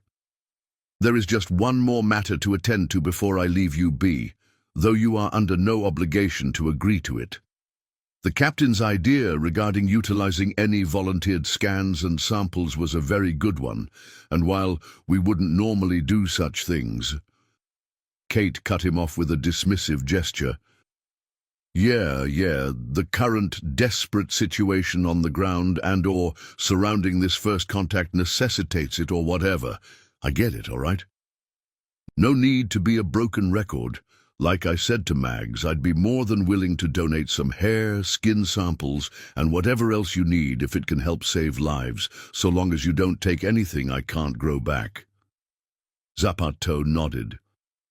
Worry not. We have no intentions of doing anything that could cause permanent harm. The captain's estimation of what it would entail was accurate. I shall inform our medical research staff regarding this development. Beyond helping us save lives in the short term, this should greatly expedite our research into such long-term prospects as genetic therapy and making our universal immunity implants, intravenous nanotechnology and the like compatible with your species. Thank you, Kate. Think nothing of it. What's some blood and urine between friends? Kate absent-mindedly scratched an itch on her bad arm, wincing at the pain the motion caused. Though if you really want to thank me, some actual painkillers would do the trick. Even some basic over-the-counter stuff would be a big help. Zapato clasped a few of his clawed tentacles together, his gaze somewhat pensive. Well, while we can't provide you anything at the moment due to the risks caused by our lack of concrete data on how the human body metabolizes such things, once we collect the scans and samples, it shouldn't be too difficult to calculate and synthesize the doses for you. Well then, I very much look forward to it. He chuckled at her response. As do the medical teams, I am sure. One of the nearby aliens waved to him and pointed at what looked to be a nearby terminal. He glanced at it and winced. Oh dear, look at the time. Listen, we can figure out the scheduling details of that whole process at a later date. I'll send the information to YHWH'S personal terminal. You can look over it there once that visor I mentioned arrives. I do hope this whole ordeal hasn't soured your outlook on the collective as a whole. Kate let out a humorless laugh. Hardly. If nothing else, you guys certainly can't be worse than humanity, if the planet below us is anything to go by. Honestly, I'm not even sure why you guys are hanging around here anymore. We've clearly demonstrated that we're not worth the trouble. Zapato paused for a moment before replying. All sapient life is worth the trouble. It is true, your people have experienced a colossal tragedy, but it was one caused by a single individual, spitefully taking advantage of a flawed system manufactured in a misguided attempt to prevent conflict. It is not reflective of your race as a whole. Kate unconsciously brushed her fingers over the bruises on her neck. Sometimes I find that very hard to believe. Zapato winced. I'll make a note for the psychological specialist to make some extra time for you, should you decide you wish to enroll in therapy regarding, well, everything that has happened to you recently. Kate balked at this. I don't need a shrink. Sure, everything going on in the past few days has been insane, but that doesn't mean I'm crazy. I never meant to imply you were crazy, merely that the experience would likely be helpful for your mental health.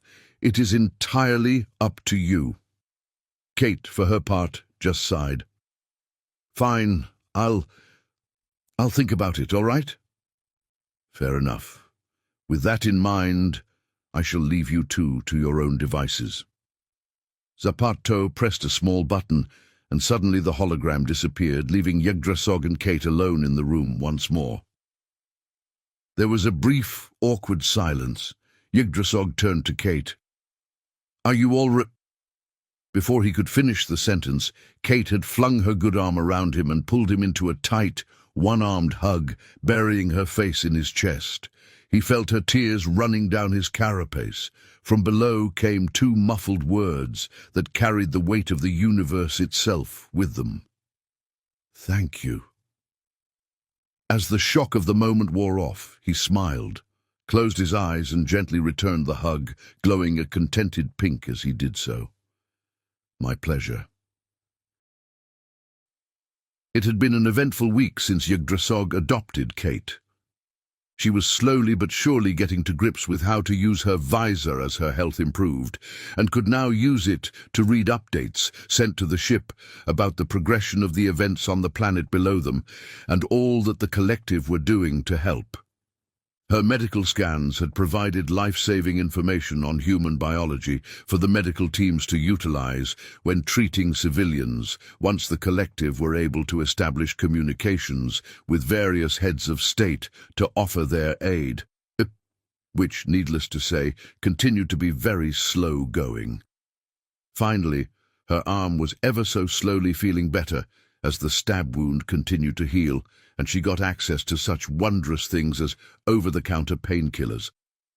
Though any slight movement still carried the risk of the broken bones, screaming bloody murder at her nervous system, it dulled the constant aching a bit, and she took all the help she could get. As for Yggdrasil, he had learned quite a lot about humans. For example, they are endlessly, exhaustively curious. So what's this button do? Yggdrasil glanced over at Kate, whose hand was currently hovering over a large button in the main control room of the ship. His eyes widened in fear. "Don't touch it." Okay, geez. But still, what's it do?" "That's the emergency stop button for the rotational motion of the ship that allows for some semblance of the illusion of gravity via centrifugal force." "Huh, yeah. I'd been wondering why we're not floating." Kate smiled mischievously. "Well, now I'm even more tempted to press it. I've always wanted to experience zero-G. If you press it without being securely fastened in place, the thrusters would reverse their angle to stop the rotation within a few seconds, and we'd both be flung into the opposite wall at high speed. After that, we'd either be a tad too unconscious, or possibly dead if you landed wrong, to appreciate it overmuch. And even if you were fastened, without certain protective equipment, you'd almost certainly experience, what was that word? Whiplash." Kate winced. "Ah, okay, yeah, fair enough. Not pressing that one." She paused, her eyes narrowing as she glanced at the nearby viewport. "Wait a minute, we're not spinning. Otherwise, Earth would be in and out of the frame every second or so, right?" Oh yes, the viewports. They're, well, not entirely accurate in what they display, but for very good reason." "What do you mean?" "The viewports aren't windows. Well, not just windows anyway, they're also screens. When the centrifugal motion begins, they automatically begin to display a facsimile of sorts based off the data that the ship gathers on our location, velocity, and rotation, and shows what our surroundings would look like if we were still, unmoving, and facing towards the nearest planet or other large celestial body.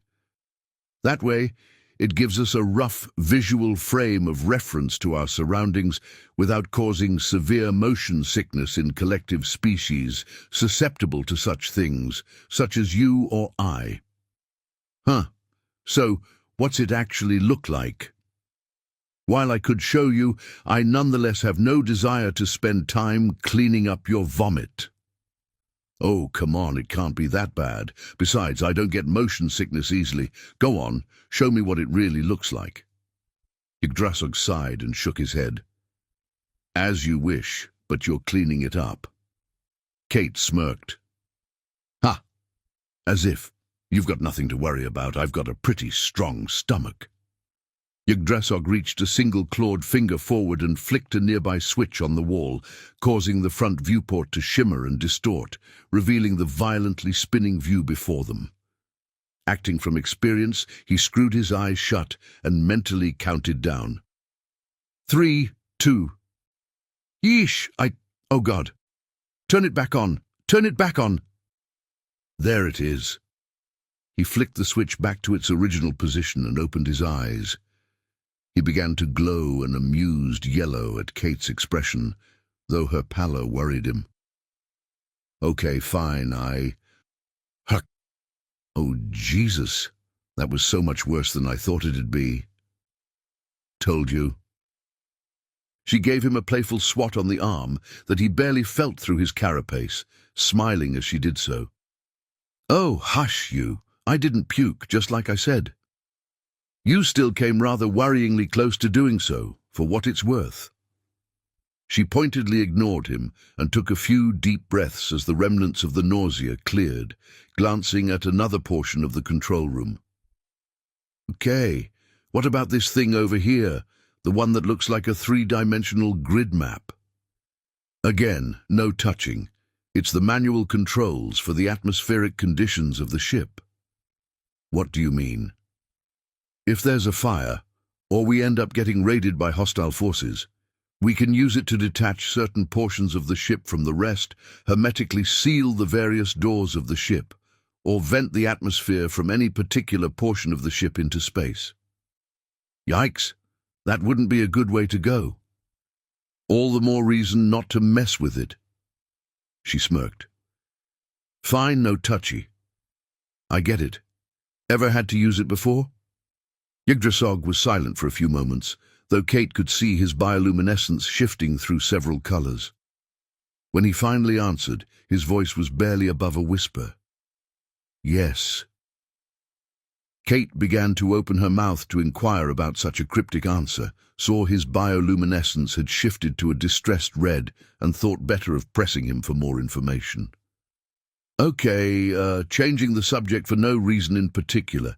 Is there anything I am allowed to mess with in here? To Kate's relief, Yggdrasil's glow switched away from stress to a pensive purple. Well, yes, I suppose there is. Yggdrasil leaned over in his chair and pulled open a drawer near his feet. Inside lay a dusty pair of what looked to be plain black rods of metal. I haven't used these in ages, but you're welcome to give them a try. What are they? He began to glow yellow in amusement.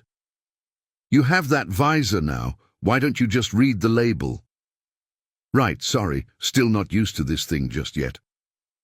She pulled the visor down over her eyes, squinting down at the label as the alien symbols were automatically translated to English amidst the strange, still unfamiliar holographic interface of the visor. Flight Control User Manual and Simulation regarding the operation of Model 72J-H. Her eyes narrowed as she peered at the next word. Hershey. Hesh. She turned to Yggdrasil, perplexed. How do you pronounce this? He glanced at the word she was pointing to and winced. I'm afraid that word is probably unpronounceable for the average human. What you're seeing is just the closest approximation that the visor can come up with in your own language. What is it? It's just the brand name of the manufacturer. They took it from the name of the star that the Lumigog homeworld orbits. Okay. How would a Lumigog pronounce it then? One moment. Let me just deactivate my translator output. Yggdrasil began to stare at something only he could see as he made a few quick twitches with his hands that Kate had grown to recognize as him changing settings in his neural implant's interface before making a strange hissing noise that ended in what could only be described as a strangled groan. Kate slowly raised an eyebrow. All right then. His glow changed to an amused yellow, chuckling as he switched the translator back on. If it helps, One translation we've used for the sake of other species is "she who provides us warmth and light." Still not exactly a brand name one can easily fit on a label. No, not really. Though I suppose it helps that the company that manufactured these almost exclusively deals in species, so they rarely have to worry about it. He paused, glancing out the viewport in the general direction of the sun. While we're on the subject, what do your people call this star your world orbits? I've been wondering that for a while now. You mean the sun? Yes, the star. What's it called? The sun. Yggdrasil's eyes narrowed in bemusement. Yes. So, what is it called? I just told you, it's called the sun. Yggdrasil paused, his glow shifting to a confused baby blue. What? What? You just call the star of your homeworld the star? Well, sometimes it's called Sol. Does that not also simply mean star? Kate's eyes narrowed in irritation. I will thank you to not make fun of it. Yggdrasil glowed yellow with amusement and shook his head. A planet called Dirt and a star called Star. At this rate, you're going to tell me that you just call the moon that orbits your planet Luna, or the moon. Kate was silent, her expression turning sheepish as she avoided eye contact. Yggdrasil's eyes slowly widened. You're joking. I mean... Yggdrasil remained silent for a moment before suddenly leaning back in his chair and howling with laughter, clawed hands clutching at his abdomen, and he only laughed harder when he saw Kate's expression. As his laughter finally died down after a solid 20 seconds or so, he wiped a few mirthful tears from his eyes and spoke. My apologies. I just wasn't expecting that, huh? Kate made a faux pouty face. I don't know. I feel quite offended by how much my species is being mocked by our fellow sapients. Might have to take it up with High Command. Yggdrasil nodded, playing along with the best sorrowful expression his rigid facial chitin could produce, despite his bioluminescence betraying his amusement by its yellow glow. If it so pleases you, after all, I wouldn't want you to be exposed to anything but the best possible representative of my species.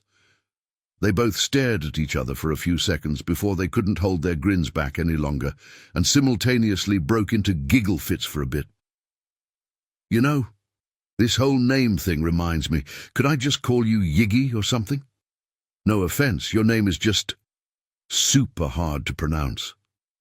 Yggdrasil's eyes narrowed. Yiggy? I mean, I guess soggy could also work, but that would obviously have certain connotations attached to it. Yggdrasil's glow shifted to a red-tinted orange. I put a lot of thought into this name when I chose it. I don't know, I'd feel comfortable being called something else. Well, you wouldn't really be called something else, it's just a shortened version, like Kate is for...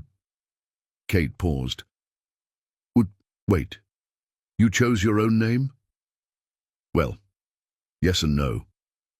I have the name I was given at birth, but the problem is that name isn't pronounceable by many other collective species, as are the names of many others to my own people. We lack the proper vocal cords and other such organs to properly manage it, and vice versa. As a result, it's standard practice that one can choose a personalized name for each species, be given one by a member of said species. Or you could just have an AI assign a random one to you for each species, but I never chose that option. Too impersonal. How'd you choose your name for humans? All I know is that it definitely wasn't for the sake of ease of pronunciation. I read through some of the sociological and historical research the collective did and learned a bit of the mythology of some of your cultures. I appreciated the idea of Yggdrasil, the tree of life, found in the mythology of those who populated certain colder regions of the world. Even in a climate with the harshest of weather and most bitter of winters, It only made those who lived in the region venerate the life of the world around them all the more for it. Yeah, I suppose I can see the appeal there. So then, what's your original name? I might be able to pronounce it if I heard it. I highly doubt it, but if you insist. Give me another moment with the auto-translator here. Yggdrasil made a few gestures, his eyes gazing at a display invisible to Kate's eyes. Okay, you ready? She nodded, and at this, Yggdrasil made one final gesture before emitting a horrific hissing noise punctuated by the unsettling clicking of his mandibles. To her credit, Kate hesitated for only a few moments before trying her best to replicate it. And to his credit, Yggdrasil almost succeeded in suppressing his wind-chiming laughter. Almost. Kate was unamused. Well, can Lumigogs pronounce my name? Yggdrasil finally managed to stifle his laughter enough to answer. Yes and no. I've been pronouncing it as best as I can. The translator makes up for the rest. Okay then, wise guy. How about we hear your best as I can with my name and see how it goes? Yggdrasil turned his translator off once more and spoke. As he did so, Kate's jaw fell open. What? You've been calling me Kite this whole time? Yggdrasil shrugged, turning his translator back on with a gesture. As I said, my people simply aren't biologically compatible with many languages from species outside our own. Your A sound is simply outside my capabilities. Still Kite? Yggdrasil tried, and failed once again, to hold back a smile as he saw her incredulous expression. In my defense, you did just call me a rather bad swear word in my native language when attempting to pronounce my name. Being called an object of adoration for hatchlings on a windy day isn't too bad in comparison. Well, now I'm curious, what did my attempt translate to? He told her.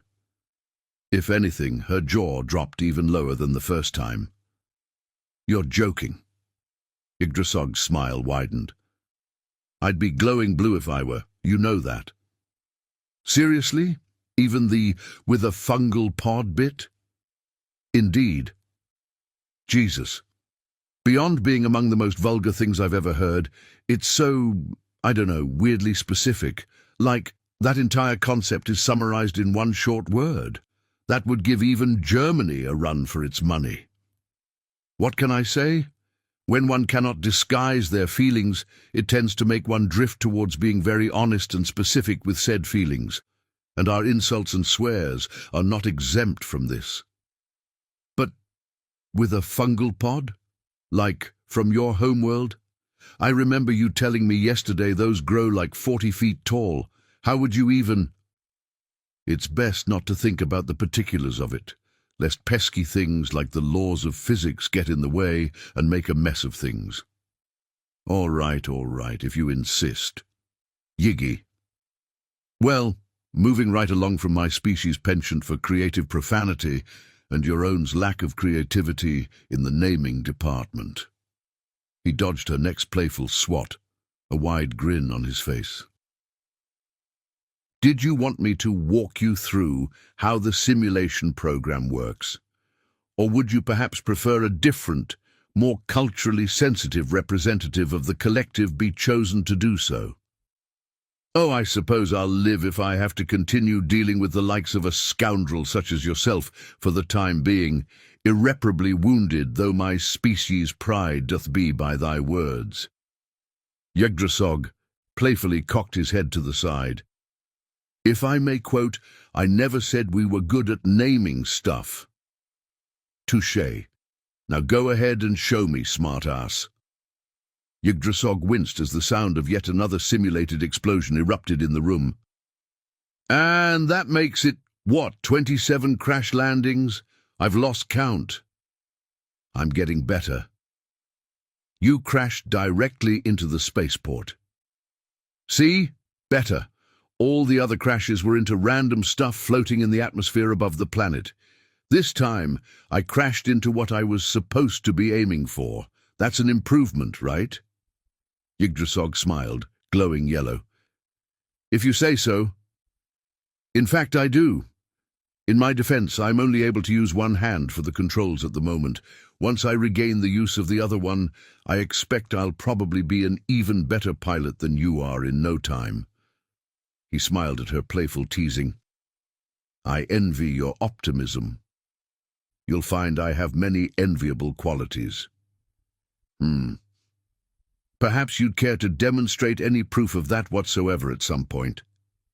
Kate laughed. "What, is my willingness to put up with the likes of you not enough?" "Fair point."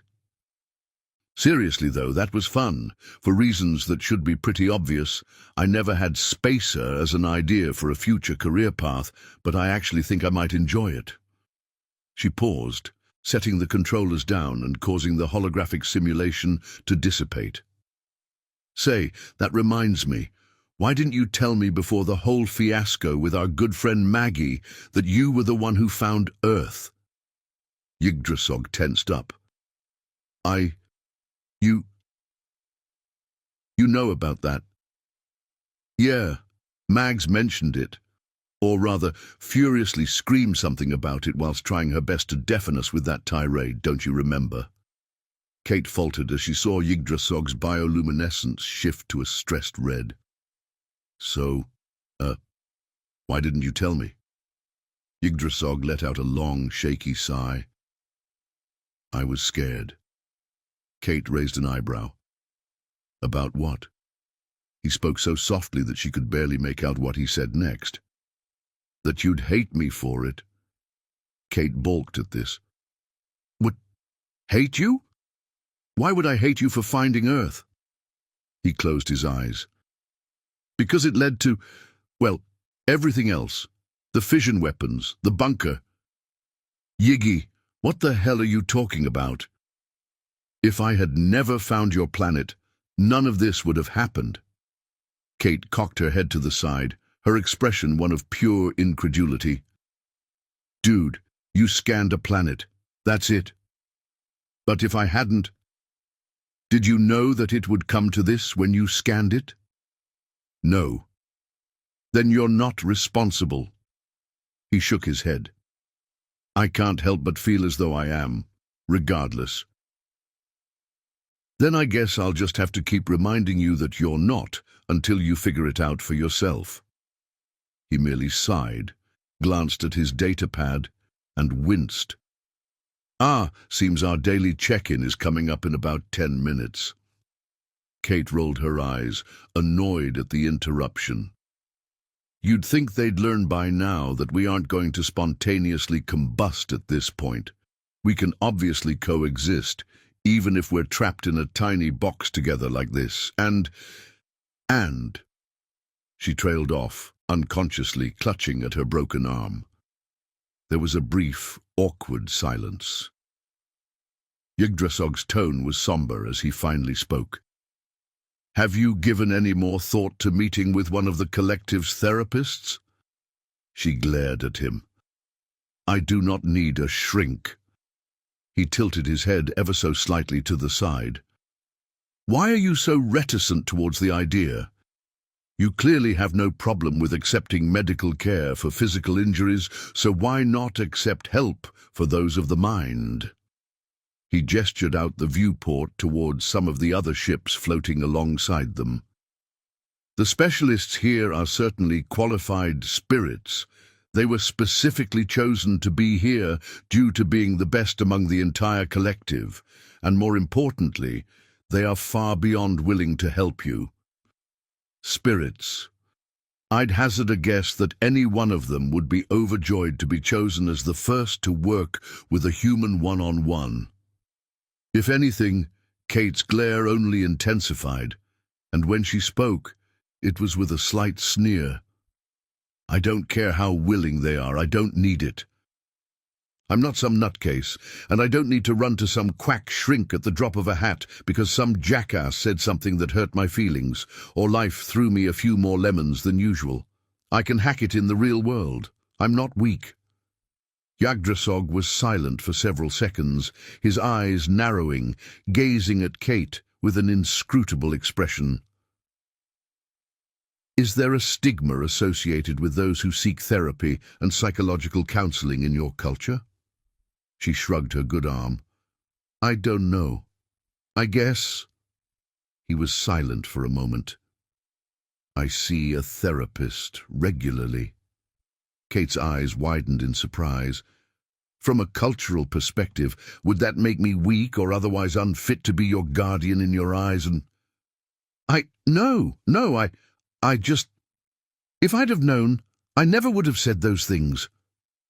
Yggdrasil paused, looking Kate up and down as though reappraising his opinion of her.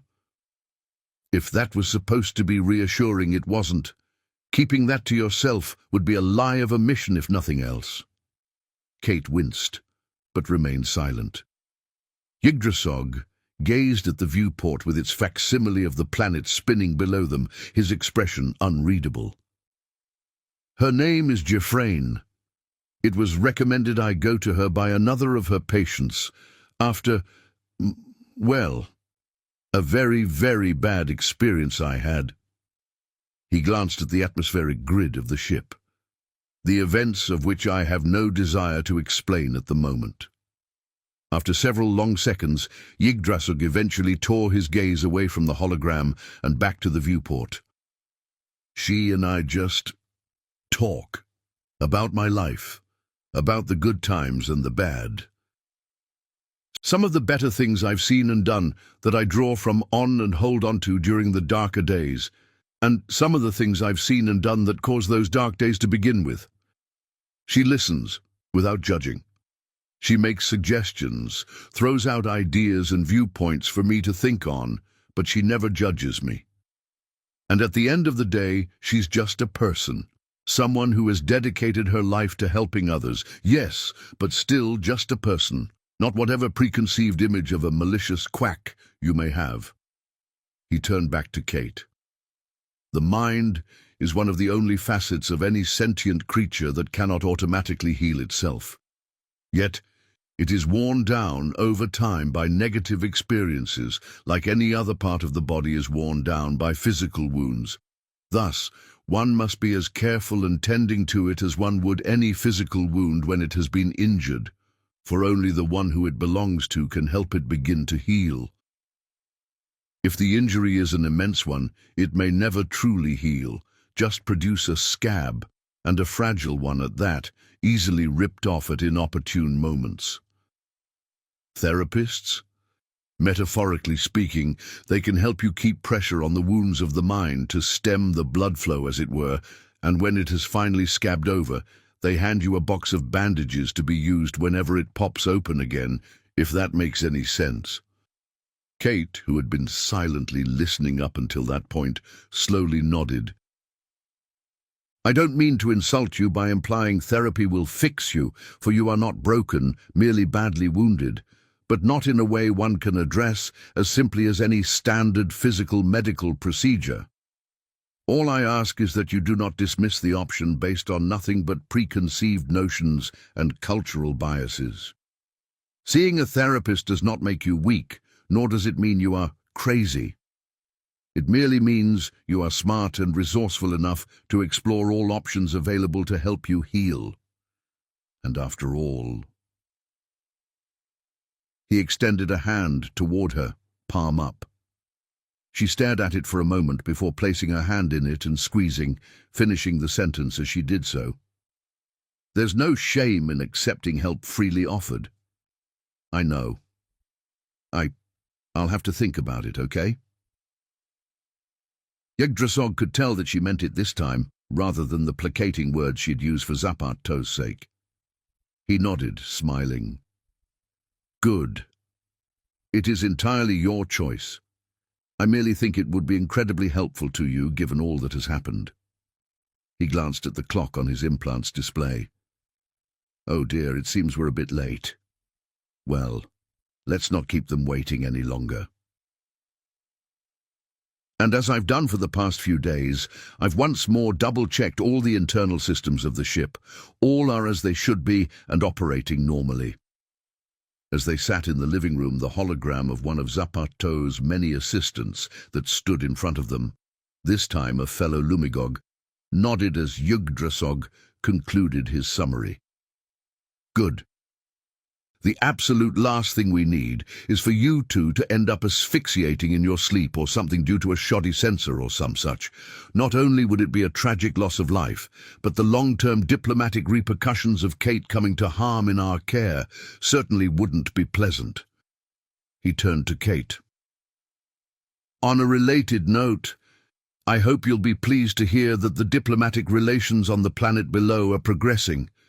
It's slow going, but the authorities of many territories have accepted our offers for assistance in dealing with the various crises that have arisen as a result of the detonations. We've even managed to mitigate some of the nuclear fallout by repurposing some atmospheric terraforming equipment that we were planning on presenting to your people as a gift for the purpose of scrubbing it of the pollutants caused by your various industries. Yggdrasil could see Kate relax a bit out of the corner of one of his 3 eyes. Good. Those bombs have done enough damage as it is. Indeed. The pain of the lives lost to this tragedy will be felt for generations, but the physical after-effects will not taint your world for much longer. Suddenly, the assistant's bioluminescence changed to a bright white, his eyes widening as he turned to Yggdrasil. I almost forgot. It was proposed earlier today that we make contact with your usual therapist, as it would likely be beneficial to allow her access to the circumstances surrounding the uplift process due to your already established rapport, rather than assign you a new, unfamiliar one. We merely need your approval, and she can be brought in so long as she agrees to be sworn to secrecy regarding the uplift, of course. It is still a classified project to the rest of the collective, after all. Yggdrasil's eyes widened, and he began to glow a bright yellow. Yes, of course. I'd love to see her again. I was honestly dreading how long it would take for me to have access to her expertise. The Lumigog nodded with a smile. Excellent. I shall pass that along to the medical team, and they can take the next necessary steps. If she agrees and all goes well, we should have her in system within the week. He turned to Kate. With that out of the way, did you have any updates, inquiries, or anything else I could help you with? Kate, who had been silently sitting with an introspective expression on her face, spoke to the pair of them. If she accepts and ends up in system, and if Yggdrasil gets an appointment set up with her, could I come with to see what it's like? Yggdrasil and the assistant exchanged a look. The assistant spoke first. Well, that would be up to Yggdrasil and the therapist in question. Therapy sessions are usually one-on-one for the sake of confidentiality. Additionally, it may be overwhelming to be introduced to the sole member of a new potential uplift species who has had personal face-to-face experience with individual members of the collective thus far. Well, I'm completely fine with it. The assistant turned to Yggdrasil, who was nodding enthusiastically. If the experience serves as a helpful educational experience for Kate, I'm all for it. And I'm sure Jeffrane can handle it. She is wise and strong of mind and heart. All spirit weavers, those who willingly subject themselves to knowing the worst that the various sapient races have gone through, can proudly say as such. The Lumigog smiled, nodding. Justly said, brother in the light. I'll make the necessary arrangements, but it will still be up to her whether she wishes to come here. I'll also need to keep it vague until she agrees. All we can tell her is that you went through something traumatic during a top-secret project, and that you approved of us reaching out to her in hopes she can help. Additionally, all this comes with the obvious stipulation that her knowledge of said project would restrict her to remaining in system until the project progresses to the point it is ready for the public eye, which likely won't be for some time. Yggdrasil winced. I should have anticipated that. Listen, I have no desire to trap her here. It would not be you doing so. It is entirely voluntary on her part. We will make no attempt to hide that particular stipulation of her being brought in, and this talk is all assuming she accepts in the first place. Yggdrasil leaned back in his chair, the crimson glow of his apprehension fading ever so slightly. Well, in that case, I suppose it's okay. Go ahead with it. The Lumigog nodded. Gladly. Yggdrasil closed his eyes and sighed. I'll admit, some small part of me hopes she doesn't accept. I don't want to see her reaction to all that has happened. He gazed at the floor, mumbling his next sentence. Especially my role in starting all this. The Lumigog opened his mouth, but Kate beat him to it. Yiggy, we've been over this. You scanned a planet. That's all.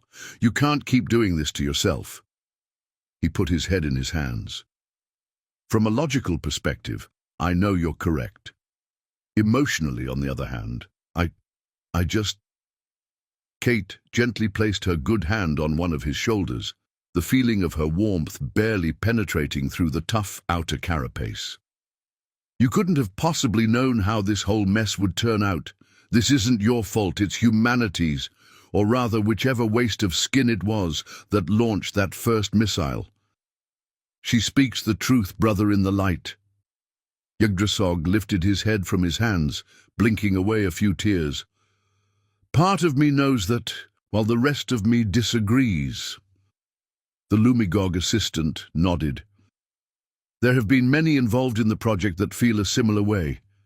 If the linguists and etymological experts hadn't provided their expertise, the message wouldn't have been sent. Thus, several translators feel just as guilty as you. Yet, Kate's words remain the truth. It was not their fault, any more than it is yours. None of us could have predicted this. He pressed a few buttons on the table in front of him. I've just sent word to the psych team and communications hub to try and contact her.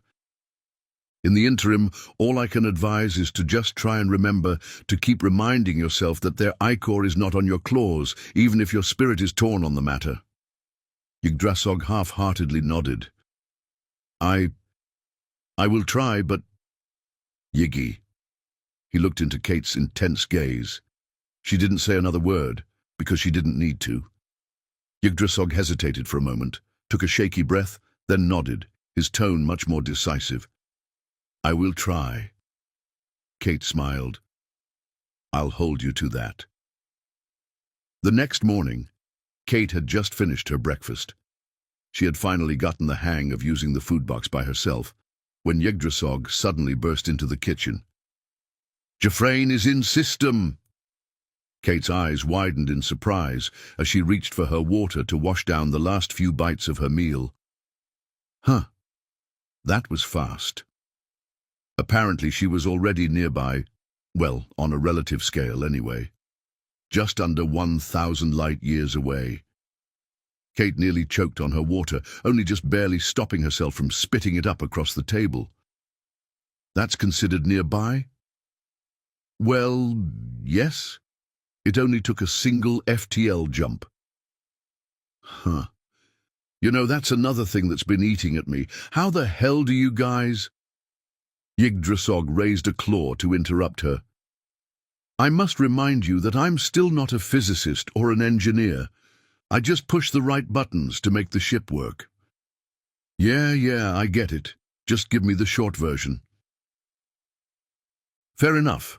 The procedure begins via the computer system of the ship, doing the FTL jump in question, connecting to the nearest series of buoys that the Collective and other such large spacefaring civilizations have manufactured over the millennia. These are massive planet-sized computers, constructed for the sole purpose of assisting in FTL travel, and powered by, well, the closest analog would be what your people call Dyson spheres, superstructures that harness the energy of stars at nearly 100% efficiency for the massive power draw each FTL jump calculation utilizes. Your ship shares with the buoys where the ship is, and where its crew wants to go.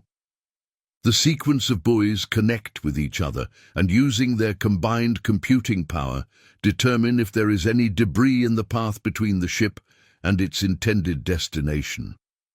Don't ask me how it's able to measure all that space, and so quickly. I'm still not a physicist, much less a quantum computing engineer. All you need to know is that if there is anything between you and where you need to go, you'd better reposition your ship first if you don't want to be vaporized. Hitting something as small as a mote of dust or grain of sand would pop the bubble and destroy the ship at that speed. Bubble? I was getting to that. This is the part where it all gets very hard to explain. The ship generates a bubble of sorts around itself that separates it and everything within the bubble from the rest of space-time in the universe. Then the ship how to explain this? It sort of shifts space-time around the bubble rather than moving the ship itself, if that makes sense. Not in the slightest, but continue. Yeah, I figured as much. To explain it another way, while in the bubble you aren't actually physically moving in the traditional manner, it's more like the bubble is making the rest of the universe get out of the way in a straight line from your original position to your destination. In any case, this shifting of the universe around you achieves FTL speed. However, this bubble is very volatile, due to it being an interface of sorts between two different dimensions with very different laws of physics. If popped by contacting any outside force or object whilst the ship is being moved from point A to point B, such as physical matter in its path, it will implode in on itself, tearing everything inside it apart at a molecular level, leaving nothing but a few stray atoms in both dimensions. And as I said, even a grain of sand or a mote of dust could do it. So unless you are in enough of a hurry to risk both your ship and your life, you need the buoys. Kate, whose expression had only gotten more and more confused and bewildered as he went on, finally just sighed and pinched the bridge of her nose. So, sufficiently advanced technology. Got it. If that's how you want to put it. The point is, Jeffrane agreed to come aboard the project and lend her expertise, and she's here now thanks to the wonders of FTL. Sure, she's not nearly as academically recognized as the many top-of-their-field experts here, but the collective clearly needs all the help it can get, and that includes helping you and I. So have you scheduled a session with her then? Yes, it's in a few hours if she's still up for it. From what I've been told, she's getting a tour of where she'll be working until the situation is resolved, being briefed on the general situation, and then being given time to process everything if she needs to. I certainly wouldn't blame her. Being one of the few among the collective to know a new sapient race has been discovered, and the catastrophe the situation here has become. Still, as I said, she is strong of heart and mind, and beyond that, there's nothing stopping her from receiving her own counseling from another if she needs it. Kate nodded, but Yggdrasil could tell from her expression that something was eating at her. Are you nervous? I don't know. Maybe. Have butterflies in your stomach, as your people put it? It's like you said in the check-in earlier. Part of me is open to this, but the rest... I understand. Cultural stigma is a hard thing to overcome, even when it can be self-destructive. I know I spoke harshly before, calling those among my people who I have observed ignoring their safety and failing to don protective equipment when needed in order to keep their algae pockets exposed out of a sense of pride, foolish. But perhaps they were simply afraid of being judged by others. He sat down across from her, his chitin-covered elbows making a soft clink as he leaned them on the table. Just know that I will never judge you for this. After all, he slowly raised his hand, palm upwards to her. Kate looked into the soft, caring gaze of his 3 eyes. He didn't say another word. He didn't need to. She just placed her hand in his own, gripping it. I know. He smiled, gently squeezing her hand in return before releasing his grip. In any case, anything to do with her will likely be hours away at minimum. Until then, any ideas for what we could do to pass the time? Kate pondered the question, and as she did, she glanced down at Yggdrasil's waist wrap. Suddenly her eyes widened, and a broad, mischievous smile lit up her face. I can think of a few things. Yggdrasil paced back and forth in front of the guest room, his claws clicking on the smooth metal floor with each step. Eventually he knocked on the door, concerned. "Do you need help getting it on?" He heard a laugh from the other side of the door. "Yeesh, Yiggy. At least take me out to dinner first." Yggdrasil's bioluminescence shifted to a flustered orange. "You know that's not what I meant. Are you all right, or do you need help with it?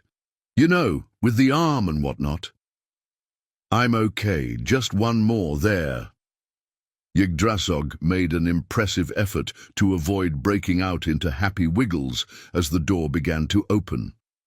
Though that effort ended up being not quite enough as he saw Kate standing there, clad in what he had excitedly designed and manufactured for her at her behest. Over her normal outfit, Kate was wearing a jacket whose outer appearance was nearly indistinguishable from Yggdrasil's own chitin. One sleeve was empty, the jacket merely draping over the shoulder of her broken arm, but it was tailored so perfectly to her proportions that there was practically no chance it would fall off. Kate laughed when she saw just how close Yggdrasil was to vibrating. "So, Mr. Wiggles, how does it look?" Yggdrasil was speechless for a moment before he finally squeaked out a response. "Kate, you've just made the rather large portion of me dedicated to being a history geek, as you people say, the happiest it's ever been."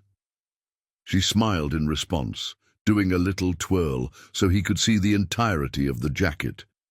"I have to say, I'm not usually keen on looking like I'm wearing clothing made of bugs, but this turned out quite nicely.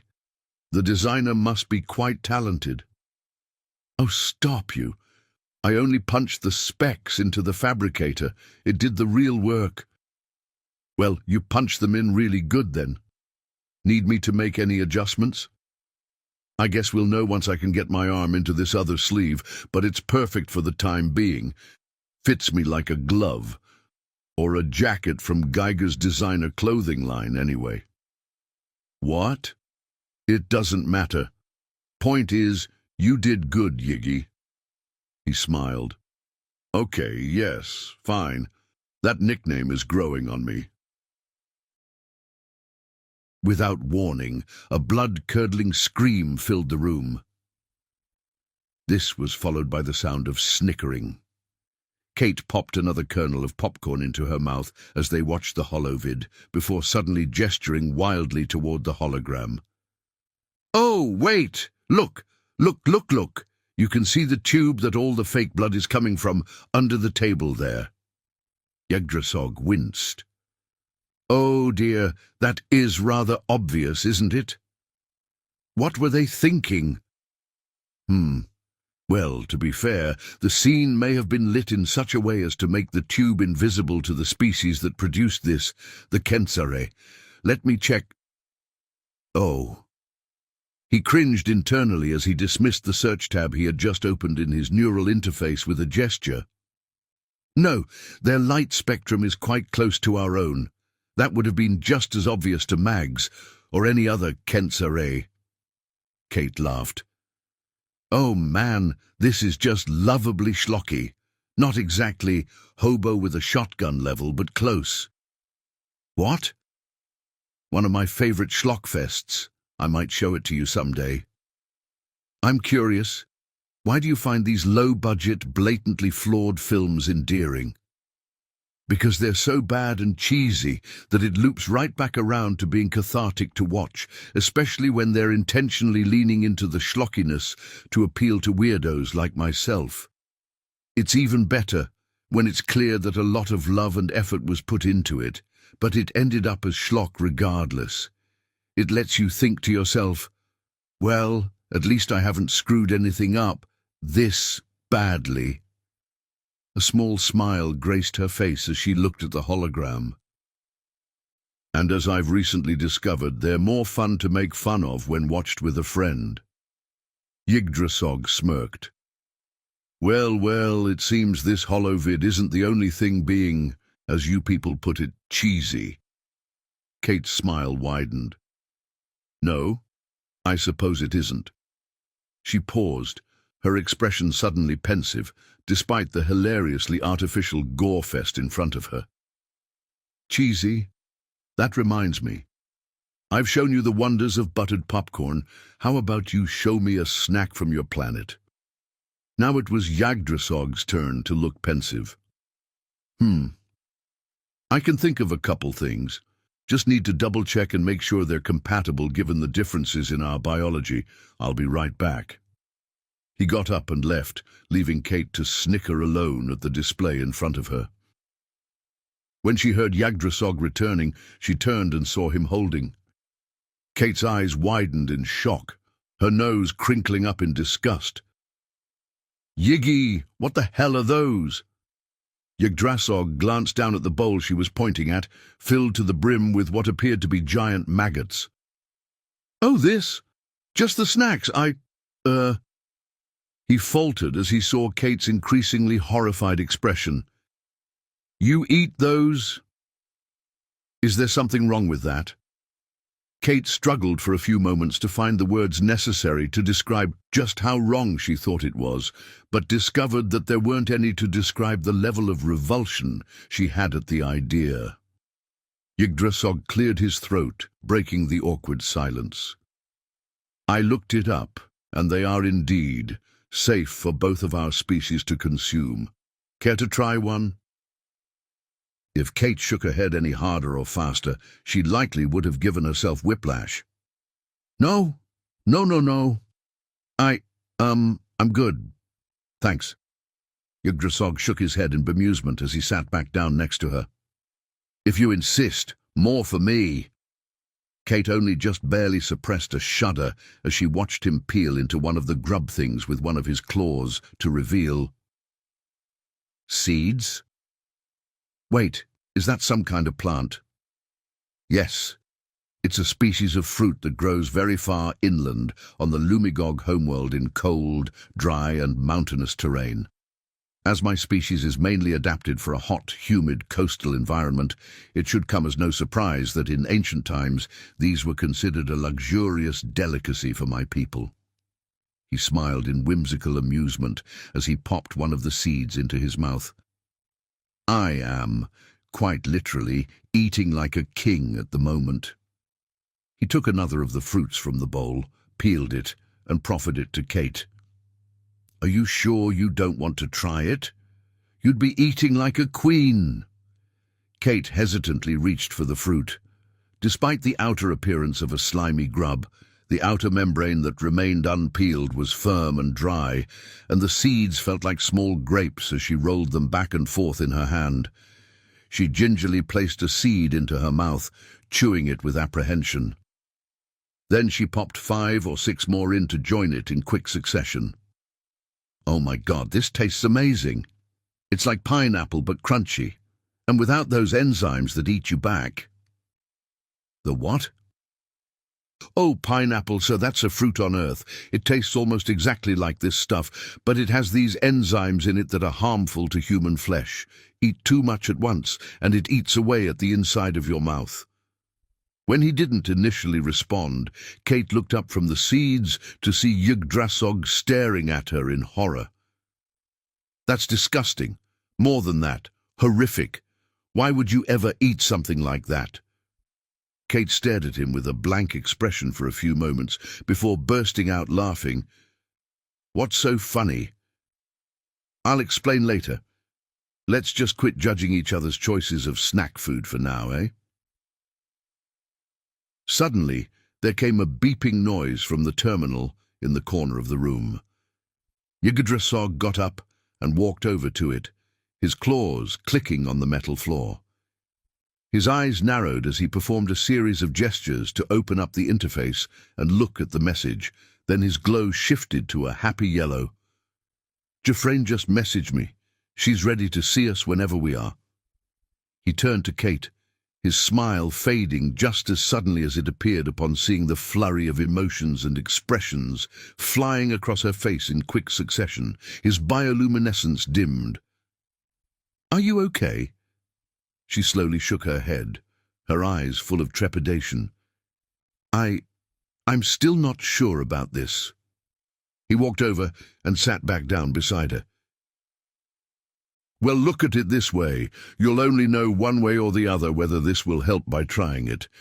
To borrow a quote from an ancient philosopher of my people who had a fondness for metaphors, the water that flows not merely invites rot and decay. The water that embraces motion will cut through mountains given time." Kate gave a sardonic laugh. "I think I'll skip carving into any mountains.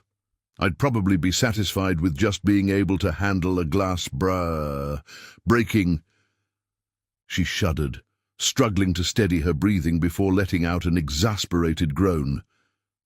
"God, I can't even finish that single sentence without getting close to freaking out." "It's not your fault." She was silent for a moment before a small smile slowly made itself known to her face. "Hey, that's my line." Yggdrasil chuckled. "Well, perhaps we both need to hear it from time to time." "Perhaps we do." She got up from the couch and turned the hologram off. "If you want to take us there, go ahead. Might change my mind otherwise. You know, I suppose it could be said that changing your mind would be the ideal outcome here." "Well, when you put it like that, it almost sounds ominous, like you guys will end up harvesting my brain or something." Yggdrasil grinned. "Funny you should say that, concerning meeting Jeffrane." Kate suddenly looked very concerned. "What's that supposed to mean?" "You'll see. Yiggy, you certainly won't be getting your brain harvested, nor will any harm come to you. But that's all you're getting out of me for the time being. I don't want to ruin the surprise." "Okay, now you're definitely sounding super ominous." It was decided that they were to meet Jeffrane aboard the ship she was stationed upon, and while Kate was still reticent towards the idea, she was more than happy to get out of Yggdrasil's ship. Not that it's a bad ship or anything. No offense meant, none at all. This place has a lovely, cozy atmosphere. But I'm still getting really stir-crazy, and could definitely use a walk around a bigger space at this point. Yggdrasil laughed. "I don't blame you. Some days it feels as though I've spent enough time on this ship to last several lifetimes. But I keep coming back to it. It's my pride and joy." He glanced at Kate, then averted his gaze before continuing. "And I think you've earned the right to be a bit stir-crazy. Being trapped in such a small space can't be good for you, given what's—" "Stop! I get it, okay?" He looked at her with concern. The knuckles of the fingers on her good arm were bone-white as they clutched at her arm, but her eyes were glued to the floor, unable to meet his gaze. There was an awkward silence for a few moments. I apologize." They both stopped. "You go ahead. You start." They stopped again, this time struggling to hold back laughter, though the mirth was mixed with regret on Kate's face. "I'm sorry, okay? I shouldn't have... I'm sorry." Yggdrasil smiled, raising a hand towards her, and when she nodded, gently placed it on her good shoulder. "As am I. Any thoughts of what happened can wait until we are with her. Until then, we should prepare." "Okay, walk me through it one more time. I don't want to mess anything up." He nodded, releasing her shoulder. "Perfectly understandable. I was quite nervous too, the first time I had to do this. Still, nothing to worry about. It's just a simple docking procedure, and the steps for performing it are nigh identical on most models of StarCraft the Collective uses." We just strap ourselves in, disengage the thrusters currently causing our rotation, slowly and not using the emergency stop, then counter the rotation with the opposite set of thrusters until the ship is stationary. Then I guide us up to the other ship, and the magnetic locks, or mag locks, as they're usually known by most spacers, take care of the rest and anchor us to the vessel. Though that's the unpleasant part. Why's that? The other ship won't be able to completely slow its rotation whilst we're performing the docking procedure, otherwise everyone aboard would find themselves and their belongings floating until we were docked, and they could start the process up again. Thus, they'll only be slowing the rotation of their ship slightly. So we'll go straight from stationary to wildly spinning. Unfortunately, yes. Kate raised an eyebrow. Didn't you say using the emergency stop like that would give us whiplash or worse? How is this any different? Don't worry. It wouldn't be standard procedure if we hadn't mitigated that particular issue millennia ago. After all, Mags and her crew did the exact same thing to enter this ship when it was spinning much faster than the one we'll be docking to, and they were perfectly fine. All you need is the proper equipment. He gestured to the nanobot cast, adorning her arm. You know how those nanobots have countered any movements you've performed to help the healing process via keeping the arm as still as possible? It's a similar principle to that. He reached up to a nearby shelf and unstrapped a pair of small boxes that had been attached to the wall. Within these containment units are collections of nanobots almost identical to what you already have on your arm, pre-programmed exclusively for providing structural support during docking procedures like this for species that need it. And as you were kind enough to provide your full-body scans and allow access to the medical data said nanobots making up your cast took from you, the medical AIs were able to come up with a set of subroutines the nanobots can use for your species' physiology. Kate smirked. So I'm going to be a lab rat, testing these out for the first time. Got it. Well, that's not the only point of this, no. Just messing with you, big guy. So long as these things keep my spine in one piece, I'm happy. Yggdrasil let out a nervous laugh as he turned over the boxes a few times in his claws. Kate slowly raised an eyebrow, her eyes slowly filling with trepidation. Will keep my spine in one piece, yeah? All he could offer was a weak smile. I certainly, hope so. Kate pursed her lips. You're not very good at the whole reassuring thing, you know that? Yggdrasil sighed, his shoulders slumping. Would you rather I lie and immediately let you know I was doing so whether I'd like to or not? It's the very first iteration of the software for your species, and while it was extensively tested by the AIs through both software simulation and physical stand-ins for your exact proportions, there's always a risk with such things. The same could have been said for the nanobot cast, and while it turned out fine, I can't help but be worried. And, Yiggy buddy, no offense, but you're being a worrywart. What's the worst that could happen? Well, you probably don't want to know the answer to that question, if I'm being honest. Kate just laughed. Well, nothing ventured and all that. So, how do I use this? Just speak to it. Say your name, species and height, and the nanobots should automatically adapt to your physiology. Here, I'll demonstrate, so you can get the general idea. He raised one of the boxes until it was just in front of his mouth, and spoke. Yggdrasil. Race designation, Lumigog, 2.4 meters. The cube opened up, the top of it almost appearing to melt into nothingness to reveal a small pile of what Kate recognized as the nanobots the collective used, and an artificial voice emanated from the box. Species and size confirmed. Stand by for brace application.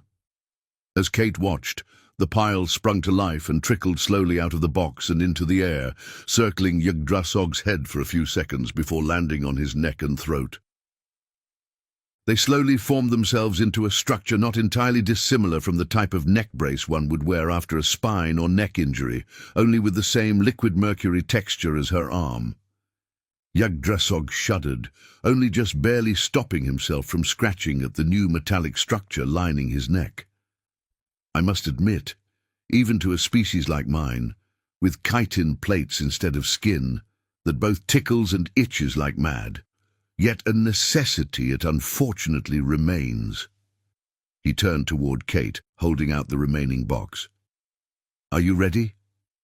Kate shrugged her good arm before taking the box from him. "Ready as I'll ever be. And if it pops my head off like a cork from a champagne bottle, don't beat yourself up about it, yeah?" Yggdrasil began to glow crimson. "Please, don't put that image in my head."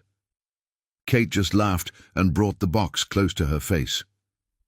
"Kate, race designation, human, 5 feet 8 inches.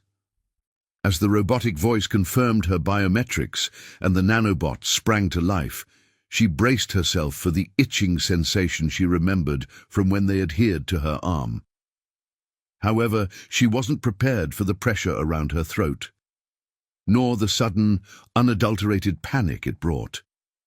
Her good arm suddenly began to claw at the nanobots, dragging them away from her throat in fistfuls as her breathing became increasingly erratic. Yggdrasil flinched at the sudden motion. "Kate, what are you—" His eyes suddenly widened in horror. "Oh, spirits! Emergency nanobot deactivation! Authorization! Yggdrasil, Captain!" Kate gasped for breath as the nanobot suddenly fell from her neck and throat. Then the pain reached her. She fell to her knees as she clutched at her now unsupported broken limb, the nanobots making up her cast, having detached from it as well, causing it to fall limp at her side, the sudden movement bringing agony with it.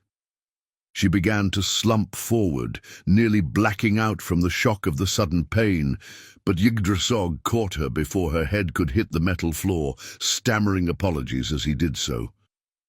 Kate, spirits, I'm so sorry, I didn't mean to cause... Are you okay?" She let out the breath she didn't realize she'd been holding. It made a hissing noise as it passed through her teeth, vice clenched from the pain as they were, before she gave an almost imperceptible nod, her voice strained as she spoke through her still clenched teeth. Put the ones on my arm back, please." Yes, of course, sorry, He turned to the pile of deactivated nanobots. "Race designation, human, P precautionary immobilization on wounded limb. Proceed." As the nanobots settled back in place on her arm, Kate merely sat in Yggdrasil's arms, unmoving save for her chest heaving as she drew in ragged breaths of air until her nerve endings ceased screaming at her and settled for a low, continuous growl of protest in the form of a dull ache. She leaned into his shoulder, a tear rolling down her face before she wiped it away. "Are you okay? The nanobots, did they hurt you or—" No, they didn't. And that's the worst part of this, it's just me." Yggdrasil's expression and bioluminescence shot straight from the crimson of extreme concern to the baby blue of profound confusion. What?" Kate let out an exasperated sigh. "The nanobots were fine. They were just doing their job, but when they closed around my throat." Yggdrasil saw her good arm suddenly move to grip her newly reapplied cast, and his eyes widened in realization. "Oh, spirits above! Of course, I'm so sorry. I should have seen this coming." She suddenly pulled away from him, shakily rising to her feet, her voice growing more and more frustrated as she responded, beginning to pace. "For the love of... stop apologizing. It's me that's the problem here. I can't even hold it together for a single... I'm too weak, too pathetic to handle... Kate." She whirled around, tears streaming down her face from her glaring eyes to see Yggdrasil staring at her, his expression unreadable. "What?" He didn't even blink at the sudden volume of her outburst, merely continuing to stare at her for a moment before responding. "It is true. You are weak, but not in the way you think." This shocked her enough to stem the flow of tears. What? He got up and walked towards her before stopping and pointing to her broken arm. "Tell me, what is the heaviest object you have lifted with that arm before?" Kate's eyes narrowed in confusion. "Yiggy, what are you—" "Just answer the question." I don't know, I guess a boulder I had to hand up to my mother from a pit we were digging at one point, but—" "If you tried to use that arm to lift a boulder right now, would you be able to do so without immense pain?" "Okay, what the—" He raised a single claw, stopping her. "Answer the question. Would you be able to, or no?" No, of course not, but what are you—" "Why is that?" "What? Why couldn't you lift that hypothetical boulder right this very second?" Kate's expression just grew more and more exasperated and confused. "Well, because my arm is busted up, why do you think?" Yggdrasil merely smiled. "Do you think that, given time to heal, you could eventually use that arm to lift a boulder?" I guess. "Do you think that trying to lift that boulder now without delay would help you heal faster, or would such an action merely bring about more pain?" "I mean, it would just hurt and probably make it heal slower, I guess. But what does any of this have to do with anything?" "It has everything to do with what just happened, because I have one more question for you." He slowly turned and gestured to the defunct nanobots scattered across the floor. "Why is it that you expect the equivalent of being able to lift that boulder right here, right now?" Kate's eyes narrowed. "What?" Yggdrasil turned back to Kate. "You are weak, Kate. That much is obvious. But you are only weak in the same way your arm is weak at the moment." He slowly raised a hand, pointing a clawed finger at her forehead. "You have been wounded in there. It is not a physical malady, but a wound it remains, and a grievous one at that. Yet, unlike your arm, you have not received any medical care for it." He gestured toward the nanobots. "Thus, do not be hard on yourself for your inability to do the equivalent of lifting that boulder at the moment, Kate looked back and forth between the nanobots and Yggdrasil a few times, her expression conflicted. She opened her mouth a few times, but each time paused and remained silent. "Don't worry about the neck brace. I'll inform Jeffrane of what has just occurred, and we will figure something else out that better accommodates you." Kate was silent for another few moments before hesitantly nodding. "All right." Yggdrasil and Kate were sitting together on the couch in the living room, just sharing the comfortable silence between them, when suddenly Yggdrasil's terminal lit up with a new notification. He got up and walked over to it, leaning down towards the screen. Suddenly, his bioluminescence brightened to a vibrant yellow. He turned to Kate with a smile on his face. "It's from Jeffrane. She says she was able to convince one of the higher-ups to allow her to board a shuttle-bound planetside for an aid mission and have them drop her off here before they head down. So, she'll be dealing with the next stuff instead of us." Yggdrasil shook his head. "Even better. No one will have to. The only reason we would have had to do so is that the ship she was stationed on was so massive that having to take the time to go about strapping all their belongings down, having everyone strap into seats and so on before they slowed their rotation, would have greatly disrupted the work of the massive crew aboard. But that's not a problem here, between two smaller vessels. We can slow our rotation as the shuttle, which won't be spinning, arrives, and once she's aboard, We'll start it up again. Kate nodded in understanding. All right, sounds good. So when is she coming? I was just about to say, you should probably get up and come with me to the command room if you don't want to be stuck floating. Kate's eyes widened in surprise as she rose to her feet. That was quick. Yggdrasil continued speaking as they walked down the hall. That it was. The shuttle was scheduled to leave about 15 minutes after she spoke with High Command, and the next opening for a flight she could hop a ride on that wouldn't have hindered their aid work planetside too badly would have apparently been a few days from now. She thought it better to meet with us sooner rather than later. Well then, we'd best get strapped in. Indeed. They'll be arriving in a little under 5 minutes, and we want the ship to be nice and stationary by then. They reached the command room, and Yggdrasil got to work, flipping levers, turning dials and pressing buttons. Kate even, sort of, understood a whole 5% of it or so from her time messing around with the simulator. Okay, fine, not even that much. But before judging, how about you try and pick up how to fly a spaceship in a day or two, when the most advanced vehicle you'd operated up until then was a tractor, and see how it goes for you? Kate strapped herself in mostly by herself, though she did need to have Yggdrasil help with the belts on her left side for obvious reasons, before he strapped himself into the pilot's chair and continued the prep work. She looked down at the straps, bemused. They were rather, well, mundane in comparison to the rest of the ship. From a purely visual standpoint, they honestly wouldn't have looked too out of place inside any given vehicle on Earth, though they were slightly shinier than usual. So why are these straps? Well, just straps. I'd assumed they'd be another nanobot construct or something else suitably high-tech. Yggdrasil just chuckled as he continued flipping switches.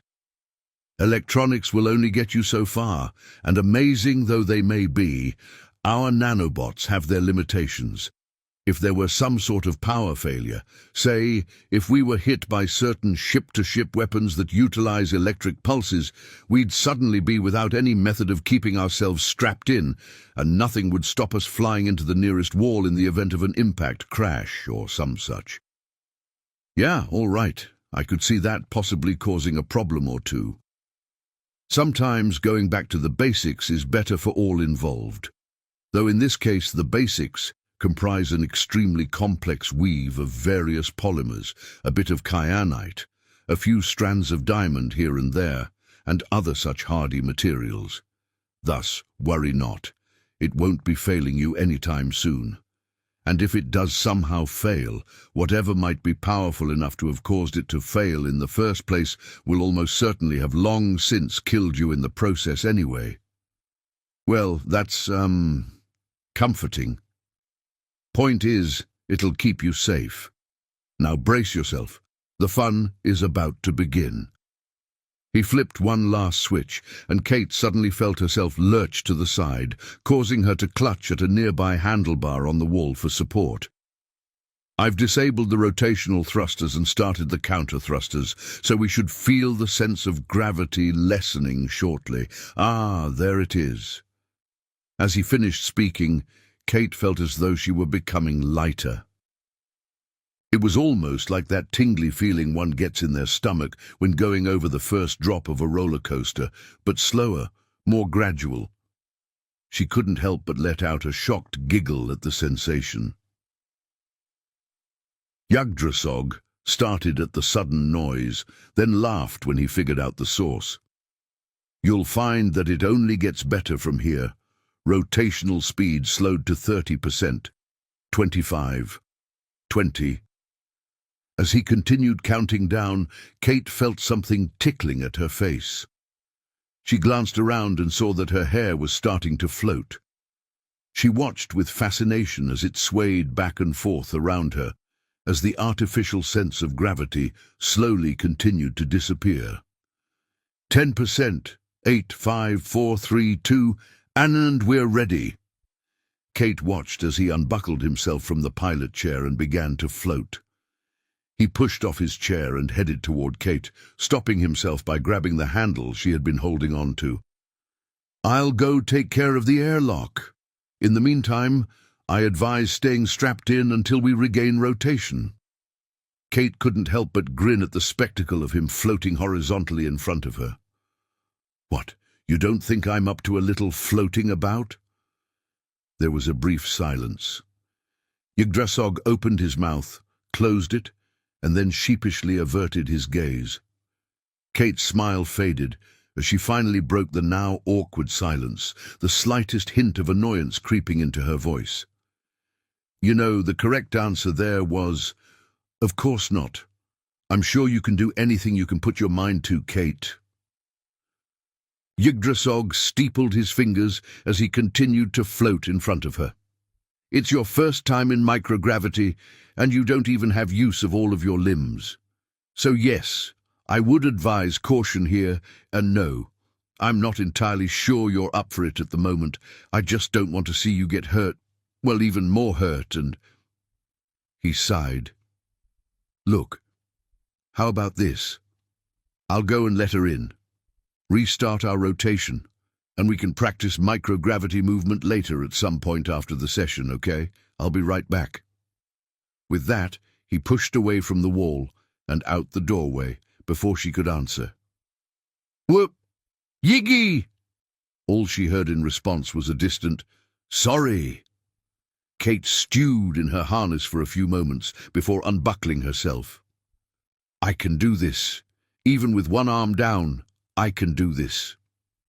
Freed from her restraints, she hesitantly, gently pushed off from her seat with her legs. She decided not putting much effort into it would be the best approach, to hopefully try and keep herself from launching herself at an uncontrollable speed up and colliding with the ceiling or something.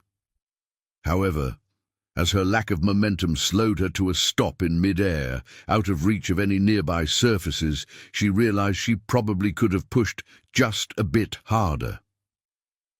A couple minutes of helplessly floating with the occasional bout of impotently flailing around to absolutely no effect later, she heard a chuckle behind her. She craned her neck to just barely be able to see Yggdrasil floating in the doorway out of the corner of her eye. "Well, despite you ignoring my advice, I suppose it could have been a lot worse." All this earned him was an irritated glare. "Oh, just shut up and help me, all right?" An unfamiliar voice piped up. "Here, allow me." Kate craned her neck more, but couldn't see who was speaking. Then she felt something tugging at her feet. She looked down to her surprise, saw a small cloud of nanobots solidifying into a pair of disembodied clawed hands not entirely similar to Yggdrasil's own atop her shoes, before suddenly feeling the sensation of them pulling her back down to her seat. What?" Yggdrasil floated over and strapped her in as the nanobots dissipated from her feet. She glanced towards the doorway again, but still couldn't quite crane her neck far enough to make out who was standing there. Wait, standing? How are they? Yggdrasil held up one of his clawed hands, stopping her. "Just give me a minute to restore our rotation, and you can ask all the questions you like. Until then, just know that all will be revealed in time." The voice from the doorway spoke again. "Oh, Yggdrasil, you and your penchant for the dramatic. It's a wonder you never went into the performing arts." Yggdrasil pushed off from the nearby wall and floated to his seat before answering, strapping himself in as he did so. "You'll find that Lumagogs make a poor choice of performers, if only due to all the editing needed to filter out our bioluminescence flashing blue at nearly every line. That, and I could never hope to compete with you." As he started their rotation once more, Kate heard the voice laughing in the same wind chime-like tones of Yggdrasil. "If you're trying to soften the blow of cancelling your appointment at the last minute with flattery, you'll have to try a bit harder than that. My self-esteem is far too high to scrape at every compliment." Despite her confusion at the ongoing situation, this drew a laugh out of Kate. Ah, it seems this new species has a sense of humor. Good, good. Rotation at 20%, 30, 40. And just for the record, I wouldn't dream of cancelling this. As Kate felt the illusion of gravity returning, she cautiously unbuckled herself and got to her feet, finally getting a chance for a clear look at the other speaker in the room. And she gasped at what she saw. Standing in the doorway was the figure of a lumigog, made up entirely of what Kate could only imagine was a truly staggering number of nanobots, based on the telltale liquid mercury appearance of the entirety of its form. The figure extended one of its quicksilver hands towards Kate. "Hello, I'm Jeffrane. Charmed, I'm sure." Kate merely stared at the hand for a few moments before looking into the eyes, or what passed for eyes anyway, of the figure. No offense, but, what are you exactly?" Behind her, Yggdrasil was doing his best to suppress the smile that was nonetheless making its way across his face, despite his efforts. Jeffrane, for her part, just laughed. "None taken. I tend to have this effect on people. As for your question, it's no fun if I give you the answer up front, but I'll give you a hint." As Kate watched, the swarm of nanobots dissipated from the form of a lumigog. As they parted, Kate glimpsed a small, smooth, opaque metal sphere in the center of the swarm. "I am myself." "Are you like an AI or something?" "No, though you're far from the first to make that guess." "Well, I'm going to need more to go on than 'I am that I am,' and a look at a floating bowling ball." Jeffrane laughed again, a rather disturbing sound, coming from a shapeless swarm of nanobots, and reformed the bots into the lumigog form she had chosen previously. "Well, I'm sorry to disappoint, but I'm afraid that's all that you will be getting for the time being." As Kate watched, the cloud of nanobots dissipated again, carrying the orb down the hallway and towards the living room. Her voice called out behind her as she went, "Now come along. Though I'm going to be stuck with you two for a while, we may as well not waste any time. Scurry quick, skippity-hop." Kate stood on the spot in stunned silence for a few moments before she felt Yggdrasil tugging on her sleeve. "Don't worry, she's always like this." "That's not exactly reassuring." "I thought the same at first. Still, you get used to it. Anyhow, let's not keep her waiting, eh?" As they rounded the corner into the living room, they found Jeffrane, once again reformed into her lumigog form and sitting on the couch. She, or the nanobots, anyway, turned to meet them, the bots forming the equivalent of a smile on her face. "You know, I must say, I love what you've done with the place, dear." Yggdrasil let out an awkward chuckle as he looked around, wincing at the drab, nearly featureless interior of the room, its few contents in disarray. "Well, you know, have to keep the load down for the sake of energy consumption during flight, and we didn't have time to strap anything down, so—" "Relax, dear. Only playing. Come, sit." Jeffrane pushed a button that Kate hadn't noticed on the side of the couch, causing it to shift and change. As she watched, a portion of it detached and rolled away, before turning to face Jeffrane on the opposite side of the coffee table, until it almost resembled a booth at a diner. Kate nodded approvingly. "Huh. I wish couches on Earth did that. Would be good for game nights." Jeffrane's eyes narrowed. "Earth?" Kate winced, before hesitantly, sheepishly pointing toward the viewport screen on the nearby wall. "That's, the name of the planet there." Jeffrane looked at the viewport at the planet, the expression on her facsimile of a face unreadable. Kate sighed in resignation. "Please don't laugh. I've already been teased enough by—" "Why would I laugh? That's a wonderful name." Kate paused, her mind suddenly going blank as she stared at Jeffrain's now smiling face. What? I said it's a wonderful name. Brilliant in its simple elegance, earth, soil, fertile ground, overflowing with the life it harbors and nurtures. It's beautiful. Kate continued to stare at her for a few seconds before turning to a now rather uncomfortable-looking Yggdrasil with the biggest, smuggest smile she could possibly muster. Yggdrasil sighed.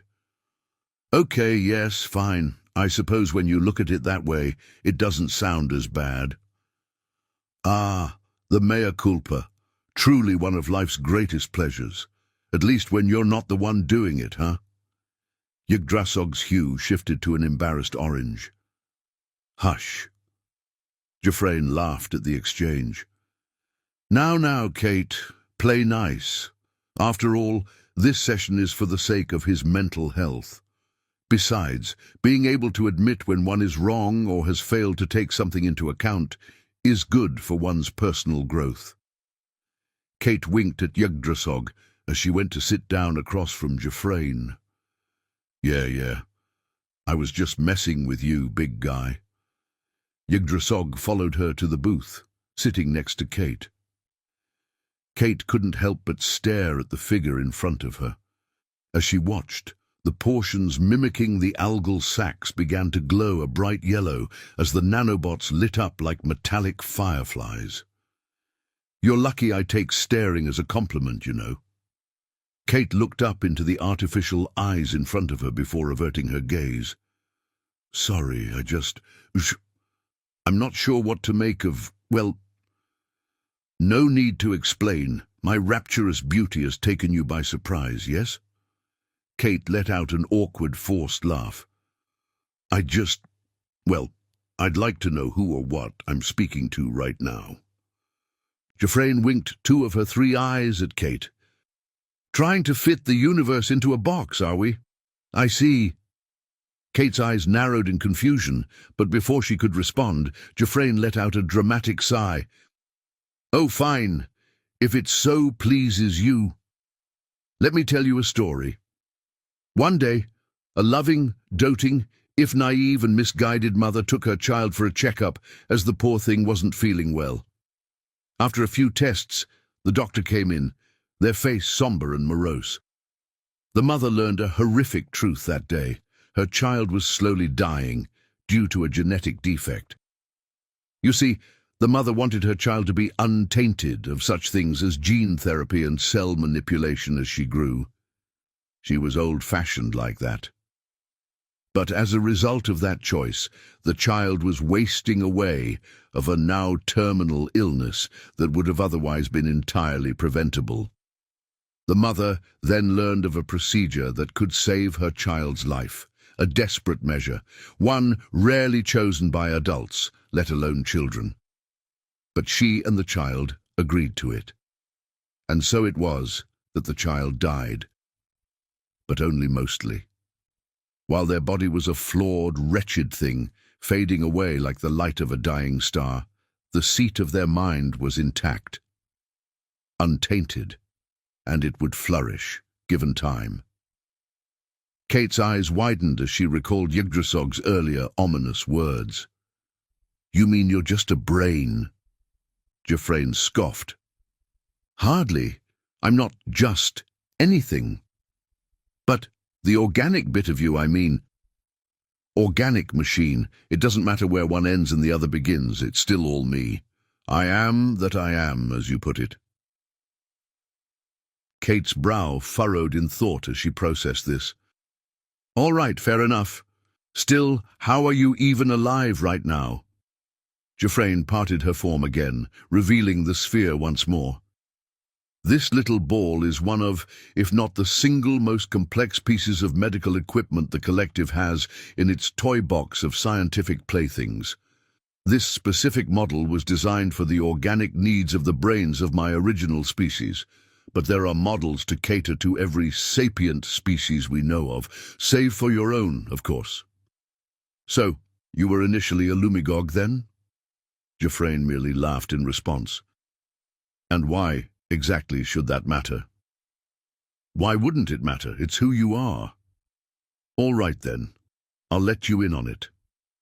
As Kate watched, the nanobots reformed into herself. She was staring at a facsimile of her own body, albeit with the same liquid silver sheen that adorned her own arm. Her confused gaze was met with a smirk from her metallic doppelganger. Since you asked me, I was originally a human. At this, Kate's mind attempted to organize a brief meeting, but as it turned out, all the members of her mind parliament were currently held up at the train of thought station. What? Horrified expression. The facsimile of Kate turned to Yggdrasil, who was currently doing his best to stifle his laughter. Do me a favor, would you, dear? Ask me what species I originally was. Yggdrasil beamed. What species were you originally, Jeffrane? As Kate watched, she reformed into the Lumigog form she had initially taken. And since you asked me, I was originally a Lumigog. She turned to Kate with what could only be described as a twinkle in her artificial eyes. Kate's train of thought, which had long since been delayed, derailed entirely and was left with its wheels spinning in the air. As for the members of her mind parliament, they could only stare in horror at the scene of carnage lining the interior of her brain. I am so confused right now. Yggdrasil laughed. You're not alone. Trust me. I'm sure every patient of hers goes through this. Jeffrane smiled. Only the nosy ones, or those who cling too tightly to all the boxes and categories they want to squeeze the universe into. She held up a single clawed hand, and its form dissipated. A small cloud of nanobots detached and floated in the air, a metallic stump remaining where the hand once was. It doesn't matter what I used to be. What I am right here, right now, is what matters. It's all that ever has. If a Kensare asked me what I used to be, I'd tell them I was a Kensare. As Kate watched, the small swarm took on the familiar mole-rat centaur shape of Mags's species. And if it were a human asking, as it is now, I'd answer that I was a human.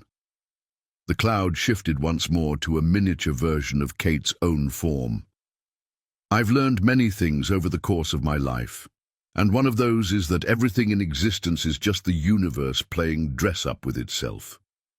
The cloud in her palm shifted again, this time to the familiar shape of the Milky Way galaxy. That's all we really are. Stardust, blood, planets, feces, nebulas, dirt, air, diseases, water, toxic waste, all of it just different costumes, and that includes us sapients. So to address your concern over what I am. The cloud in her palm shifted once again, this time to a small facsimile of Jeffrane's current form, complete with a tiny cloud where its missing hand was. As Kate's eyes focused, she could see a minuscule figure with its own microscopic cloud in its itty-bitty hand, and so on.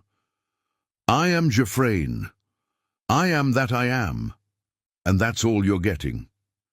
As the cloud reformed into a hand and reattached itself to Jeffrane's arm, Kate was silent for a few moments, ruminating on all that had been said. When it was clear she wasn't going to respond, Jeffrane turned to Yggdrasil. So, let's get started, shall we? I hear you've been quite the busy little spacer. Yggdrasil leaned forward, resting his elbows on the table and steepling his clawed fingers. Yes, you could say that. Jeffrane raised a finger to interrupt. Still, I couldn't help but notice that we are the only occupants aboard this vessel, despite the homework I gave you after the last session. Where's your partner? Yggdrasil winced. I haven't really scheduled the time to get around to that. Jeffrane tutted. Yggdrasil, it's been almost an entire galactic cycle at this point. You're knowingly putting yourself in danger by doing this. Yggdrasil opened and closed his mouth a few times before sheepishly averting his gaze. I know. I still don't trust myself after what happened. Jeffrane gently placed a hand atop his. Yggdrasil, Even she doesn't blame you for what happened. There's no way you could have even known beforehand without breaking several laws. Yggdrasil shook his head, still unable to look Jeffrain in the eyes. I still could have. Laws be damned. I could have inspected it more closely. I could have... Without warning, the nanobots making up Jeffrain's head detached themselves from the rest of her body and floated into Yggdrasil's field of vision, forcing him to look at her face. Kate couldn't help but let out a shocked snort at the spectacle, to which Jeffrain's disembodied head momentarily turned to her and smiled, winking two of her eyes before locking her gaze on Yggdrasil once more. Yggdrasil, you did what you were supposed to do. She thanked you, multiple times might I add, for saving her life. You had no part in what happened to her. This guilt you're feeling, it just has no basis in reality. Before Yggdrasil could respond, Kate spoke. Listen, sorry to interrupt, but I'm a bit out of the loop here. How's he putting himself in danger, and what are you two talking about? Who's this she? Yggdrasil nervously cleared his throat. She, her name is Kujotra, and she used to be my co-pilot until... He trailed off, his gaze once again facing the floor as his shoulders fell. Kate's expression shifted to one of concern. What happened? Jeffrain's head returned to her body as she raised a claw, motioning for Kate to stop. I understand you're here to learn more about what therapy entails. All the same, he doesn't owe you that information any more than you owed him your own story. One's trauma is one's own and private. I get that. Talking about what happened to me helped me feel a bit better, you know? Jeffrain laughed at this, one hand reaching up to cover her mandibles as she did so. Remember who's the psychologist here, dear. I'm well aware of the necessity of processing the events of one's trauma. I'm merely reminding you of the issue of medical confidentiality here, not to mention your responsibility as his friend to respect his boundaries. She turned back to Yggdrasil. So only if you feel like it, dear. Else we'll move on. He nodded. It's okay, Jeffrain. I was going to end up telling her eventually, may as well get it over with. He cleared his throat, took a deep breath, and began. Before I worked exclusively for the collective, I occasionally accepted freelance work, courier work, transporting small loads of cargo that would be wasteful to rent an entire cargo ship for the sake of moving, that sort of thing. What happened was, on one of those jobs, you always ran the risk of it ending up being some shady operation when you took freelance work, but I thought this one in particular looked on the up and up. The person who contacted me was polite, seemed professional, and the pay was competitive. All we had to do was connect to a station sitting above a colony world, pick up the cargo they wanted moved, FTL jump to another colony world, and drop it off at another station for a separate ship to collect. Simple. Kujotra and I had run tens, maybe even hundreds of these types of jobs together in the past. We picked up the cargo, got the first half of the payment. All the scans we were legally allowed to perform came back clean of the usual contraband, things like weapons, illicit addictive substances, that sort of thing, and we set out. Things were progressing as normal, we got clearance from the buoys to perform an FTL jump, and all was well. That is, until we reactivated the rotation of the ship so we could walk around normally while waiting for our journey in the bubble to finish. Suddenly, there was a persistent, blaring alarm warning about elevated temperature in the cargo bay, but the number was so high that both I and Kujotra figured the sensor was malfunctioning. Kujotra offered to go take a look just in case, and as I was doing some troubleshooting to see where the fault was in the sensor system, I gave the go-ahead, though I didn't expect her to find anything. A few moments passed as she walked to the cargo bay, and I heard the door open. Suddenly, she started yelling over the comm that we had a fire. More than that, a portion of the floor of the cargo bay had melted away from the heat. As Kate's eyes widened in shock, Yggdrasil's glow shifted to the green of anger. They told us we were moving raw materials and electronics. They didn't lie, but they didn't tell us the whole truth either. There was powdered aluminum, powdered oxidized iron, a mixture of fluoride and chlorine, and enough electronics to produce a spark. In other words, all the ingredients necessary for a compound similar to what your people call thermite, and something to set it off, along with enough chlorine trifluoride to ensure the fire can't be put out once it's burning, as that particular chemical will keep burning no matter what you do to it. Try and douse it with water? Nothing. Try and smother it with sand, it will burn through it. Your people's infamous asbestos? No chance. Yggdrasil shook his head in disgust. See, we later learned that they were using us as weapon runners of sorts, an organization of criminals who held stations and ships hostage with easily moved, unconventional weapons disguised as raw materials for fabricators. Crude, cheap, efficient, nearly undetectable and untraceable, and very, very deadly. And as we were only allowed to run those initial scans, we couldn't open it up to inspect it without breaking both our contract and several laws. Thus, we couldn't have prevented what happened next.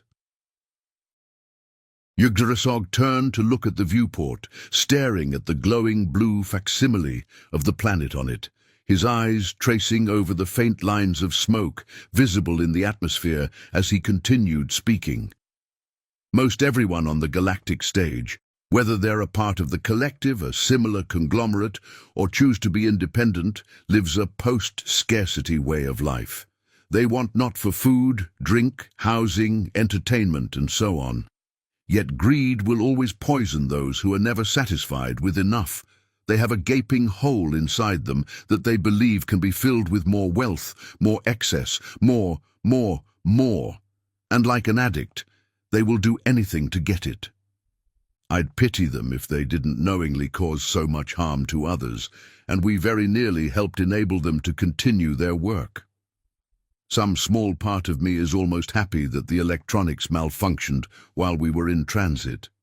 After all, it eventually led to those scum being caught and brought to justice, but the cost was far too high.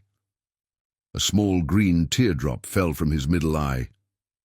The cargo bay's sensors detected that the structural integrity of that portion of the ship was failing due to the thermite melting through the floor and hermetically sealed the room.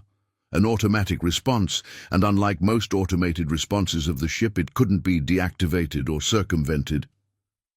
Why the hell not? Yggdrasil glanced up at the outburst to see Kate staring at him with a mixture of incredulity and horror on her face. He nodded in understanding. You haven't been in space for very long, so I don't fault you for that reaction. I thought much the same when I was told of how almost all starbound vessels function. It's an intentional feature, cold calculus decided upon by philosophers and engineers who designed the blueprints of these ships millennia ago. An accident in space travel that compromises the hull isn't as simple to rectify as, say, punching a hole through a boat. In those types of situations, one can reasonably expect to find some solace in being able to escape to the outside, even if one had to tread water for a while until rescue arrived. Thus, those vehicles are designed with plenty of potential exits in mind. In space, it's different. There is simply no way to survive in space for any known species without adequate protection. Being exposed to the vacuum of the void will cause enough damage to kill most species in minutes at the most, though usually just a few scant seconds. Starships like this one are made of thousands upon thousands of parts, their designers always striking a delicate balance between enough redundant safety mechanisms to keep the crew safe, whilst not making the whole thing dense enough that it's not able to accomplish what it needs to. If any of those parts fail, it could be catastrophic. but something as large and vital to the protection of those aboard as the hull itself. Simply put, if someone were to disengage the seals to attempt to rescue someone stuck inside a damaged section of the ship, it endangers the entirety of the crew. Thus, the cold, calculated design. Usually it would have been fine. Standard protocol is to keep spare suits in every room so that in the event of a fire or the hull being weakened, anyone trapped inside can simply suit up, while whoever is in the control room vents the atmosphere from that section of the ship in a controlled manner to smother any flames and prevent an uncontrolled decompression. But by sheer bad luck, we had placed the containers holding the deadly cargo close enough to the suits that they were destroyed before she even entered the room. Another teardrop fell. She saw the hermetic seals closing and tried to make it out but couldn't reach the door in time. As soon as she relayed her situation, I tried everything I could to override the atmospheric controller, but nothing worked. Realizing that wouldn't save her, I hit the emergency switch to pull the ship out of FTL, a process that automatically sends out a distress beacon via the buoys. Every emergency service center within 500 light-years radius of where you do an emergency stop is notified, and the buoys shift things around to clear paths for the automatically dispatched rescue operations crews to reach you within 5 minutes. It wasn't enough time. We both knew that. He drew in a very shaky breath. And then it happened. As she and I were desperately trying to come up with something, anything to get her out of that room, I heard a loud bang from the other end of the line, a horrific scream from Kujotra, then silence. The awful, awful silence. The hull had finally failed. For a moment I froze, unable to think, unable to act, to do anything. Then I took a deep breath, forced myself to ignore my rising panic, and hit the levers to detach the command module from the rest of the ship. It launched me and the command module away from the rest of the ship via the centrifugal force of the still-spinning vessel. But before it could carry me far, I activated the 360-degree camera array and used the module's emergency thrusters to speed toward the wreckage of the cargo bay as fast as I could. It was an ugly sight.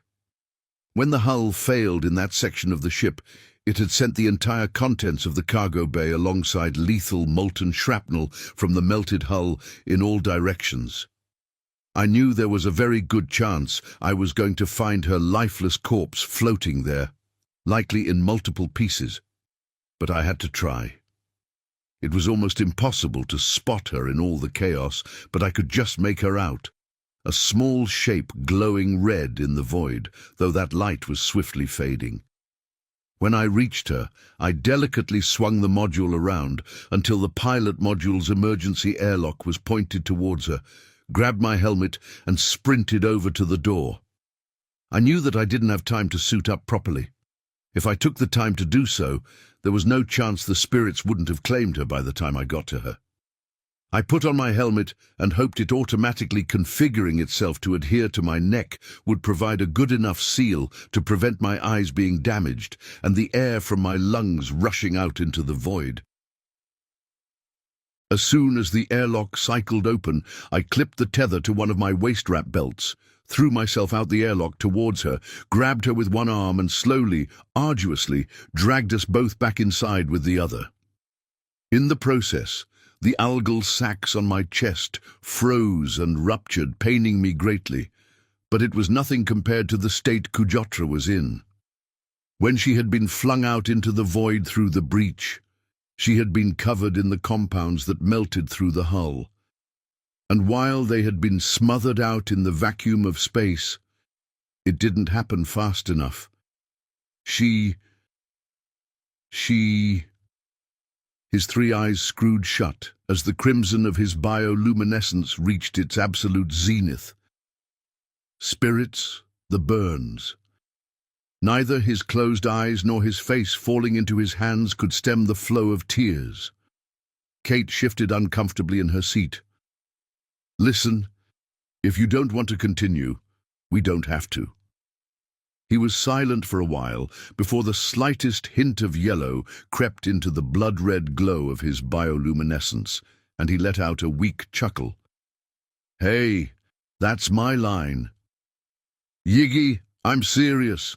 I've gotten the general picture. You don't need to continue if you don't want to. Jeffrain's head cocked itself to the side, a quizzical expression on her metallic face. Yiggy? Yggdrasil winced. Oh, don't you start too. She's the only one who's allowed to call me that. Jeffrain laughed, but soon resumed the neutral, professional expression she had maintained as he spoke. She's right, you know. We can take a break or stop completely if you wish. Yggdrasil nodded, wiping the tears away from his face and taking a deep, if shaky breath. Yes, I think I'll take 5. Get some water. Practice some of those breathing exercises you taught me. Jeffrain nodded approvingly. Take as long as you need. As Yggdrasil left the room, Kate turned to Jeffrain. To her surprise, as soon as Yggdrasil had left, Jeffrain had shifted to her human form again. As Jeffrain noticed her staring, she smiled and gave a playful little wave. Kate considered asking her about it, but it could wait for the moment. She had other concerns. When did all this business with the thermite and whatnot happen exactly? I don't really know what a galactic cycle means. Ah, yes, your people have much to learn about galactic life. The galactic cycle is a unit of measurement adopted by most civilized spacefaring states tens to hundreds of thousands of years ago to standardize how we measure time. For a point of reference, it's a little over 2 of your planetary years. He's been flying alone for almost 2 years. Unfortunately, yes. As I said, he's putting himself in danger. It's standard practice for at least 2 people to be needed to safely operate a spacefaring vessel, and for at least one of those aboard to be awake at any given moment so as to be able to respond to any hazards that may present themselves.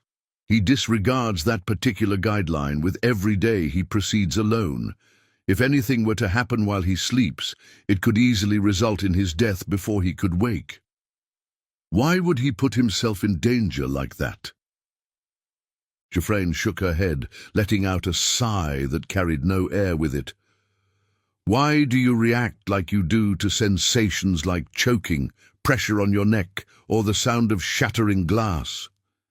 Kate's hair stood on end and she shrank into herself a bit. Jeffrain nodded knowingly. Do you see now? Trauma is just that, traumatic. It doesn't just go away, it leaves deep scars.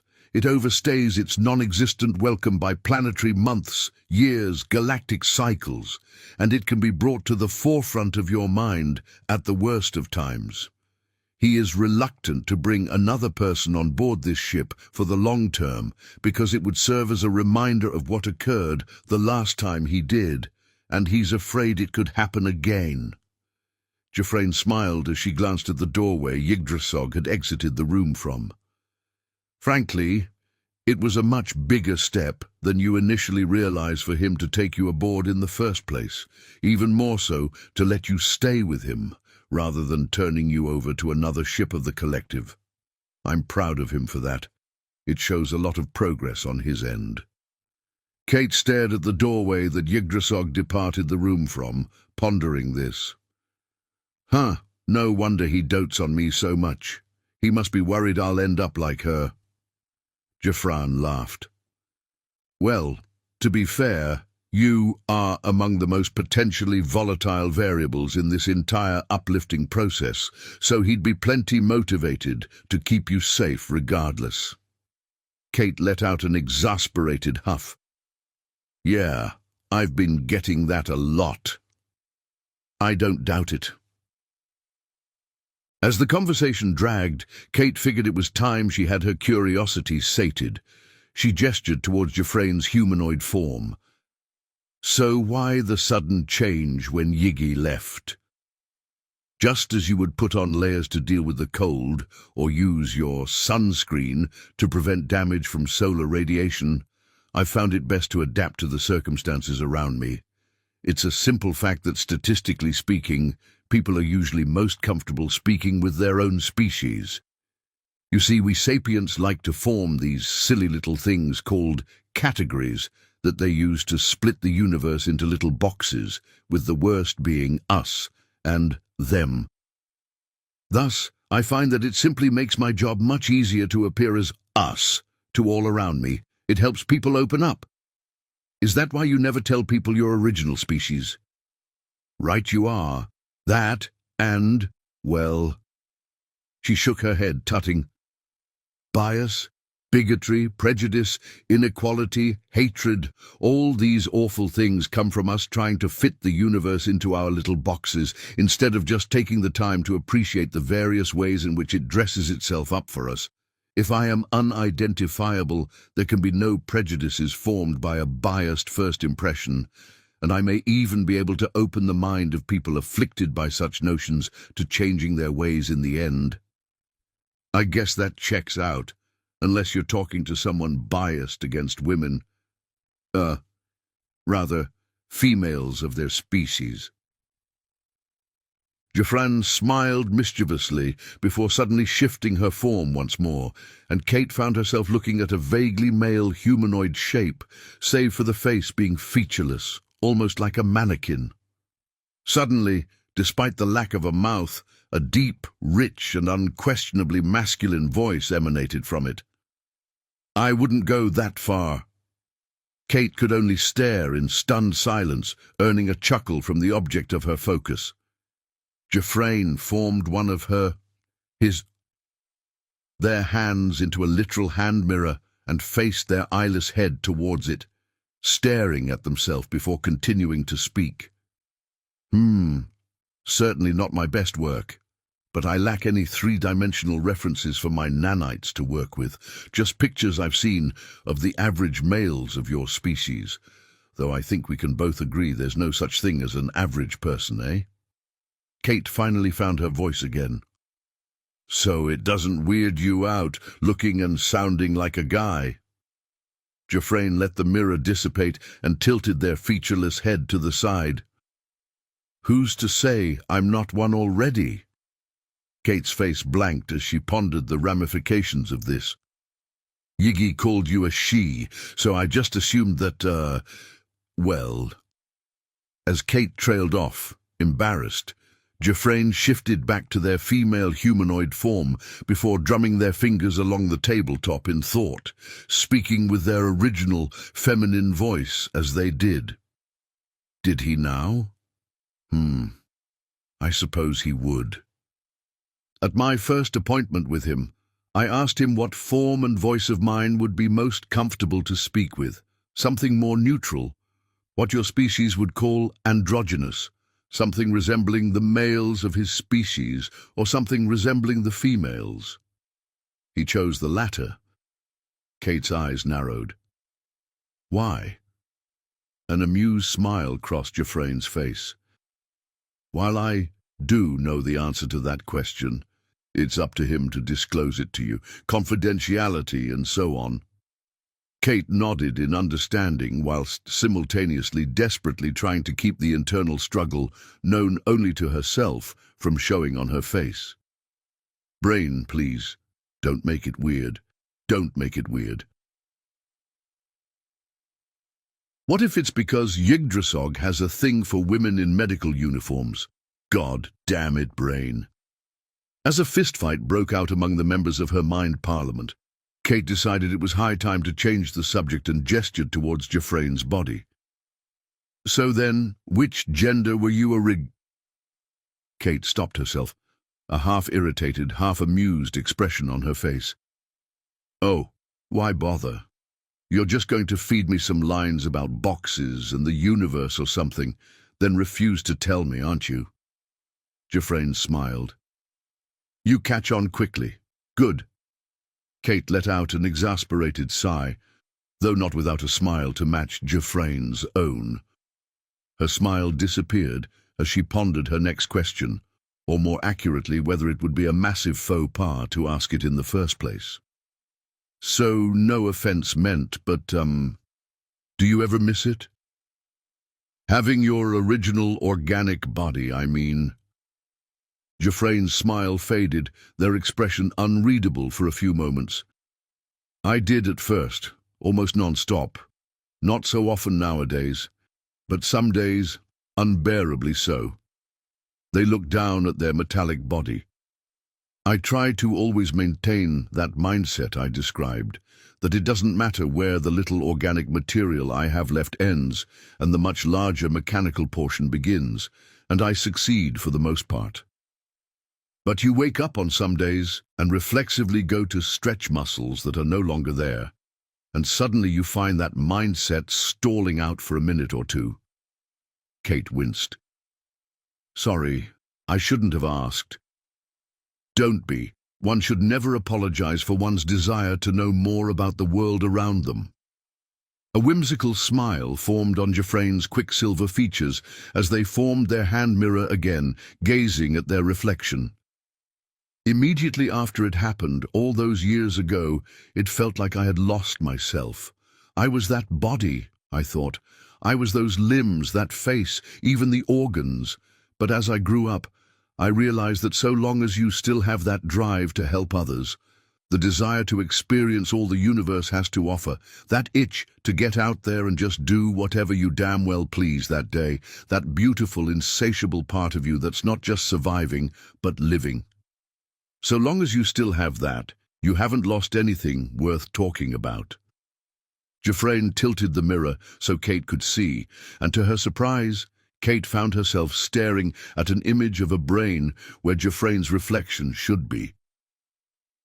That realization gave me the desire to devote my life to this, to help people soothe the errant thoughts of the only organ that ever really mattered to begin with, the one that decides what they bloody well want to do that day, the organ that, in my opinion anyway, houses not just the mind but the soul, and I like to think I've done a bang-up job over the years. At the very least, I haven't heard any complaints from Yiggy. Jeffrain paused, her expression suddenly pensive. You know, that reminds me. Does it bother you, being away from your species for such an extended period? Kate opened her mouth to answer, but paused, considering the question. I hadn't really thought about it all that much, if I'm honest. I guess, kind of. Would you care to elaborate? I mean, you guys are all probably used to working alongside people of all shapes and sizes, with a random assortment of limbs, clothes, cultures. Me? I'm just used to hearing human footsteps, talking to human faces, listening to human music, that sort of thing. In comparison, all of, well, this. She gestured broadly to everything around her. Spaceships, an organization of other sapient species that's so huge and spread out across the galaxy that I literally can't comprehend the scale of it. Nanobots, FTL travel, being able to just print yourself a jacket that looks like it's made of beetles on a whim. It's just overwhelming, unfamiliar, literally alien. I feel like I'm a puzzle piece that somehow made it into a chess set. Jeffrain nodded, giving Kate a warm, empathetic smile. Believe me, I know what you mean. I'm quite experienced with the feeling of not fitting in with those around you. Kate just scoffed. At least you know what you're doing here and have a life to go back to when you're done. Hell, you're not even stuck in one body. You can be whoever you want, fit in wherever you want.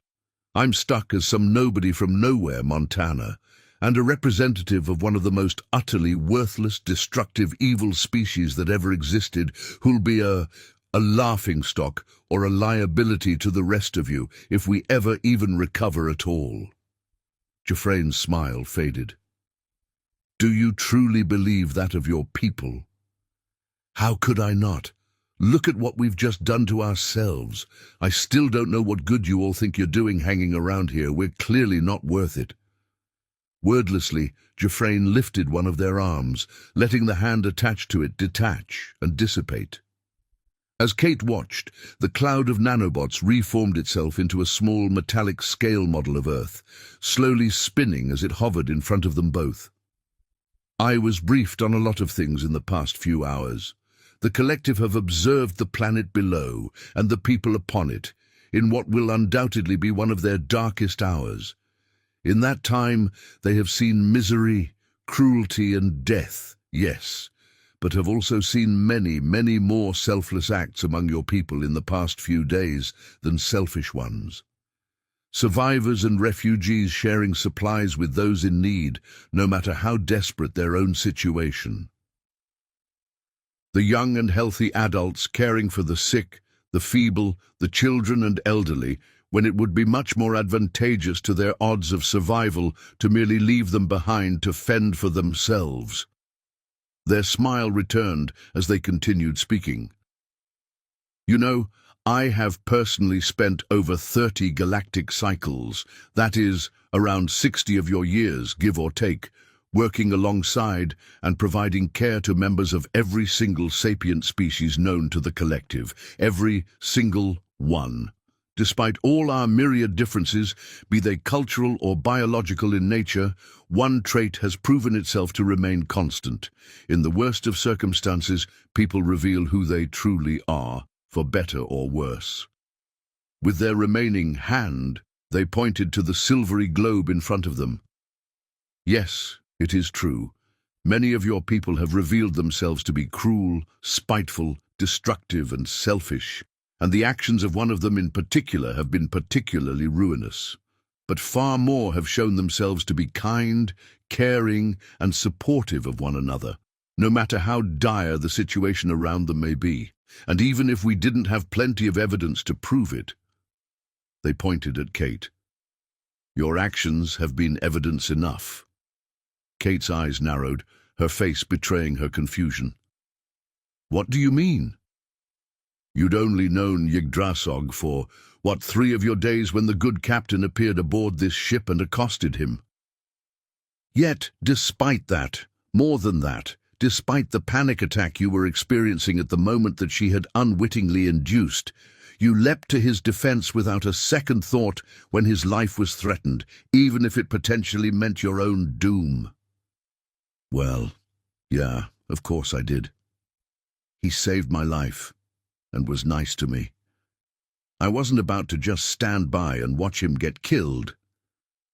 Jeffrain's smile widened. That sentiment alone shows that your people are indeed worth it. Despite the sincere smile on their metallic face, Kate wasn't so sure of Jeffrain's sentiment. You know, I don't represent humanity any more than the next guy. I'm just one person. So was the asshat who started the cascade of nukes. Jeffrain nodded. Right you are. No species is perfect, just as no single individual is perfect. However, that doesn't mean that you all are not worthy of existence and all the assistance the collective can provide. Are we? Are we really? After this? Jeffrain was silent for a few moments, merely staring at Kate with a somber expression. Has Yggdrasil ever told you how the collective came to be formed? Kate blinked a few times, confused by the sudden shift in conversation topics. No, not really. Now that you mention it, it's a bit odd, given how much of a history geek he is. It's honestly not too surprising. Yggdrasil, bless him, always focuses on the happier moments and brighter stories in history. The birth of the collective, well, that was anything but bright. So why bring this up anyway? I just feel it will help put things into perspective for you surrounding this whole situation and why the collective has not abandoned your people as you seem to believe you all deserve. You see, the collective was initially formed by the survivors of a conflict a little over 100,000 of your years ago that claimed not just millions, not even just billions, but nearly 1 trillion lives. Kate's jaw fell open. Wah! 1 trillion. Unfortunately, It involved weapons the likes of which your people have thankfully never been witness to, and hopefully never will. A nuclear fission blast can destroy cities, yes. Enough of them could feasibly even wipe the population of an entire continent off the planetary map. But antimatter weaponry, weaponizing false space generator fields on a scale far larger than those used for FTL travel to vaporize planets in an instant. Entire stars purposefully being made to go supernova. That is another level of destruction entirely. What led to it? What started the war? Jeffrane cocked a metallic eyebrow. What started the cascade of nuclear destruction on your own planet? Moreover, what starts all conflicts? Individuals believing they know better, or are themselves better, than other individuals. People putting the entire universe into the two most harmful boxes to ever exist, us and them. It initially began with a trade dispute. Can you believe that?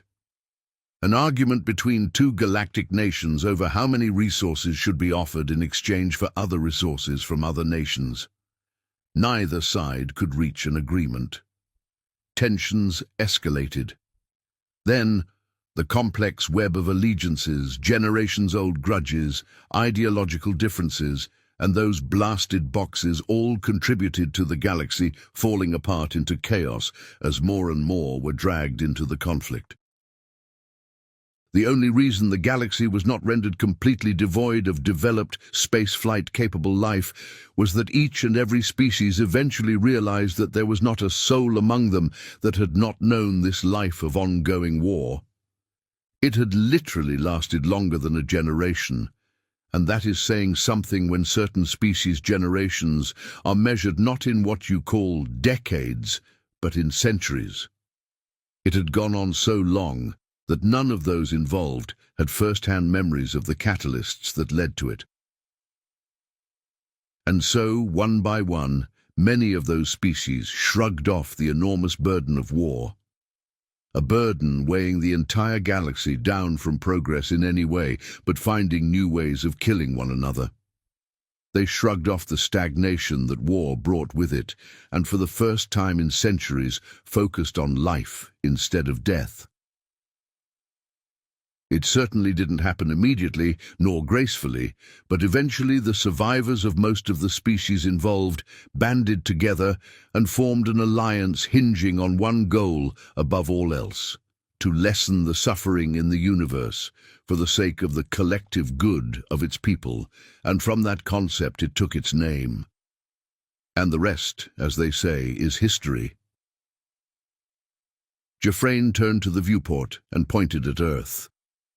Do you know what I see down there? I see a world housing a species chock full of potential.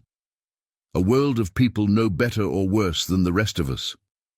People whose tragic atrocities could not possibly match some of what my own species, or those of any other species in the collective, have committed in the past. Jeffrane turned back to Kate.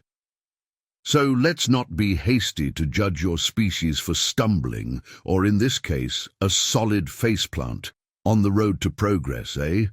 After all, you all certainly can't be any worse than some of our own ancestors. Kate stewed on this for a few moments. So, has the collective gotten into any wars since then? There has been the occasional skirmish, though you could hardly even call them that.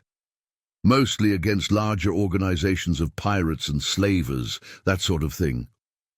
A small, sad smile appeared on Jeffrane's metallic features.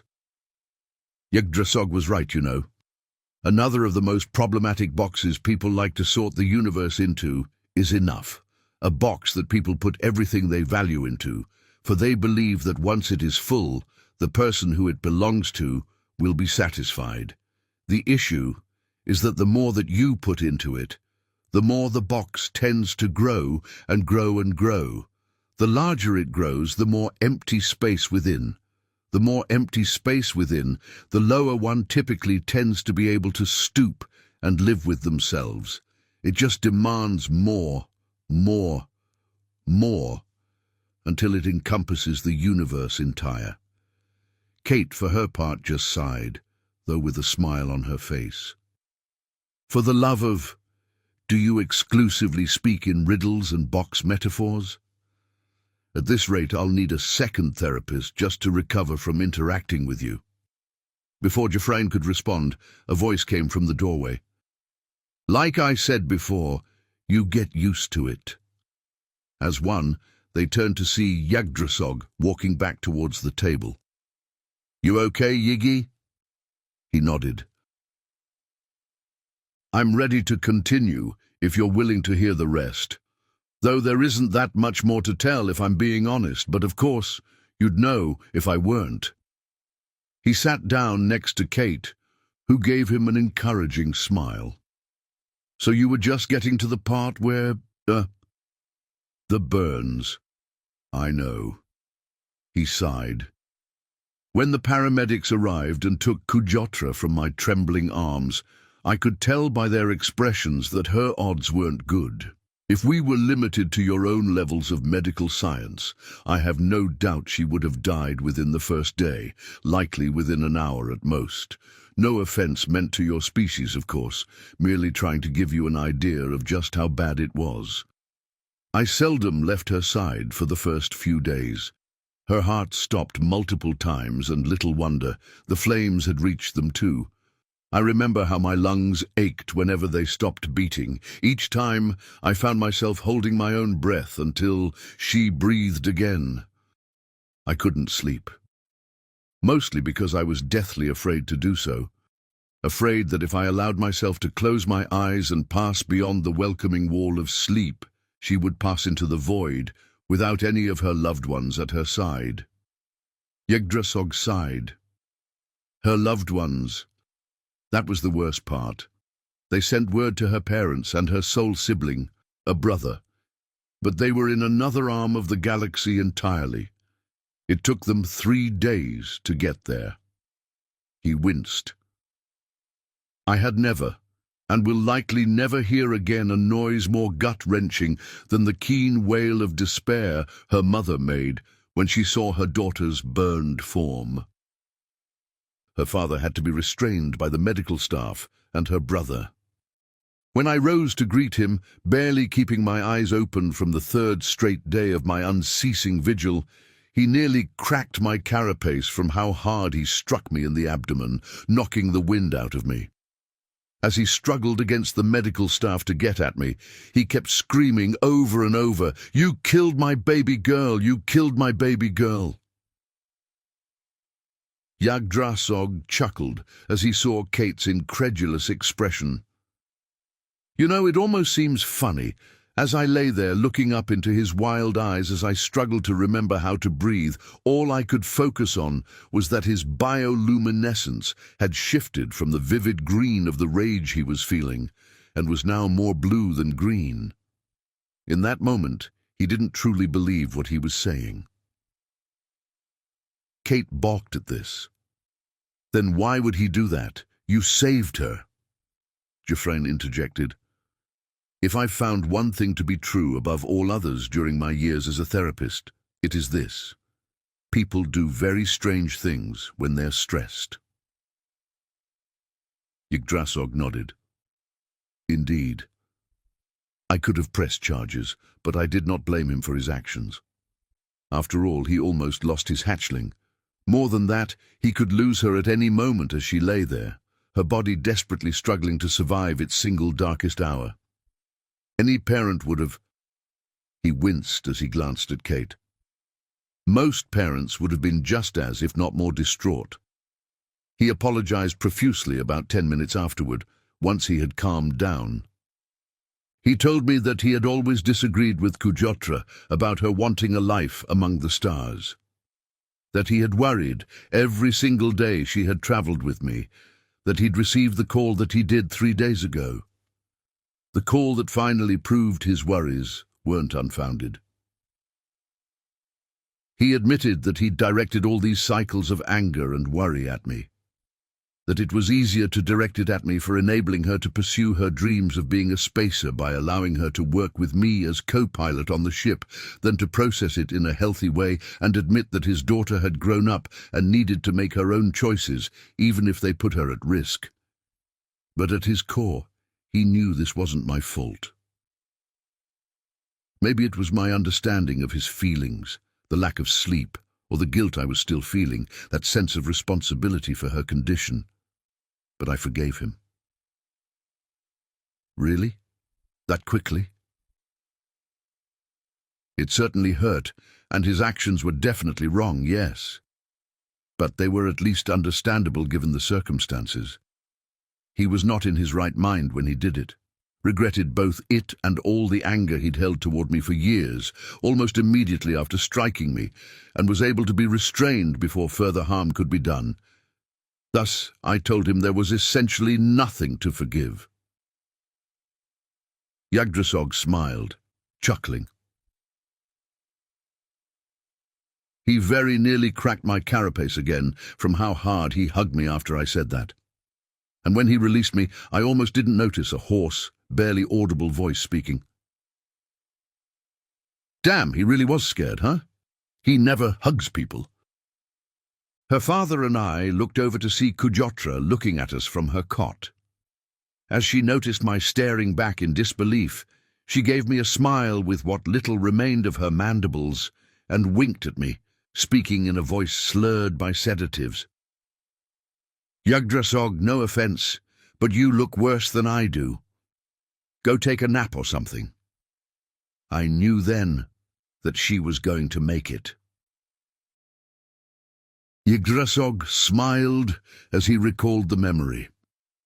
As the shock wore off, Kujotra's family rushed forward to press themselves against the glass separating us from her, their bioluminescence the pure yellow of joy as they began to babble their greetings and reassurances. As for myself, I just sank to the ground, sobbing in relief. She was in unimaginable pain. She had a long, arduous road ahead of her. But she was going to live. 2 of your months later, she was back on her feet. Wait, 2 months? She went from having literal heartburn to being able to walk around in 2 months. Yggdrasil nodded. I know. With our resources and advanced medical technology, it took far longer than you'd think, but with how precarious her position was, the medical professionals wanted it done right or not at all. Kate considered correcting him as to the source of her surprise, but just sighed and let him continue. The collective had long since apprehended the individuals responsible at that point. They had jailed them, but postponed the portion of the legal proceedings we were needed for until Kujotra was well enough to attend. The day she was finally cleared for release from the hospital, not completely healed, mind, but she was out for justice and the staff were very understanding, she went straight to the nearest remote collective courthouse with me in tow. From a legal standpoint, she and I were out for blood. And we certainly weren't alone. We were far from the only plaintiffs in virtual attendance that day.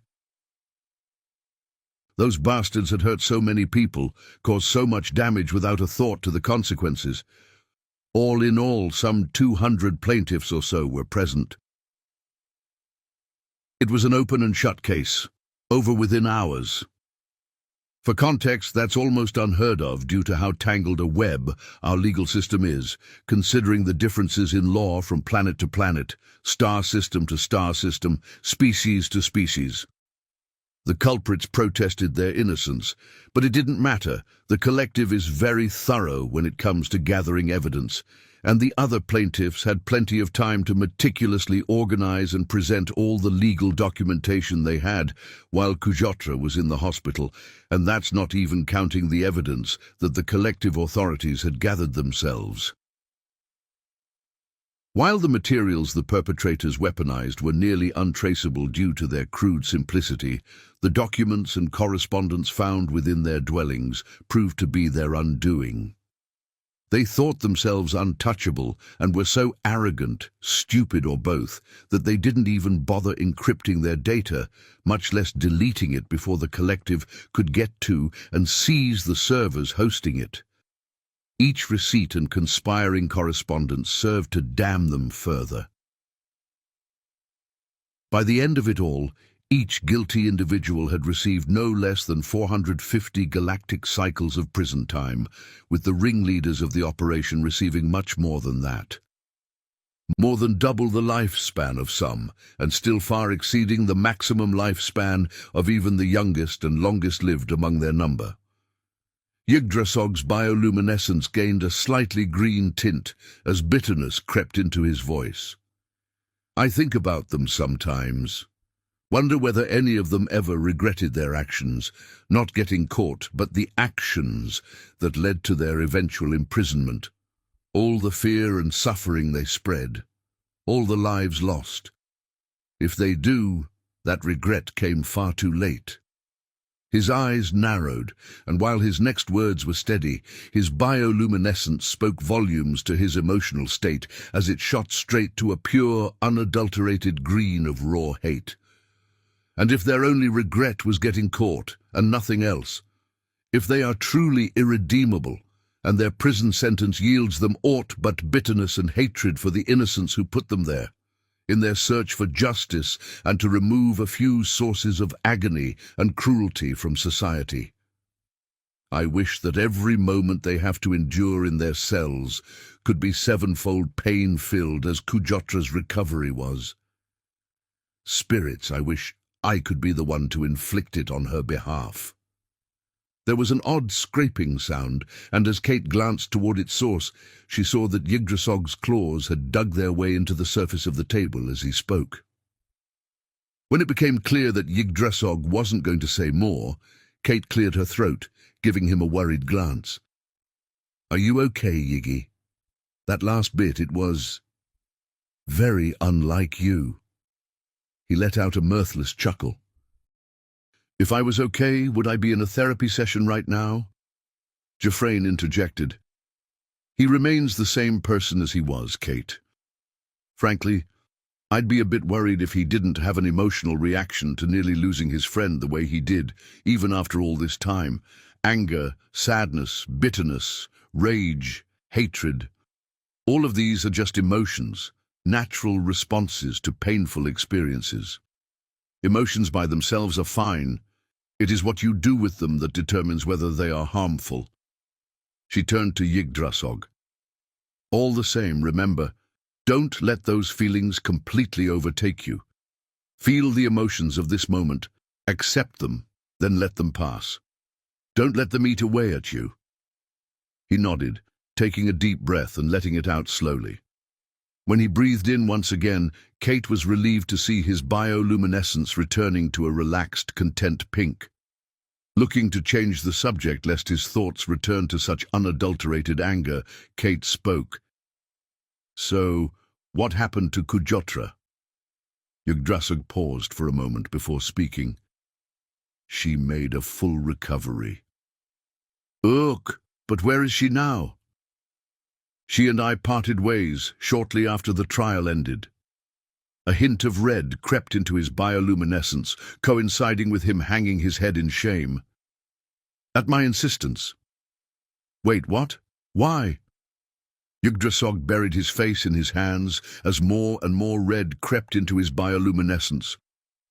I tried. I tried so very hard, but every time I looked at her, my mind was dragged back to that horrible day. Every time I looked into her eyes, I found myself sitting by her bed, listening to the machines struggle to breathe for her, trying desperately to get enough oxygen into her body through lungs ruined by heat and flame. When the ship was repaired and she went back to residing in the room you now reside in, I couldn't find rest. I had to restrain myself from sneaking in to check that she hadn't died in her sleep. Every waking moment she spent on this ship was another few grams of weight being added to my shoulders. It was beyond selfish of me, but I hit my breaking point the day we finished our first job together, after everything that had happened. I broke down and explained how I felt. I could tell it hurt her, but she was very understanding. If anything, that made it feel worse. I would have preferred she was angry and broke ties with me, but she still occasionally sends me a collective job listing she thinks we could work on together, or the odd message every once in a while asking if I had reconsidered. Kate balked at this. None of that was her fault, and she was probably way more traumatized than you. How could you? Jeffrain's head detached and drifted in front of Kate, interrupting her train of thought. They gazed at her with a stern expression. Kate, stop harassing my patient. Now. You're not telling him anything he hasn't repeatedly told himself. But Jaff, before you say another word, answer this hypothetical question for me, would you? But... Jeffrain's disembodied face suddenly shot forward until it was directly in front of Kate's own, startling her and causing her to shrink back into her seat. Yggdrasil winced. Jeffrain, One of Jeffrain's hands detached and, as Kate watched, formed itself into a second face, turning to face him while the original kept its intense gaze locked on her. Humor me for a moment, Yiggy dear. This is important. He sighed. Fine, and don't call me that. The face winked at him before dissipating, reattaching itself in its original form to Jeffrain's body. The original face continued looking at Kate expectantly. Kate let out an exasperated sigh. Fine. Ask. Jeffrain nodded. Riddle me this. If your father, who, if I had to guess, would be your single most potent trigger, somehow transfigured himself into a lumigog, walked into this room right this very second and proclaimed he'd never harm you again, begging for your forgiveness, and his bioluminescence proved he was speaking the truth, would you feel comfortable allowing him to stay? This left Kate speechless. Jeffrain pressed on. From a purely logical perspective, it would make sense that you could potentially accept him back into your life. A lumigog's word is ironclad, after all. You could even ask him if he'd ever harm you every hour of every day if it so pleased you, and he could verify it for you. But you and I both know that logic doesn't play a part here. Those who have experienced trauma don't get to choose what reopens their old wounds at a moment's notice, nor the speed at which they recover. Most never truly do, after all. Don't be so quick to judge my patient, and your friend for that matter, for taking it slow and doing his best to avoid his own triggers as he makes his own personal journey at his own personal pace. Jeffrain's head returned to her body as Kate continued to process what they had said. Jeffrain turned to Yggdrasil. That being said, we'll circle back to this. It doesn't necessarily have to be Kujotra, but you need a partner, Yggdrasil. For your own safety, if nothing else. Besides the obvious physical dangers, isolating yourself to the extent you've been in the past cycle is disastrous for one's mental health. Yggdrasil looked as though he were about to protest, but relented. Yes, you're right. Jeffrain winked at him. But of course I pride myself on rarely being wrong after all. So, with us being stuck here and all, how would you suggest we go about getting him a partner, Jeff? Kate pinched the bridge of her nose, exasperated. Listen, could I just call you... I don't know, Jay. Jeffrain's face lit up. Why, I'd be delighted. I haven't received a name designation from a human yet for obvious reasons. Jeffrain is a holdover from my first receiving a name to use for lumigogs. Kate's eyes narrowed in confusion. Wait, I thought lumigogs couldn't say A sounds. Jeffrain laughed. Ah, yes, it was a little joke from the lumigog who first provided a name for me, an etymologist. He said that due to my condition, I was outside anything he'd ever be able to understand. So he borrowed a letter from another species that could make similar A sounds to your own, to represent that impossibility. I have to say, the sentiment makes it one of my personal favorite names. Kate smirked. Yiggy's been calling you Jeffrine this whole time, hasn't he? That he has. How did you... Kate was about to respond, but the ship's speakers crackled, interrupting her and causing Kate to flinch at the sudden simulated voice coming from all sides. To all lower-ranking collective staff present in this star system, an extremely important briefing regarding the ongoing situation on the planet below can now be found in your incoming communications, which you must view post-haste. Your expected roles have likely substantially changed due to the unique circumstances surrounding this uplift. The communications blackout has now ceased, and you may direct all questions regarding said briefing to your designated handlers. Thank you for your patience in this difficult time. This concludes the current communication transmission. As the computerized voice fell silent, the three of them shared a few pointed looks before simultaneously leaping up and practically sprinting across the room towards the terminal, though, of course, in Jeffrane's case it was less sprint and more float. They clustered around the terminal as Yggdrasil scrolled past the parts they already knew, the nukes, the situation on the ground, and so on, until they finally reached the section regarding their designated roles. Kate's eyes may as well have grown to the size of dinner plates as she stared at the text. Jeffrane let out a gasp, and Yggdrasil's mandibles fell open in shock. Designated roles of Lumigog Collective Agent Yggdrasil of Planet Reliquary 589, plus his human charge, Kate of Planet Earth. Assisting in Planetside Relief Initiative. They were all speechless for several seconds before Kate broke the silence in a hollow, shocked tone. They're sending us to Earth? As if on cue, the familiar crackle of the ship's speaker system came to life. Incoming hollow transmission from Collective Ship 4546B. Yggdrasil cleared his throat and began to try to speak with a smooth, authoritative voice that would fool anyone listening into believing he was a lot calmer than he was. Then, rather predictably, he fell into a stuttering fit. Accept I incoming to T transmission. Processing. Affirmative. A hologram of one of Zapato's various underlings that they had done daily check-ins with appeared.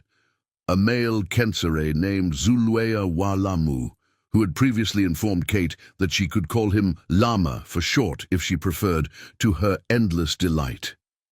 He waved at them with one of his tendrils. Hello, Kate, Yggdrasil, and... He glanced down at his notes. Thelia la Davitruntik, yes. Jeffrane smiled, doing an overly dramatic curtsy mid-air.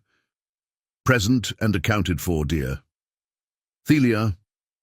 Jeffrane turned and winked at Kate, who was staring at them with a bemused expression. My Kensare name, Stardust. Kate glanced at Yggdrasil. So then why are you... He shrugged, anticipating the question. Haven't been given one by them yet? When it was clear Kate's curiosity had been sated for the moment, Jeffrane turned back to Lama, and an almost undetectable hint of irritation crept into their voice. Now then, do go on. What's happening to interrupt me from working with the sole client I was summoned for? Lama awkwardly cleared their throat. Yes, apologies for the interruption to your appointment. But this shouldn't take too long. You all will be relocated to the ground shortly, where you'll be doing, well, whatever the collective needs you to do, that's within your limits. What about all the radioactive fallout? He turned to Kate, who had a very worried expression on her face. Worry not. That issue is a large portion of why we are finally able to move you two to the ground. The terraforming equipment the collective repurposed to contain the nuclear fallout has succeeded in filtering out approximately 80% of the radioactive fallout, soot and so on, from the atmosphere, with that percentage slowly growing each minute. High Command has decided that this milestone is good enough for us to begin sending in more civilian relief envoys to those territories on your planet who have accepted our aid. Beyond that, you will also be provided the best protective equipment we have on offer to filter out airborne contaminants. Yggdrasil nervously shifted his weight, his talons clicking on the floor as he began to rapidly blurt out question after question. Where are we headed? What will we be walking into? What'll happen to my ship while we're gone? And what will we be doing, at least at first? All excellent questions. Have no fear, your ship will be stored alongside many others in the docking bay of High Command's own headquarters ship and will be waiting for you when you return.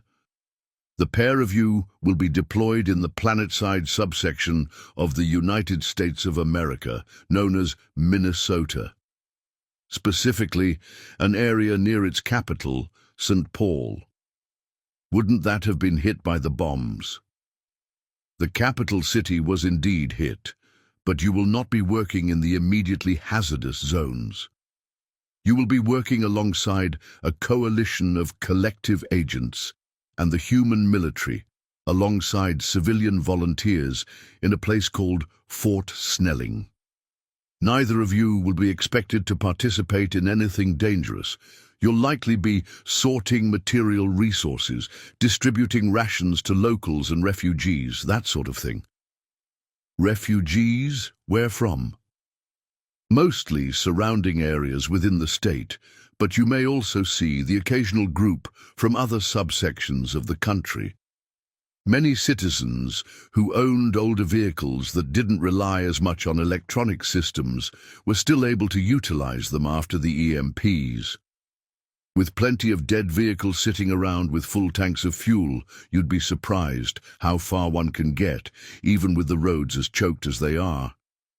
We have reports of refugees in that area that came from as far away as the east and west coasts. So, why Minnesota, of all places?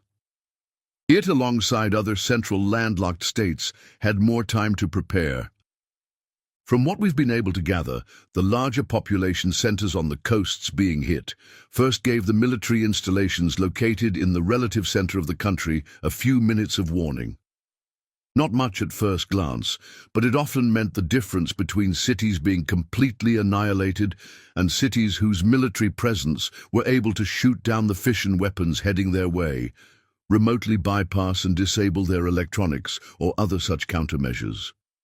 Thus, only one of many fission weapons aimed for the twin cities hit St. Paul, and Minneapolis remains mostly intact, save for the EMP damaging most electronic systems. Relief spread across Kate's face. So, it's not just going to be a burnt wasteland. No, but you will need to be very cautious nonetheless. We have mitigated most of the atmospheric fallout, but you will still be working within a certain proximity of the nuclear detonation that ravaged St. Paul. Radioactive particles may be blown toward you from ground zero, and the ground you walk on will undoubtedly be covered in such particles via the wind and rain redistributing them. You will need to be mindful of everything from the direction of the wind when outside to mitigating dirt clinging to your clothing before entering indoor areas. Kate grimaced. All right. Tracking in dirt could give me, or those around me, cancer. Noted. Indeed. We shall be sending plenty of preparatory reading material to your terminals and quantum communicator tablets before you are sent to the surface, so you will be prepared for any dangers you may face. Euphraine nodded approvingly. Good. Wouldn't want either of them to end up like me.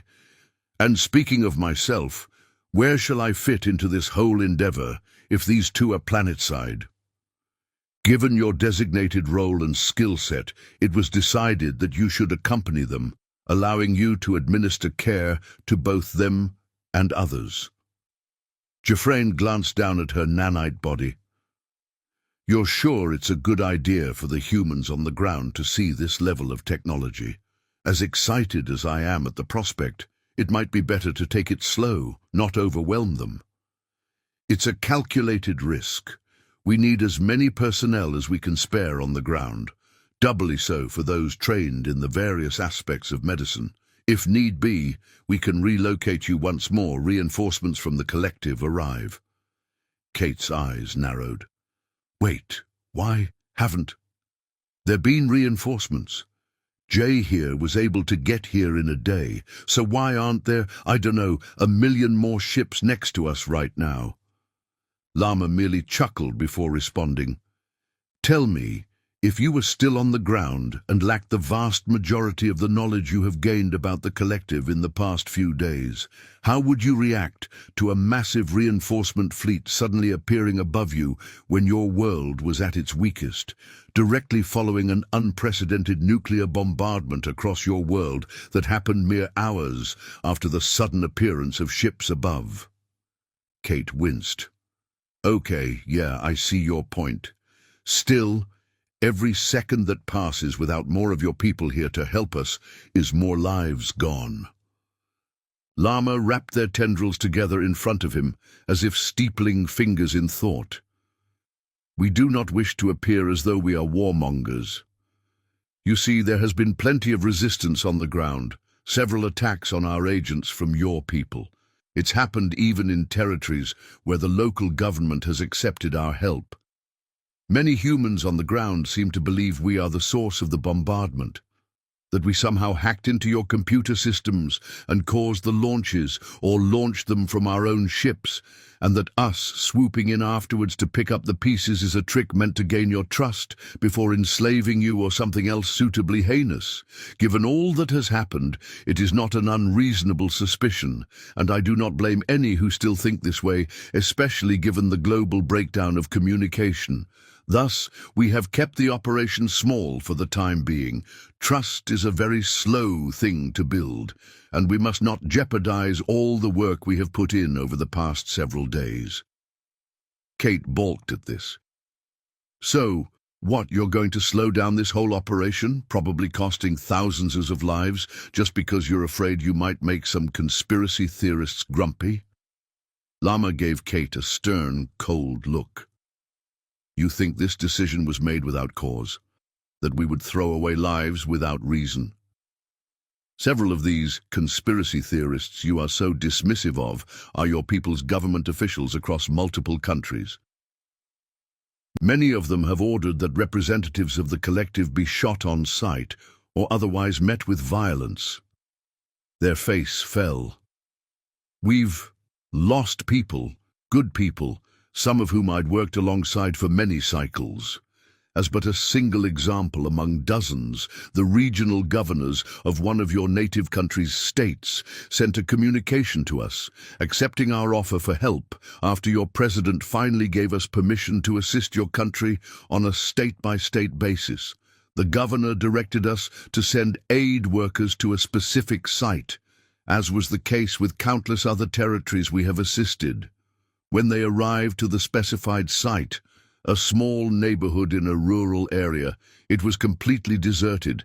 The volunteers assumed the military units they were told would accompany them simply hadn't arrived yet. In actuality, the military had arrived before them, before they had even been contacted by the governor, and rigged the entire place with what your people call plastic explosives. As Kate's eyes widened in horror, Lama's only filled with sorrow. At that point, we were only equipping aid workers with basic clothing and protection from hazardous materials in the air, nothing even remotely resembling armor, so as to present the public-facing image of being as non-threatening as possible to your people. Lama's eyes closed as he let out a shaky hiss from his proboscis. Oee! After the few survivors of the blast alerted us to what had occurred and we swept the area for anything else that could be a threat, we found that in many cases There was essentially nothing left to send back to the families of those lost. Lifeblood. We can't even tell their civilian loved ones that they've perished yet, due to the top-secret nature of this entire situation. Llama slowly rubbed their tendrils over their face, the Kensere equivalent of a long, exhausted sigh. We presented what had happened to your president, the one who dictated that your country would accept our help, and she agreed upon a collaborative investigation between us and a few members of your FBI. It was revealed 2 days later that it was a trap. The governor had ordered the attack and coordinated with portions of the military that remained suspicious of the collective. Your president condemned the actions of the governor in question and said Governor, alongside those involved with planting the explosives, now resides in one of your people's military prisons. He turned to face Kate. If we bring in enough people and resources to help your people rebuild it all within weeks, even days, it was calculated by every simulation we ran that it would result in hundreds, if not thousands of collective lives lost.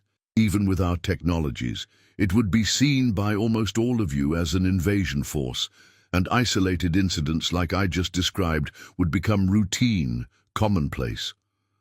It is a difficult truth to say, but we must think of our own citizens' well-being first. Kate finally found her voice. I'm sorry, I didn't know. When did this happen, and which state was it? 5 days ago. As for your second question, your president asked that we keep that fact on a need-to-know basis for the time being to prevent yet more potential conflict and drama, as she put it. As for what you need to know, it was not the territory we are sending you to, and we have since corrected the fatal mistake of providing inadequate protection. We still wish to do our utmost to appear as non-threatening as possible to the human populace. And thus we will not be providing non-military agents with the types of armor you witnessed on Captain Magsnakow and the others who boarded your ship. Still you, as have all other aid workers sent planetside from then on, will be provided with a layer of nano-armor that is approximately 90% as effective as a full set of standardized combat gear to be worn underneath your clothing. I'm sorry that it's come to that. As are we. Kate pinched the bridge of her nose and let out an exasperated sigh. God, it's that exact type of reactionary idiot that put Earth in the state it's in now. Is there any chance of the collective retaliating? The only retaliation necessary was our seeking justice against the guilty, and as they are now imprisoned, the collective has no need for further action on the matter. What about members of the collective doing it on their own, independently? Llama shook his head. Unlikely. If they do so, they forfeit their lives, and we have made that very clear. Kate's eyes narrowed. What do you mean? Your people have the excuse of being confused, frightened, hurt, and far out of your depth. The collective does not. If any of us hurts or forbears protect us, kills any of you without it being an act of self-defense or the defense of another human or agent of the collective, then they will be formally expelled from the collective, executed, and their remains presented to your people to do with as they wish. Kate's eyes widened in horrified shock, and she was speechless for several seconds. That is incredibly draconian. As is needless violence against an incredibly fragile species. How would you treat someone who murdered a child due to said child lashing out in pain after having one of their limbs severed? Kate's eyes narrowed in irritation. We're not kids. Make no mistake, I do not mean to insult you or your race. I merely wish to convey just how fractured your world and its people are for the moment. We expect and have trained all those deployed to the ground to expect reticence to our aid, suspicion, insults, harassment, even violence. But if any representative of the collective retaliates in a non-defensive fashion, they are to be neutralized with extreme prejudice. This is too important, the situation too delicate and deathly serious for it to be any other way. Okay, still draconian as hell, and I definitely don't agree with it, but I guess I understand the reasoning behind it. So, when are we heading planetside, then? As soon as is feasible to you all, this very hour, if you wish. Kate's eyebrows shot up in surprise. Lama continued. You must understand, we need boots on the ground, as you humans call it. While we are set on keeping the operations small, we simply do not have enough people for all that must be done. It would be dire enough if we hadn't lost any of our people, but we don't even have that luxury. Every life we save on the ground is beyond priceless, and the more overqualified agents we have planetside running soup kitchens, doing paperwork, and other such menial work, the more lives are lost from those agents being unable to do what they are best at. While you need not go immediately, I implore you to allow us take you planetside as soon as possible. Yggdrasil turned to Kate. I'll be ready whenever you are, and not a minute sooner. If you feel you must wait, go ahead. Kate's expression was conflicted for only a few moments before she sighed and shook her head. No, Lama's right. I couldn't live with myself if we stayed for another day or two. You're sure? Yeah, I just... She cast a worried glance at Lama. I need to make myself useful, okay? She glanced at Jafran. How about you? Jafran merely nodded. As Yggdrasil is here for your sake, Stardust, I am here for his. Where he goes, I'll follow, as I would for any of my patients. Lama nodded, typing away at a terminal in the room he was broadcasting from. An admirable attitude. Well, since you three are in agreement, I'll place you on a shuttle that should be arriving within the next hour. Oh, and Yggdrasil. Yes? Lama gave a pointed look to Yggdrasil's waist wrap. No offense, but nix the whole faux human skin thing. I'm aware of its cultural significance to your people, but these aren't diplomats you'll be working with. These are refugees that are already distrustful to downright frightened of us. We don't want to make the wrong impression. Yggdrasil winced. Ah, right. Yes, good point. A wry smile made its way across Kate's face as she glanced at Yggdrasil. You know, speaking of wardrobe options, it's going to be plenty cold down there. Minnesota is known for many things. An excess of both lakes and potholes, a silly accent prince, a giant spoon. What? We might be able to see it if it wasn't blasted to bits. Getting back on track. Tolerable weather in the fall and winter is very much not on that list. Walking around barefoot and shirtless in a skirt isn't going to cut it. All right, point taken. I'll see what I can come up with. As Yggdrasil helped Kate move, both herself in microgravity and what little luggage they had packed from his ship to the shuttle, she found herself surrounded by dozens of collective aliens who only had eyes, where applicable, for her. As he helped her to her seat and got her strapped in, she leaned toward Yggdrasil and whispered to him, You know, I might find all this staring flattering if I had a bit more self-esteem. As is, it's just creepy. He chuckled as he strapped himself in beside her. In their defense, they've never seen a human in person before now. Kate was about to respond when she saw something move out of the corner of her eye and glanced up. An alien, one of the armadillo octopus-looking ones like Zapato, a Spaxarticos, she reminded herself, was leaning over her seat from the aisle behind her. They stared down at her as one would stare at an unusual bug under a rock. Kate slowly raised an eyebrow. "Can I, help you?" "Sorry to bother you, I just had a quick question. Is it true that you humans have an organ inside you that's full of extremely corrosive acid?" Kate's eyes narrowed in confusion. "Yeah, that'd be the stomach. A lot of species on Earth have them." "Why?" The alien dropped back down into their own seat without answering, but Kate could hear them whisper to the alien sitting next to them. "Told you. You owe me 5 credits. Kate shook her head in bemusement as she heard the one the alien was whispering to sheepishly grumbling to themselves. She turned to Yggdrasil to see him only just barely holding in his snickering at the exchange. This is probably close to what being an animal in a zoo is like. Well, if the animals could talk and did Q&A sessions, and, all right, maybe it's not really much like it, but... There came a small crackle over the speakers, sending her train of thought careening off the tracks. "We are now preparing to depart for the surface.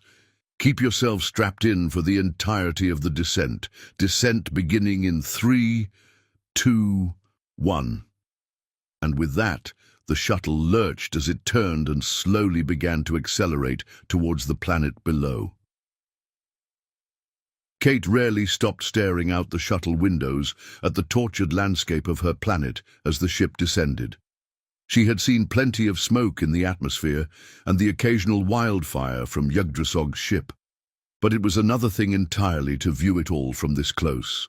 The ashen remains of past forest fires, the veritable seas of rubble where towns and cities once stood, highway after highway of derelict vehicles. The occasional roof with things like "Help, out of water," "Please save my children," or "We are dead and this is hell" painted on them. It was like watching a disaster play out before your eyes that you're powerless to stop. A train wreck in the distance when you're out of reach of a track switch to pull to prevent it. A pedestrian too far from you to push out of the way before they're hit by a car. You can't stop it, but you can't seem to drag your gaze away either.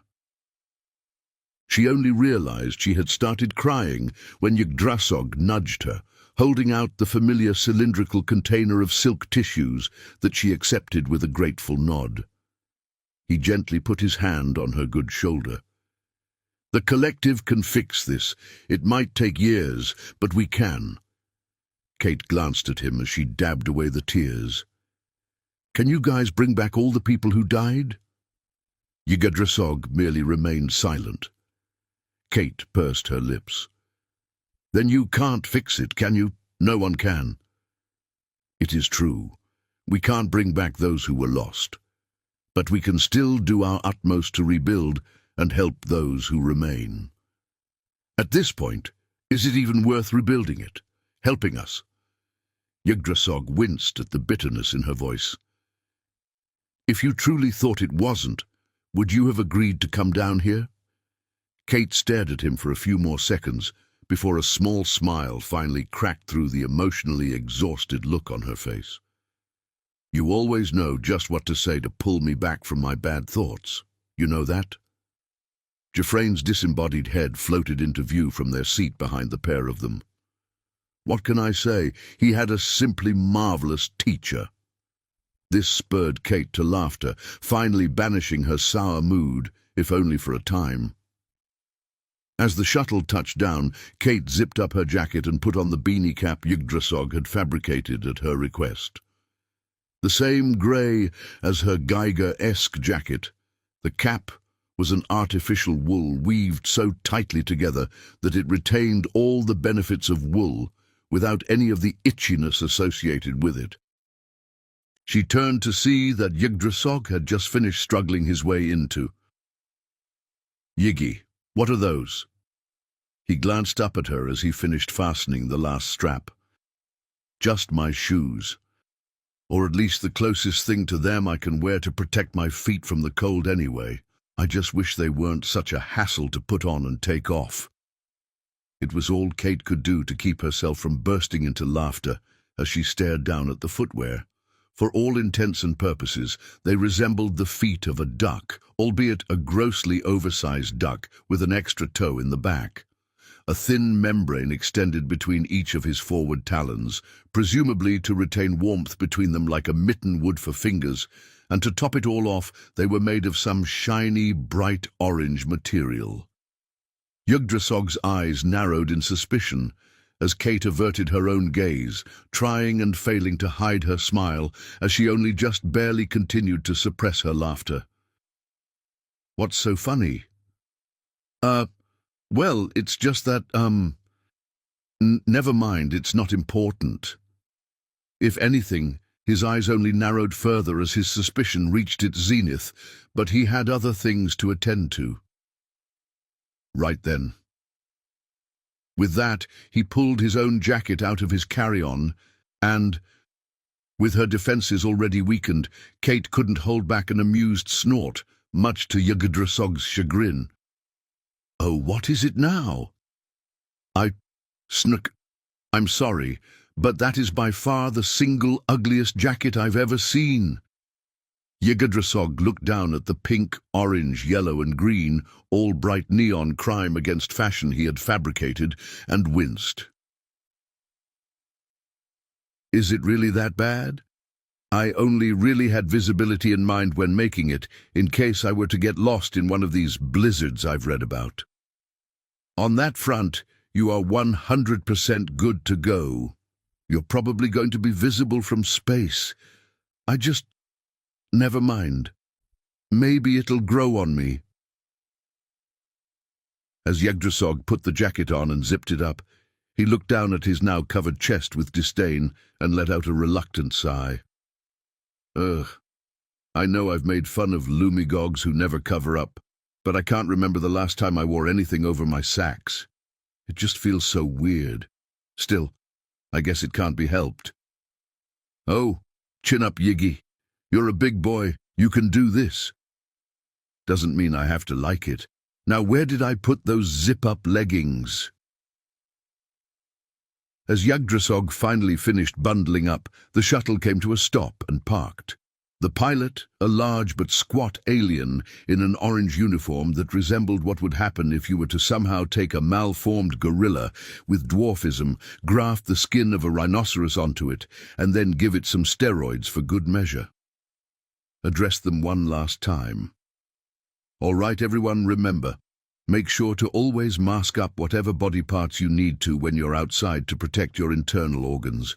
Always clean off your clothing before entering any occupied enclosed space to prevent potential radioactive contamination, and most of all, always be on your best behavior.